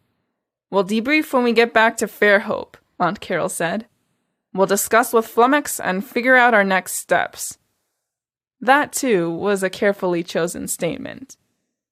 "I'm going to stop in the gas station," Crystal said. "I'm parched." A few people seemed interested in that. There were 20 of them present, and the group split apart, people going to cars to get things, to fix up gear, to go take a whiz in a ditch. Others went to the gas station. Crystal used flight to get there first, got a far too expensive bag of chips, a drink, and paid by the time the first people arrived. The weeds that were spread around the settlement were there by design, to get nitrogen into the earth and lay the groundwork for future plant growth. When the wind came in certain directions, the petals and dust flew off, stirring into the air. She found her Uncle Mark leaning against a fence. He'd brought his own water. Mom was airborne, and Aunt Carol was talking to her team. "Have you heard from Victoria?" he asked. "She hasn't answered many of my messages, and she's been quiet when she has." Something came up with Breakthrough. She's making a point of not getting entangled in it. She's taking a leave from work and flying out to talk to Capes about another project. Ah, that'd explain it. It kind of messed her up, but she'll be okay, I think. He nodded. "I keep expecting you to announce you're leaving," he said. "Do I look that restless?" "No. You seem comfortable wherever you are, but this doesn't feel like it's you." "Aunt Carol wants to lead. I thought I'd back her up until she's settled." He nodded slowly. "What are you thinking?" she prodded him. "Is it a good thing if she succeeds?" "She's good at bringing out the best in others. She knows about presentation, the legal side of it, training. There's more to a team than that." "There is," Crystal said. "Some will stay, others will learn what they need to learn from her before going." But that wasn't what he was saying. She waited, letting him digest. He started. "You keep saying she. Not you two, not you. It's her." "Yeah." "Being with her. It's nice. I love her." "Yeah." "But everything else falls by the wayside somehow. It's comfortable, I let my guard down, and I let others down." "I wouldn't put it that way, Uncle Mark." "On the battlefield, we cover one another's weaknesses. We have a rhythm, we can read each other's minds. I think I let myself believe that it's the same elsewhere. But it's not. I'm less off the battlefield. I know that. I break away, but I find reasons to go back. If I tell her I want to separate and focus on myself, focus on Victoria, on Amy, I worry I'll find more reasons to go back on it." "Don't." "It's not as simple as saying no. If you want to move on, then move on. Don't separate. Divorce." He reached out and created a glowing orb, then made it disappear. His hand clenched into a fist. "I thought I'd be the one asking you where you're going," he told her. "Now I'm the one asking myself." "That's not a no to my idea." "It's something I've thought about," he said. He made a groan of a sound, then looked at her. "Do you know what you're doing?" "I'm good, Uncle Mark. I'm fine waiting. The world's changing, and I'll figure out where to settle down when it's not changing as fast." "That easily, "So long as I have Victoria and my mom," she said. She looked up and noted that her mom was gone. That put a bit of a damper on what she was trying to say. "I'd worry about Victoria if I were to move on." "We'll all worry about Victoria, I think. But I'll look after her. I promise." Crystal watched as her mom made her approach, flying over from the settlement's edge. "Keep in touch?" she asked. She touched his shoulder as she floated up. "I have to figure out what I'm doing," he said. "I'd need to feel like there's more of a purpose." She gave his shoulder a pat, then flew to her mom. "Aides aren't exactly happy," her mom was saying. Carol smiled. "What's this?" Crystal asked, flying over and around her mom, her food still in one hand. "Catch me up?" "They want help," Carol said. "They're wondering if they want Madewell making these calls." "They'll wave me down again when they've decided. We'll hear a verdict in another 15 minutes or so," Crystal's mom said. "We should take to the air and keep an eye out then, huh?" Crystal asked. Her mom smiled. The two of them took to the air, floating up and above the group. "It's changing," Crystal mused. "It's subtle, but it's changing." "Tell me how," her mom said. The phrasing felt off, awkward. Crystal felt a complicated mess of emotions in her upper chest, like words she couldn't get out or decipher. Her mom, but not her mom. Her family, but splintered. Victoria was elsewhere. She was only here because the PRTCJ had disbanded. So long as she had family, like she'd told Uncle Mark, she was content. But family seemed so alien sometimes. So indecipherable. Before, it felt like 5% of the civilians out there were die-hard advocates for capes. 5 or 10 or 15% hated us, but couldn't do much about it. The rest were frustrated and helpless, just trying to survive. Her mother nodded. "I don't feel comfortable around any of them.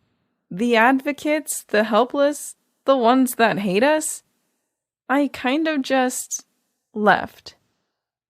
"A lot of capes did." "It's different now. We need them and they need us. We've created a kind of interdependence. Victoria played a big role in that." "Do you know what your role is?" "I'm comfortable. I'm happy, but comfortable isn't enough." Crystal looked down at her uncle. "So what's your role, Crystal?" her mother asked. Crystal looked at the woman and saw alien eyes touched by powers. Not the eyes that she'd seen when she was a baby. Not the eyes she'd seen when they'd been mourning Eric and Dad. She looked away, regretting that eye contact. "Saying you don't know is a valid answer." I'm not a teenager. I don't feel like it is. My role, I don't know. It's not the civilian side of it. I've never been that connected to it." "You could try. It's a skill you can learn." "I think I'm better off focusing on things like Victoria, you, Uncle Mark, Aunt Carol, old teammates. I liked Solar Stare, Vista." "Wherever you want to go, I'd be happy to come with you, if that's okay." "Of course it's okay," Crystal said, aghast. "Really?" The look on her mother's face seemed genuinely pleased, even if she looked away, trying to hide it. "Want chips?" she asked. "Sure. I'm actually very disappointed they didn't tell us where to go for lunch," her mother confessed. And it was a very human admission. When her eyes were alien, the little things so different. It left Crystal feeling vaguely off-kilter, always veering one way or the other. She lasered off the top of the chip bag, catching the strip from the top out of the air. "Crystal Eve Pelham," her mother said, in a voice that was perfect down to the note. "Open those chips like a human being, thank you. Your hands will atrophy into claws if you keep doing that sort of thing." She blinked, caught off guard. She blinked a few more times, eyes moist. A barrier that she hadn't known was up came down, and those feelings in her upper chest that she couldn't put to words or action settled into a new configuration she could. I'm sorry that... She interrupted her mom by hugging her, tight, the bag of chips crinkling and spilling.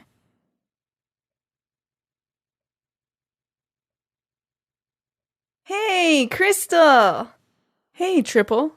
Crystal greeted the girl with a wave. She was navigating the set of dormitory buildings not all that different from the settlement that was a world and 300 kilometers away. More solid, more condensed, and surrounded by ruins that were slowly getting sorted out. I wanted to ask, and this may be a dumb question, but can you make laser swords like your mom? No, Crystal said. Have you tried, or... I can't, no. The girls at BAT are recruiting, and I thought if you could call it a BAT. It'd fit the theme. Crystal shook her head. Darn. You guys have your whole dynamic. Afraid it's not me. Darn, I got my hopes up when I saw you and saw you didn't have a new costume. Some were saying you were very firmly, temporarily, with the... Errant? Airing Right. A minor team my aunt and uncle joined before the whole Titan fiasco. Yeah, it's temporary, but I've got stuff to take care of. You all okay, not knowing where you're going to end up? I'm fine, but, I'm looking for someone. Triple Play pointed a leather-gloved hand down one of the little avenues between the dormitory buildings, all too narrow for a car to fit through. Thanks. See you around, I hope, the girl said, walking backwards. Crystal nodded. Triple Play jogged a few steps and threw her arm around a teammate, who looked as villainous as Triple Play looked innocent. Nailbat carried a bat as long as she was tall, with spikes through it. Little bat wings let her fly in short spurts, evading Triple's affections. Cute, but not for me. This wasn't a vacation spot, but it was far enough from everything that the atmosphere was relaxed. There were no imminent threats, few nearby villains. Capes were getting their feet under them, and teams were figuring out how to restructure, leaders figuring out how to lead. Frankly, it was a pain in the ass to get out this far from the heart of Gimmel's resettlement, but it was fine. She flew over an area of cracked ground she would have had to detour around, and looked around until she saw a balcony where a white costume with a red caduceus was pinned to the railing. She found Amy on the roof, alone. Amy looked at her, then looked around. Just me. Anyone hurt? Amy asked. She had a cup of tea still steaming, resting on the arm of a padded chair that looked like it belonged indoors, salvage from the ruins. Nobody's hurt. Your mom is recovering okay, taking over a team for herself. I think she likes the return to the old days.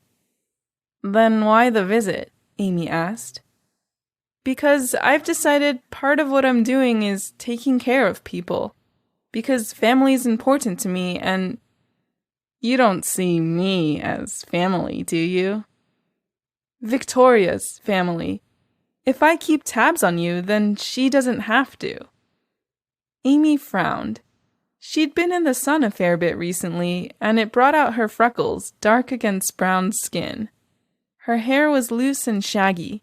She was thin, but most people were after the winter.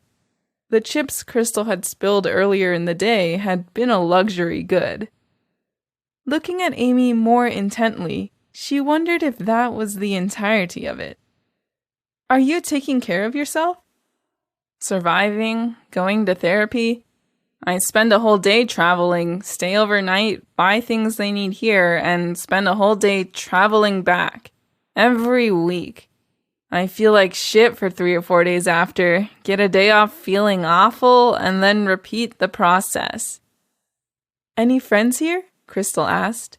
Girlfriends? Some people I talk to. Some girls have made overtures. It's not a good idea. Crystal studied the girl, who didn't seem willing to look at her. There had been a time, a little more than a decade ago, that they'd all gone to the park together, sat on seesaws, played on swings. Where are my manners? Amy asked, her tone entirely wrong for the question. Do you want tea? Sure, thank you. Amy nodded, rising from her seat, and got the kettle that was set above a little fire on the rooftop, bounded on 3 sides by brick, a metal grill over the top for the kettle to rest on. Any word from your dad? Crystal asked. Marquis or Mark? Marquis.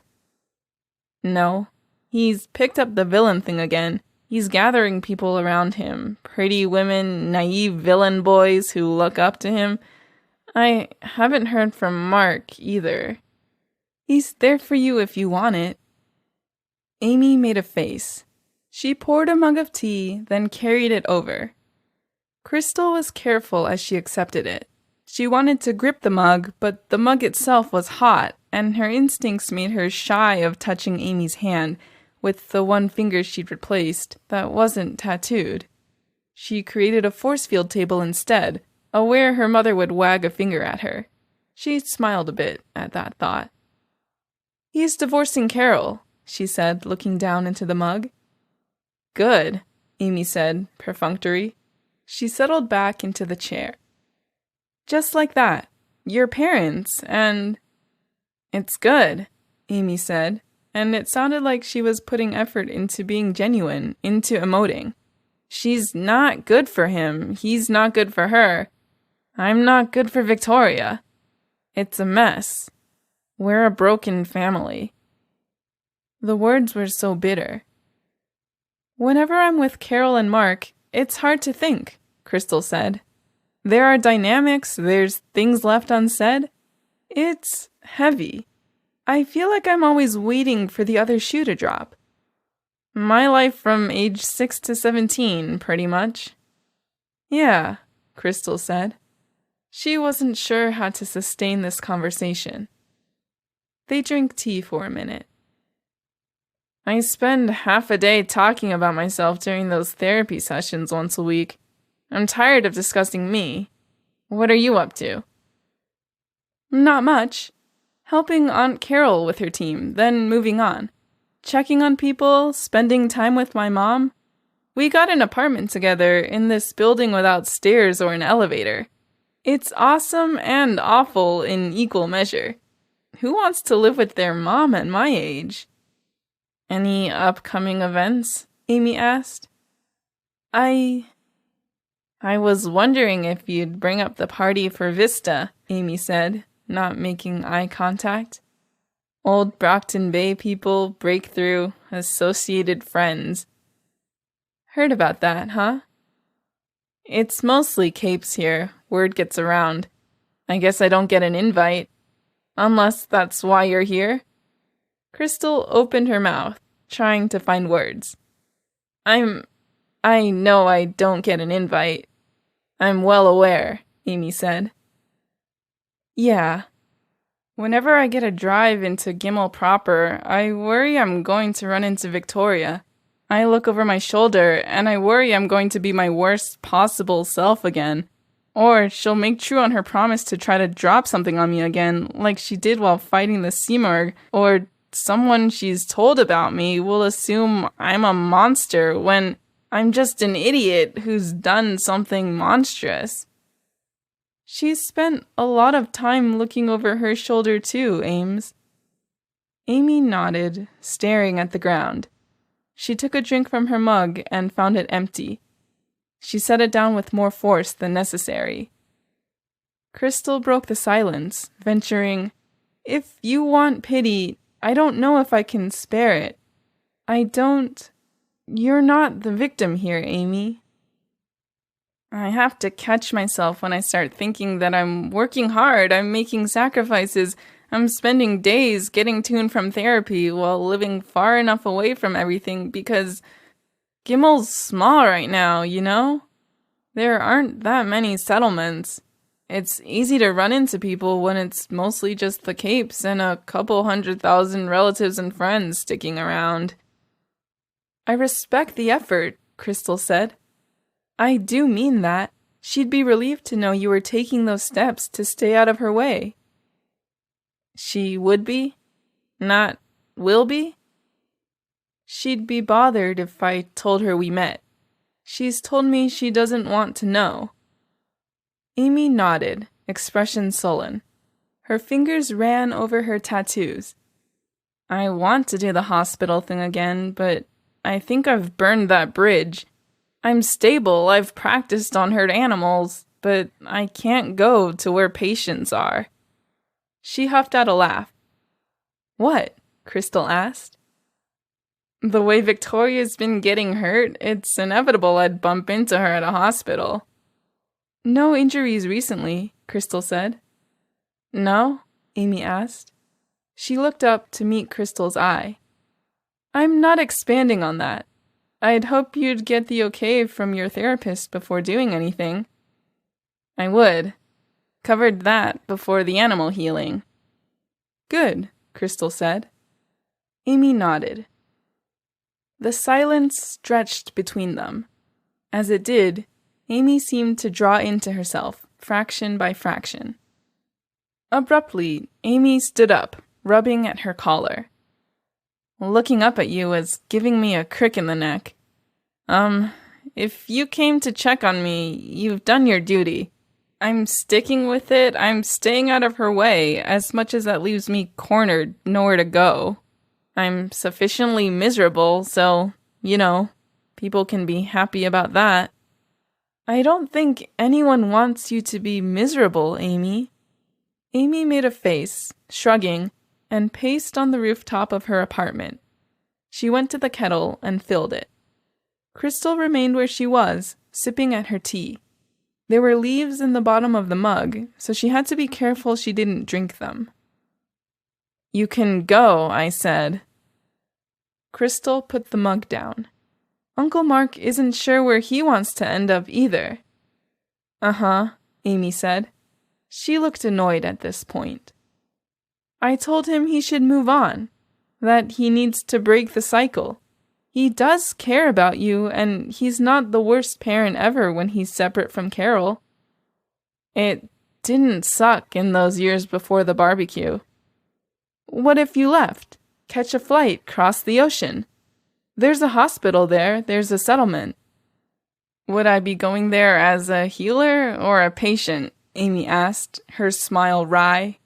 But Amy's eyes were open wider. She was making eye contact, her gaze searching Crystal's face. Crystal shrugged. Both. Neither. But you and Victoria wouldn't be looking over your shoulders. It would be a clean break. Away from her, away from Marquis, away from people you knew in the birdcage. I don't think I get a break like that. You don't get a break, no, but you can move on. Not like you did with Shin, not diving into being your power and just your power. Being Amy. Or Amelia, or... Amy, Amy said, quiet. She picked up the kettle and then set it back down. Think about it. I am. I mean, over days. There's no rush. If I wait, I'll talk myself out of it. I'm really good at deluding myself. So I'm going to say yes, if my therapist says yes. I think he might, Crystal said, provided there's someone available on the other side of the ocean. And I think she will say yes. So maybe you could pass that on to Victoria. Let her know she doesn't have to watch her back anymore, because I've had a taste of it now, and it sucks. I'll break the non-disclosure rule for her in that event so I can tell her, Crystal promised Amy. In a firmer voice, she added, once it's done. Amy nodded, head bobbing, messy curls bouncing. She pushed them out of her face and paused to look at her hand, as if she were surprised to see the tattoos there. There was emotion in that look. Tentatively, Crystal reached out and put a hand on Amy's shoulder. She could feel the warmth of Amy's skin. It felt dangerous, intimidating, but she believed Amy in this. This is good, and I'll be in touch. Cool, Amy said, absently. The girl looked out over the horizon, eastwards. It was clear she was already thinking about possibilities, about taking steps. Withdrawing her hand, Crystal backed away a step, and then took flight. Back to Mom, and to discuss things with Uncle Mark.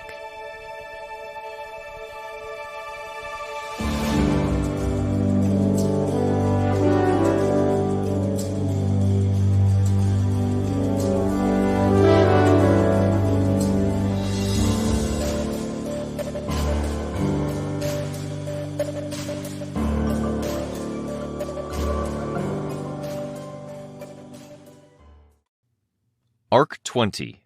Last. End. Are you going to come home tonight, or... Define home? I'm wondering if I should expect you tonight, that's all. Or... She kept doing that, leaving the sentences unfinished, trailing off. The other fragment was so obvious. Or... Missy prompted.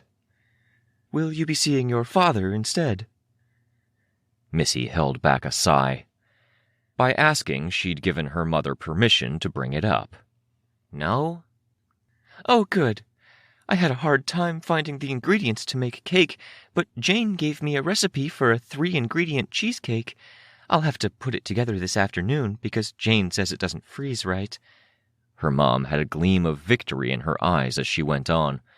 She sat in the driver's seat, a red wool cap pulled over her black hair to hide the roots. Her hair was graying, and hair dye wasn't really a thing while people were getting re-established. Got some chipped beef for gravy pie. How does that sound?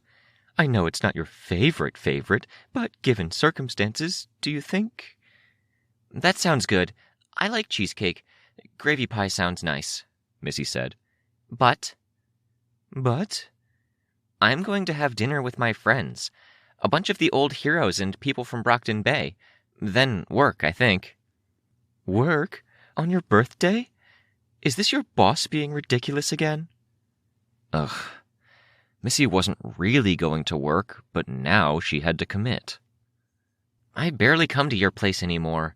My office has more of my stuff than the apartment does. It's easier, and I'm busy. You can tell her no.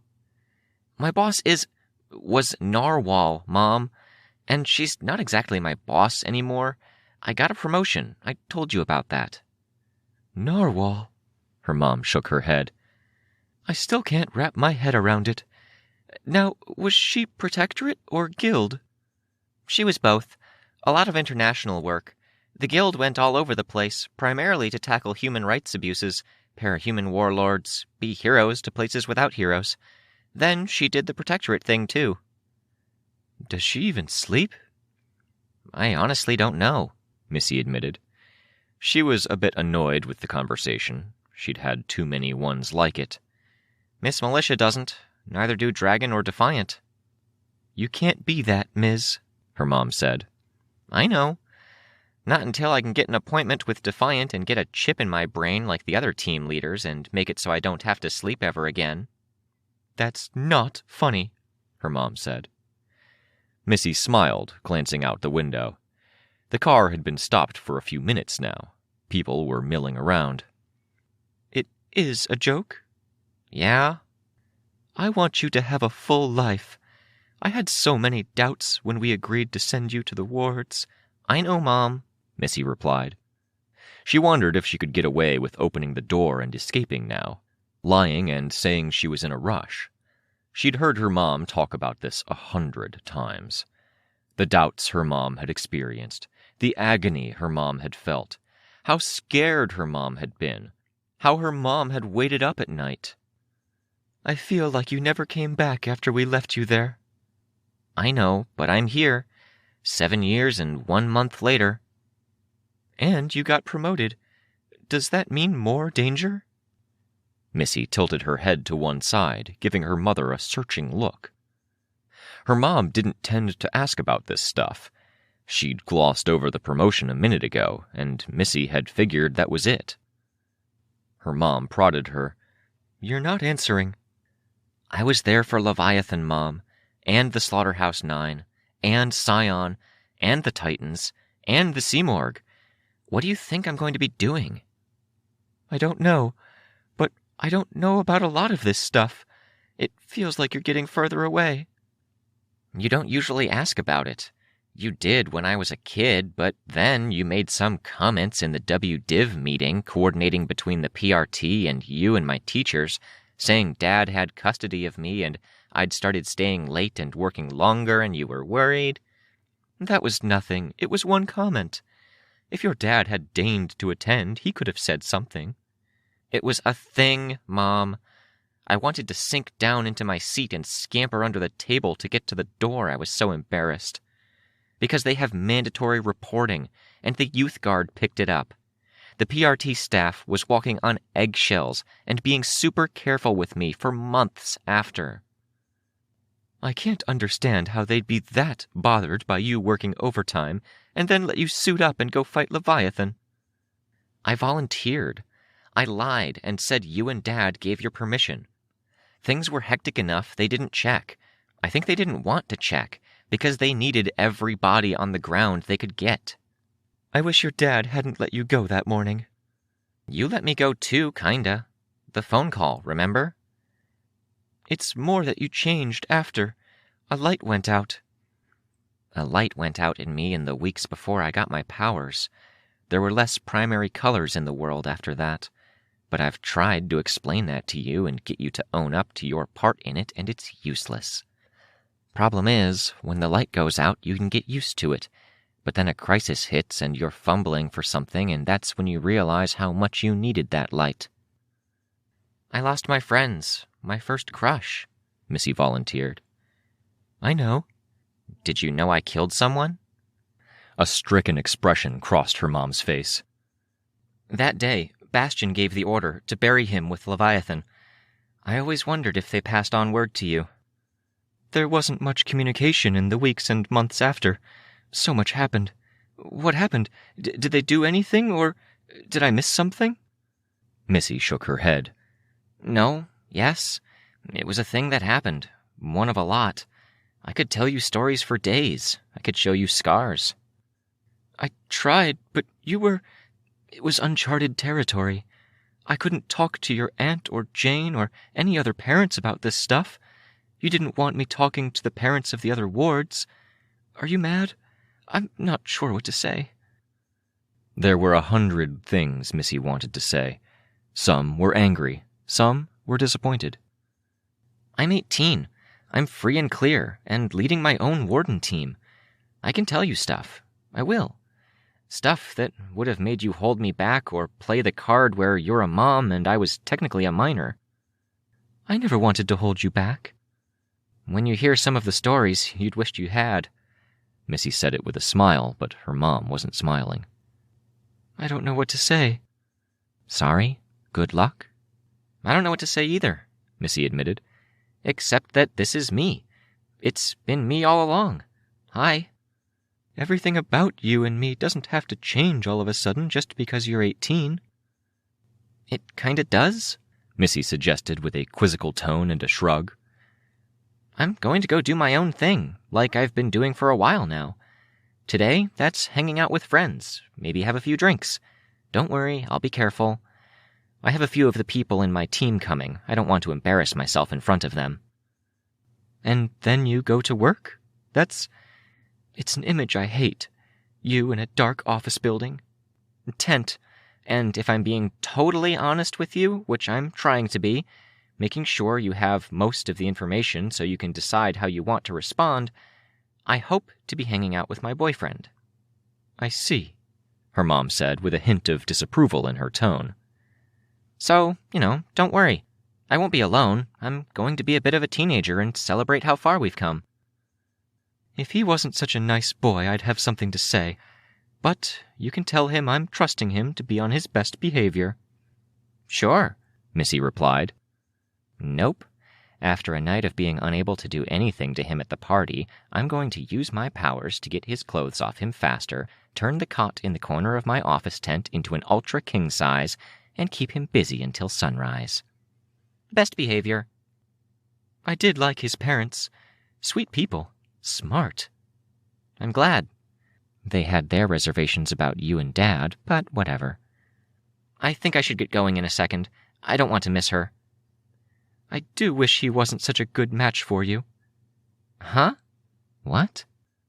Byron, what you said about killing that man, it answers some of it, but I saw him do something I remember seeing you do.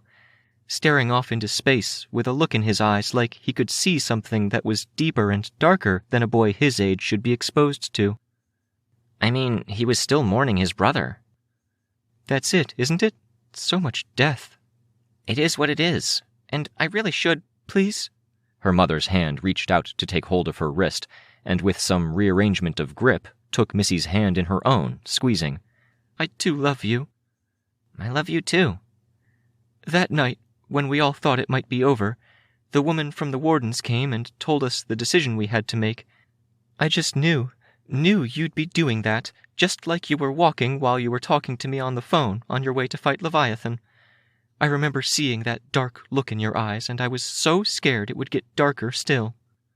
This is a really cheery birthday talk, isn't it? I wanted to let you know we fought hard. I'm not the best public speaker, but I tried to tell them, in the hopes it would make a difference. Your father tried too. Dad was there? With you? We both tried. I don't know if it mattered. There were people more eloquent than us. But they'd been there, and they'd been a both, an us. That was actually really touching. Missy wasn't even sure how to process it. There was some resentment in the mix that they hadn't been able to do that 9 years ago, but her parents had agreed on this, and they never agreed on anything. They'd never worked together on anything. Cool, she murmured, which summed it up. Not too excited or grateful when it would have felt like a betrayal to the Missy Byron of the last almost decade to forget all the stuff of the past, but it was cool. I was so mad at those anti-parahuman people that I could have strangled them. It was never about them, Mom, which was part of the problem, but that wasn't what that night was about. It felt like it. They never had the power or the presence until that night. It was about us, how we'd situated ourselves in regard to you, our parents, our friends, our naysayers, each of us making the decision whether we'd trust you, after stopping for once and taking stock of everything we'd done up to that point. Were we okay? Had we done enough? Had we made amends for wrongs and were contributing to something better? I hope that decision was easy for you. You've been a hero. I've been distant. I've been a bit of a cog in the machine. I don't think a lot of people in Gimel even knew I existed because I was out following orders and doing stuff where they couldn't see it. It wasn't so easy for me. So, thanks for reminding them I exist. Of course. It was harder for some. We made our individual calls. For those who were okay with where they stood in the grand scheme of it all, it didn't feel like sacrifice. But even they couldn't say that, because the moment they started acting like it was a given they'd be saved, they'd defeat the point of it. For others, it was a sacrifice. Then all of us, together, stood before all of you, together. It feels different, quieter. There's some dialogue, like this, here. Missy shrugged. I hope so. The Capes are mostly here in Gimel, and most of the rest of us are on the corner worlds, but it feels better? There's more dialogue. It feels like you're all more involved than when we shared the city. Less like we're tyrants who just happen to be acting nice. Maybe. I never saw you as a tyrant. You were always my little girl. Oh, God, Mom. Gross. No. Missy put her hand to the door, pulling the latch and popping it open. Dinner tomorrow night? Gravy pie and cheesecake. I don't want to promise. I'll flip a coin to decide if it's you or Dad. If your dad wanted to see you more, he could have picked a place to live that was closer. Missy climbed out, then bent down a bit. She was short, so it didn't require much bending. She gave her mom a look. If you get pissy or angry, Mom, I'm not going to come over at all. Your issue with Dad isn't my business. I'm not getting pissy, thank you very much for that word choice. I'm just saying... Missy pointed at the gear shift. Slowly, it drooped until it bent in an upside-down U. That he should have... Oh, come on, that's not fair, her mom said, grabbing the gear shift and giving it a shake. That'll wear off in 10 minutes. Sit and think about what you did. Put it back the way it was, Missy. Thank you for the ride, Missy said, giving the roof of the car an audible pat. You're a tyrant after all. Ha-ha, Missy said, without much humor. She shut the door, giving her mom a smile as she walked away. The area wasn't as badly hit as some of the others. One damaged building covered in red tarp with leftover bits of yellow construction tape from yesteryear holding it in place. The vehicles here were mostly trucks, and the people were mostly law enforcement of varying stripes. Some were vigilantes, some were people from Chite, others were patrol. She checked her phone to find the location, saw the time, and picked up her pace. It was hard to resist using her power to speed things up, or to make room when trucks were making their way down the road. There were no crosswalks, no lights. It was controlled chaos, with trucks simultaneously expected to give way and be on the lookout for pedestrians, and, she imagined, having places to be with strict schedules. She had the impression that people were handling this different than they had Gold Morning. Gold Morning had been followed with a sentiment of fear and fragility, of silence, like nobody even wanted to speak of it in case it disturbed something better left untouched. The people were motivated. There was a determination there in the officers, the military personnel, the trucks full of people ready to break down a condemned neighborhood for salvage. A truck stopped, giving her room to cross, and she gave them a grateful wave before jogging across. Into a building, through a lobby where benches and tables had officers talking, some over work, others over lunch. Into the back, checking the papers taped to doors with more of that yellow construction tape. Everything on this floor was 10-something. On the second floor, she found door 206, figured out what direction she was walking, and opened the door quietly to let herself in. Victoria was up at the front, sitting on a desk. It's going to be a sensitive topic. If you're ever going to broach it with a cape in a moment of crisis, you want to give them the impression they have control of the playing field while keeping control over the situation. She glanced at Missy before turning, hand raising to point the remote at the back screen, changing the slide. Victoria was wearing a tank top, her arms exposed, old scars to her arm and hand in plain view. Her jacket was tied around her waist, and her pants were tucked into boots, a patrol uniform. Ask open-ended questions, if you have any to ask at all. Try to shape the questions so there isn't a yes-no answer. Pause. Use breaks in the conversation to vent pressure, and to give them that feeling of control. Keep the encouragers minimal. That's your go-ons or your tell-me-mores. If they feel pressed, they'll shut down. She clicked. Mirror what they're doing. If they sit down with them and try to stay on a level with them, instead of looming above or looking up at them. Listen to what they're saying and repeat it back to them. Don't be a robot. Try to pick out the emotions. Don't judge. She put the remote down. Again, all of this applies only if they give you an in. If it's a crisis point or someone out of control, or they open the dialogue about their past. If you do that, if you take the right steps, then dialogue is possible. Can we ask? A man in the front row asked. About yours? Victoria paused, seeming to consider. That's tricky.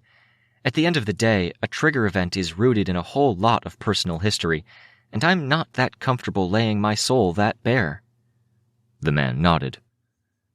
I guess I could sum it up by saying I was the child of superheroes. I wanted to be a heroine, and I wasn't. I got injured with half my school and my parents watching, and it drove home how far I was from being that heroine. Momentary blackout, then powers. You got what you wished for.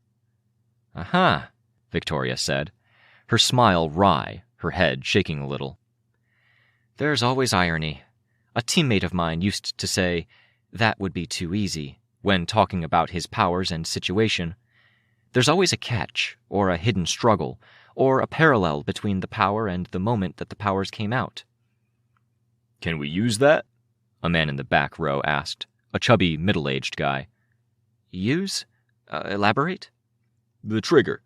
Psychological weakness, especially if there's that connection between the power and the moments the power came out.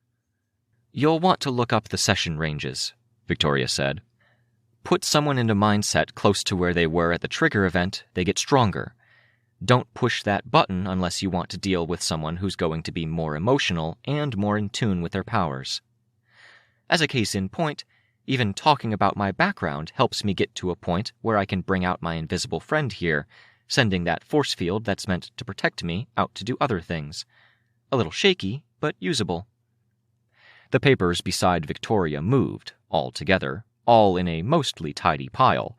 As one mass, they flew through the air toward the desks. Some people leaned back as papers were put on their desks.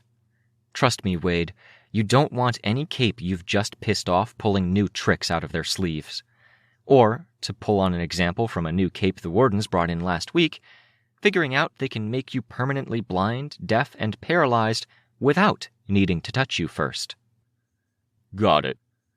My approach here is focused on information and compassion. Hero or villain, powered or unpowered, everyone has a reason for doing what they're doing.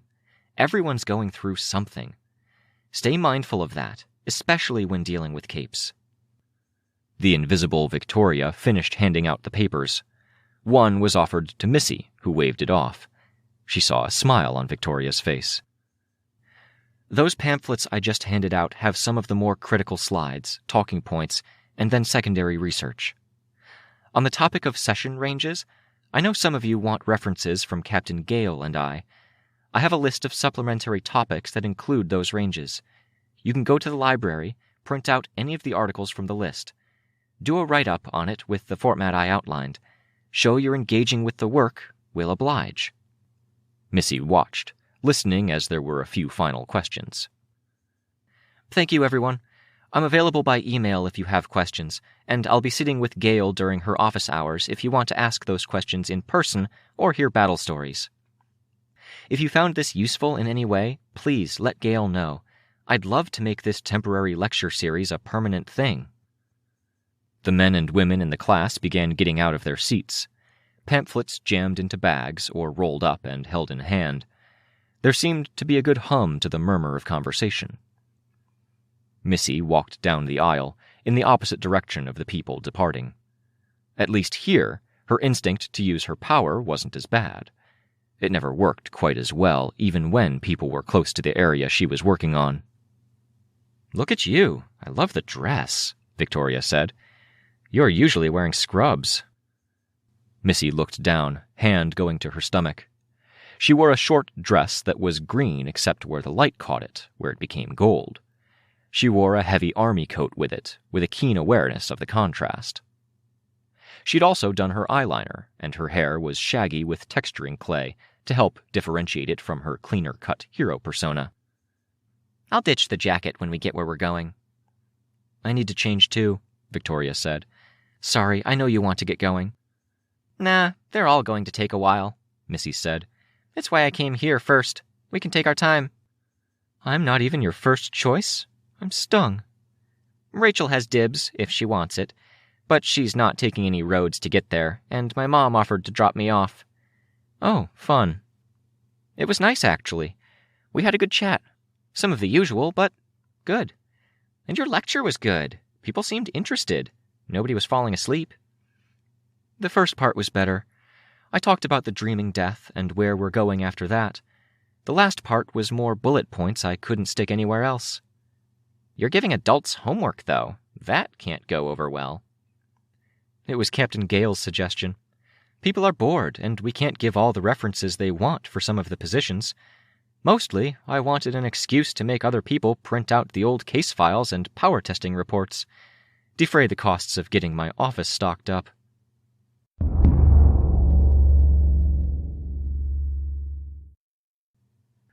They were at the edge of the city, where the roads had stopped and the grass resumed. Much of the tall grass had either been cut to give the ticks less room to maneuver, or they had been pushed close to the ground by the passage of trucks and vehicles. The effect was something of a clearing, bounded in on two sides by buildings, which served to limit the wind. There was an expanse of hilly ground to one side, which Vista had flattened out to improve the view, and sparse trees on the other side. "I'm shit at this," Victoria muttered, kneeling by the fire site she'd just finished building. "I'd die a cold death in the wilderness." "It's fine," Missy said. "I see the others." "That's a relief. Let's not mention how bad we are at starting fires." "It's a bit damp," Missy said, looking away from the silhouettes on the horizon and looking up at the sky. The sun was setting, and the red of the sky peeked through the bands of dark gray clouds. "Blame that." "Sounds good." Missy focused and folded space, drawing the landscape together. Fold, fold again, fold. Victoria turned, straightening, and wiping her hands free of little bits of wood. She wore a black dress, knee-length. Nothing fancy. The dogs huffed and snorted as they closed the distance, traveling over the folded landscape. Rachel, with Chastity, Cassie, and Rain behind. "Go, get lost," Rachel told the trio. "They don't have to," Missy said. "I don't mind the company." "I do. Having too many people around is a pain," Rachel said. "It's bad enough back at the camp. I don't need it here." "It's not a problem," Chastity said. "We'll go." "See?" Rachel asked. "Hey, happy birthday!" Cassie butted in. "Oh, you're wearing my jacket." "I gave it to her a while ago," Rachel said. "It didn't fit me anymore. It's okay. I love that it's getting used," Cassie said. She kept talking as Chastity guided her away, stopped and twisted around long enough to grab one of the chains for leading the dogs they'd been riding. "Catch up with you after," Rain said to Victoria. "We'll take a hike and circle back in an hour?" Missy suggested. "It'd be nice to catch up before everything." "Bye! Jacket looks good." It was a jumble of good-natured conversation and passing remarks, while Rachel loomed, a slight frown on her face. The three retreated. Rachel gave Victoria a look, a perpetual frown on her face, then looked at Missy. "I brought Rabbit." "Rabbit?" Missy asked. She watched as Rachel pulled the rabbit out of a bag. It was skinned and mostly bloodless, sealed in a plastic bag. "Oh, good, they're butchered already. That's considerate. It'd be such a scene if a bunch of the others came and there was blood and furry bits everywhere." "That's a lot of rabbits," Victoria observed. "Great." Rachel looked at the one dog who'd remained. It looked like it might have been bastard, given its size and symmetry. She whistled, pointing, and the dog walked over to the base of one building before lying down, head on its front paws. "And I brought beer," Rachel said. She lifted the cases down from the saddlebag. "I didn't know what to bring for presents, so I brought lots of food." "Awesome," Victoria said. "We have some marinated chicken already, some beer, and some not great snacks. They're salty, at least. Food's hard to come by." "I trained the dogs to hunt the rabbits. They're a plague." "Are Rain, Chastity, and Cassie still hanging around?" Victoria asked. "I thought they moved on." "They did," Rachel said, taciturn. She began laying the rabbits out on the metal grate that served as their grill. The wood for the fire was stacked beneath, and bounded by brick that Victoria had stacked. "Cassie said they'd rendezvous with Rachel. Rachel was going to drop off some food, some dogs. They'd catch up on the way over here," Missy explained. "Do you miss them?" Victoria asked. "It's quieter, but quiet is nice for a little while," Rachel said. "Matches? I'm going to start cooking. The ride over made me hungry." "We had some in a kit, but they were damp." "You've got all those pockets in that jacket," Rachel said, her hand going out to paw at Missy's jacket, pulling it more firmly into place around Missy. She looked down at her with a look that could be construed as a glare. "Keep some necessities in there."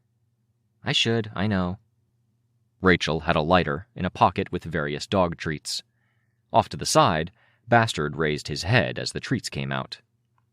"Come, sit." Missy approached, sitting on her heels by the fire. "You need to let more air in there." Missy expanded the gaps between the wood. Some of the wood was still alive, which limited what she could do.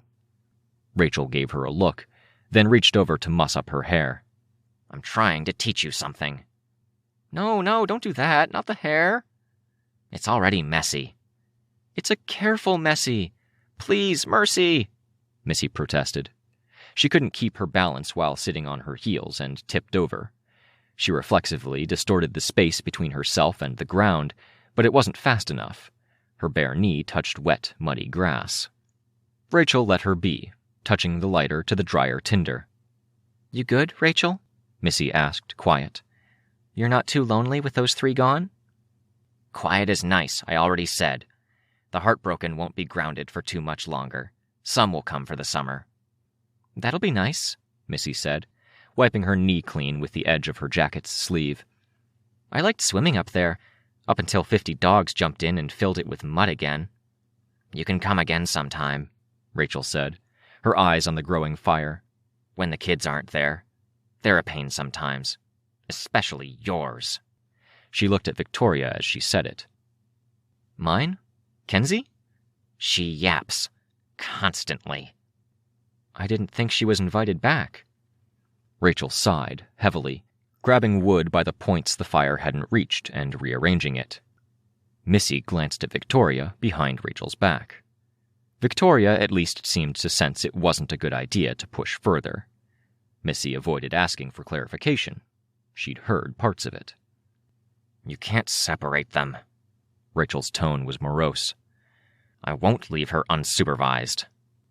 She'll be ecstatic, Victoria said. She'll be good, or else. It'll be good for her. It's been a rough couple of months, Victoria said. Missy stood, got her hands wet from condensation on the beer Victoria had brought, and wiped her knee clean. The warmth from the growing fire was already catching up with her, with the heavy coat she was wearing, and the smoke from the fire was scaring off some of the bugs. She pulled it off. She only had her boots and the short dress on now. Muscles? Rachel asked. Missy snorted. She flexed. Not bad, Rachel said. Her tone and expression were flat, but Missy knew she meant what she said. I thought you were being patronizing the first time you asked, like I was a kid and you're talking about how I've grown. The only reasons people don't put on some muscle is if they're lazy, or if they think being weak makes them more desirable. Rachel looked at Victoria as she said it. Victoria flexed. Rachel gave her a dismissive grunt. Eh? It's good, you're fine. I do physio every day, though. I lift weights twice a week. Rachel shrugged. She prodded a roasting rabbit carcass with a stick to turn it. Better than average. The scars are cool. High praise, Missy said, butting in before something could happen. I think I see company. A car. She folded the landscape as the cars approached. Off to the side, Bastard started to rise to his feet, wary. Rachel made a ticking sound with her mouth, and he dropped back down into a resting position. His flesh was loose around the bone. The red carpet of Vista, Dennis proclaimed. Hannah, Dennis, Christopher, and Byron. Missy, Hannah said. She was in the lead of the group, operating by instincts that were long set. She hesitated, halfway between handshake and hug. Missy hugged her. Christopher, awkward, put out a hand to shake, realized a hug might be appropriate, and froze. She took his hand in both of hers as she broke the hug with Hannah and squeezed it. Come here, Dennis said. He hugged her. You're all grown up. You made it, and you didn't even have to die once along the way. Real funny, she said, before turning her attention to Byron. Hi, Rachel, Hannah said in the background. Rabbits, amazing. I'm used to talking to you when you want to yell at me, or I want to yell at you, Rachel answered. No yelling today. I don't suppose you've got vegetables? My guys grew some. I brought them. They should be in that saddlebag I put on the ground there. There's tinfoil to keep everything together, keep the heat in. You're an expert. The conversation continued, but Missy only had eyes for Byron. Byron was wearing a casual button-up shirt with the top button undone, a kind of almost denim texture with black slacks. His hair was chin-length, but all swept back. I love the dress, he said. And the hair. You look stunning. The hair's a mess. Rachel's fault, but thanks for trying. You look perfect. I had no idea how casual to dress when you said there were going to be undersiders with dogs coming, and Cassie or Rain, who I can't imagine dressing up. Maybe your boss." "You're perfect," she said. She warped ground to have something to step up onto so she could press her lips to his. "I think Chastity dressed Rain and Cassie up a bit," Victoria said. "I didn't even notice," Missy said. "They were here and gone so fast." Still standing on the hump of raised ground, Missy turned around, her back to his front, took Byron's hands, and folded his arms around her shoulders, which had only the straps of her dress covering them now. "Cold?" Byron asked. "I have trouble telling sometimes." "Not cold, but this is nice. All of this is nice. You're staying over tonight?" He pressed his face into her hair, kissing the back of her head, and she could feel the nod. "Perfect," she said. There were others arriving. The Undersiders, it seemed. Tattletale did her own driving. There was also Gru, Imp, Flechette, Foil now, she reminded herself, Lily, Saba. Meat sizzled. Rachel was manning the grill and answered the arrival of new people by throwing more meat on. Hannah handled the vegetables, making small talk with the once warlord. "Hey, here we are," Imp announced herself. "Clock Blocker, Kid Win, Vista. We brought gifts, lavish, overcompensating for the awkwardness of the party crash, and paid for with legitimate money." "It's not awkward," Missy said, "and thank you." "You two look absurdly cute together. It's enough to make a girl jealous." "Okay, enough. Go keep Rachel company and be good." "You can tell me to be good, but what I'm good at is being a pain in the ass." "Go be a pain in the ass somewhere else. It's my birthday. I get immunity." "Will do." She watched the others mingle.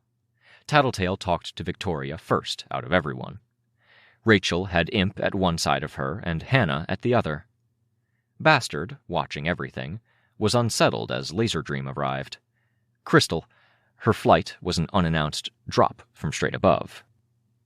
"Do you want me to bail?" Byron asked. "I can go hunt down Rain." "Don't you dare."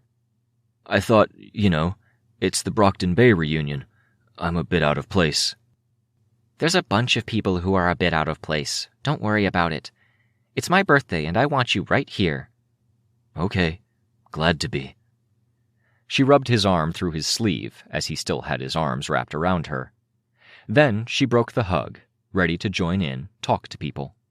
She held Byron's hand, aware of how middle school it might seem, and not caring in the slightest. "Can I borrow Victoria?"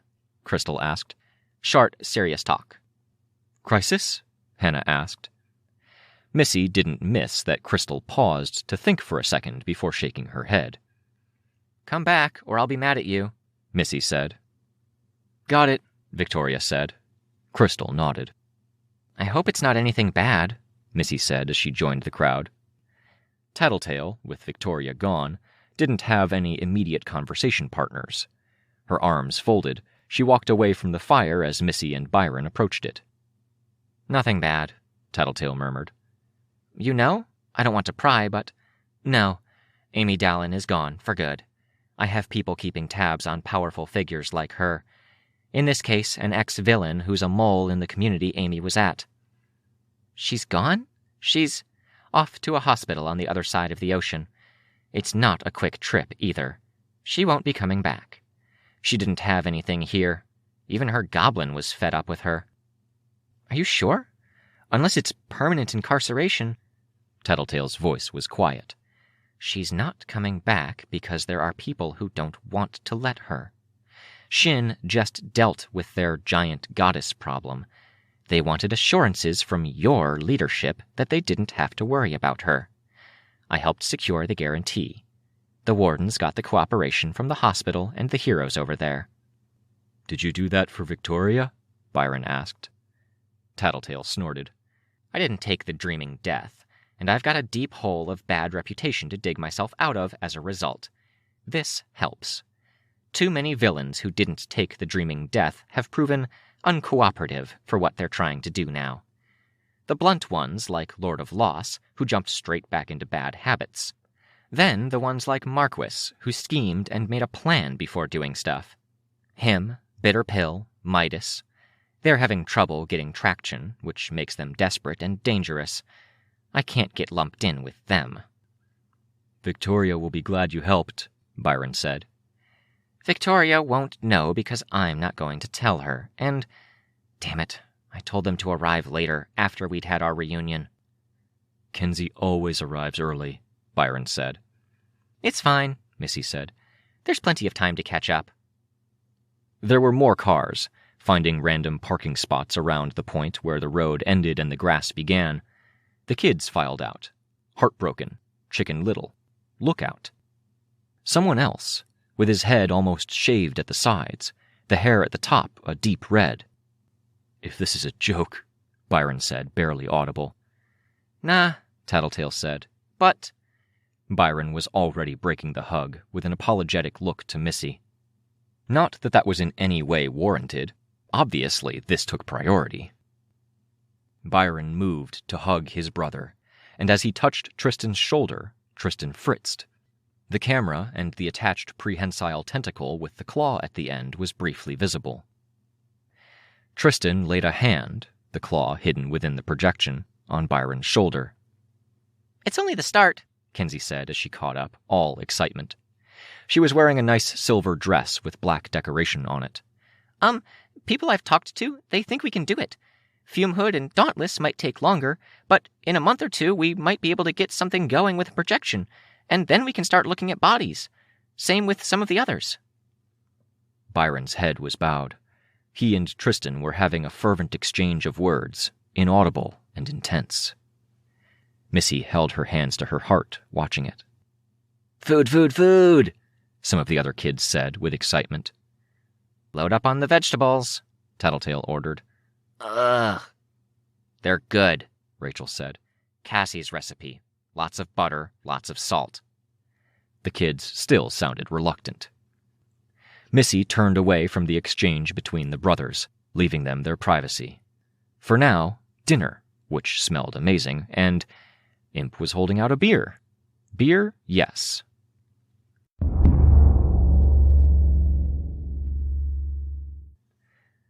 The excitement had died down. The kids were running out in the field with a smallified bastard and Rachel and Imp supervising. Others had come, arriving later. Missy's squad of kid wardens were in attendance, drinking soda and chattering away, bonding. She'd been offered a variety of posts, and she'd asked for this one. The major malfunctions were here, and Finale was tuning and strumming a guitar, humming. The only light was the fire and the headlights of one car, which some people were sitting around and smoking. Rain, Cassie, and Chastity were sharing a blanket for warmth, while dogs slept at their feet. Natalie was talking to Hannah, who looked a bit aggrieved to be talking about work, but was entertaining the woman. She felt the buzz of the alcohol and the warmth of Byron next to her. Byron looked more relaxed than he'd seemed in a while. Victoria, who had a sleeping Sveta next to her, nudged Missy with an elbow. She indicated Withdrawal and Tristan. The 18-year-old Withdrawal had a soda in hand, talking to the projected Tristan with a happiness that was outright painful to look at. Reminds me of me, Vista whispered. With Dean. Maybe one-sided? I kind of thought the same on both counts, Victoria said. It's still sweet. It's good to see Tristan smiling after everything. I saw Dean, back when I dreamed, Missy admitted. I figured you might. Me too. Nothing happened, Missy assured Byron, rubbing his hand. Don't worry. Nah. It was closure, Missy said. I got to say goodbye. I got to tell him he was loved then. I hope it sticks with him in there. I think it might have, Victoria said. We might need to delve back into that space, make sure people are okay, or see if they need a break. Now that things at home are stabilizing, a long-term project.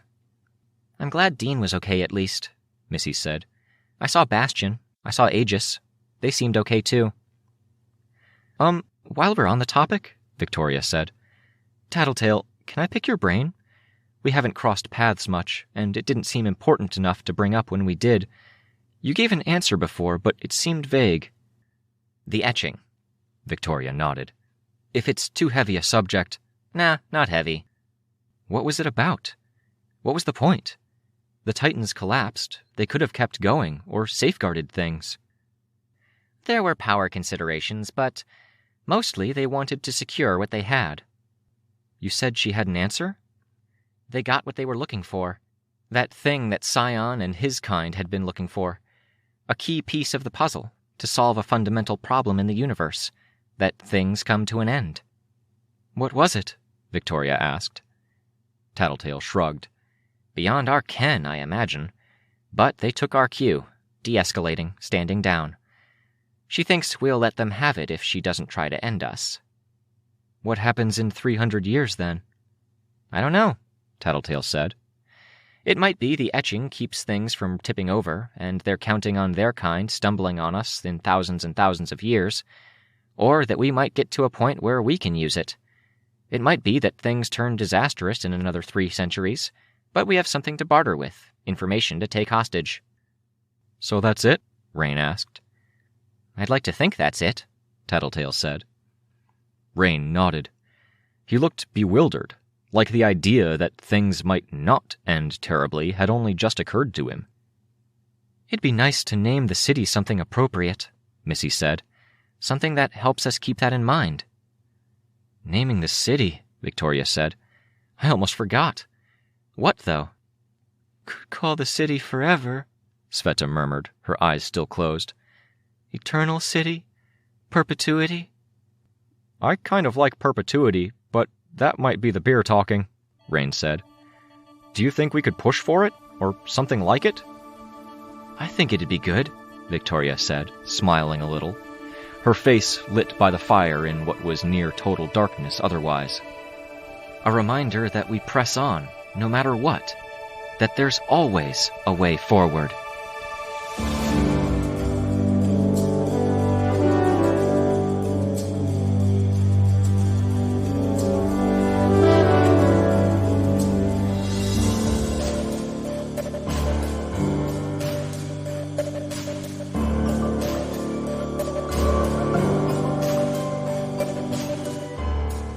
The End. This was a production by Parahuman Audio. Ward and the Parahuman stories are written and owned by J.C. McCrae. Please support the original author at parahumans.net. Music for this chapter was by Evan Witt. Find out more at wittynotes.com. Narration and editing by Robert Rain Ramsay. Find more of our work at parahumanaudio.com. Thank you for listening.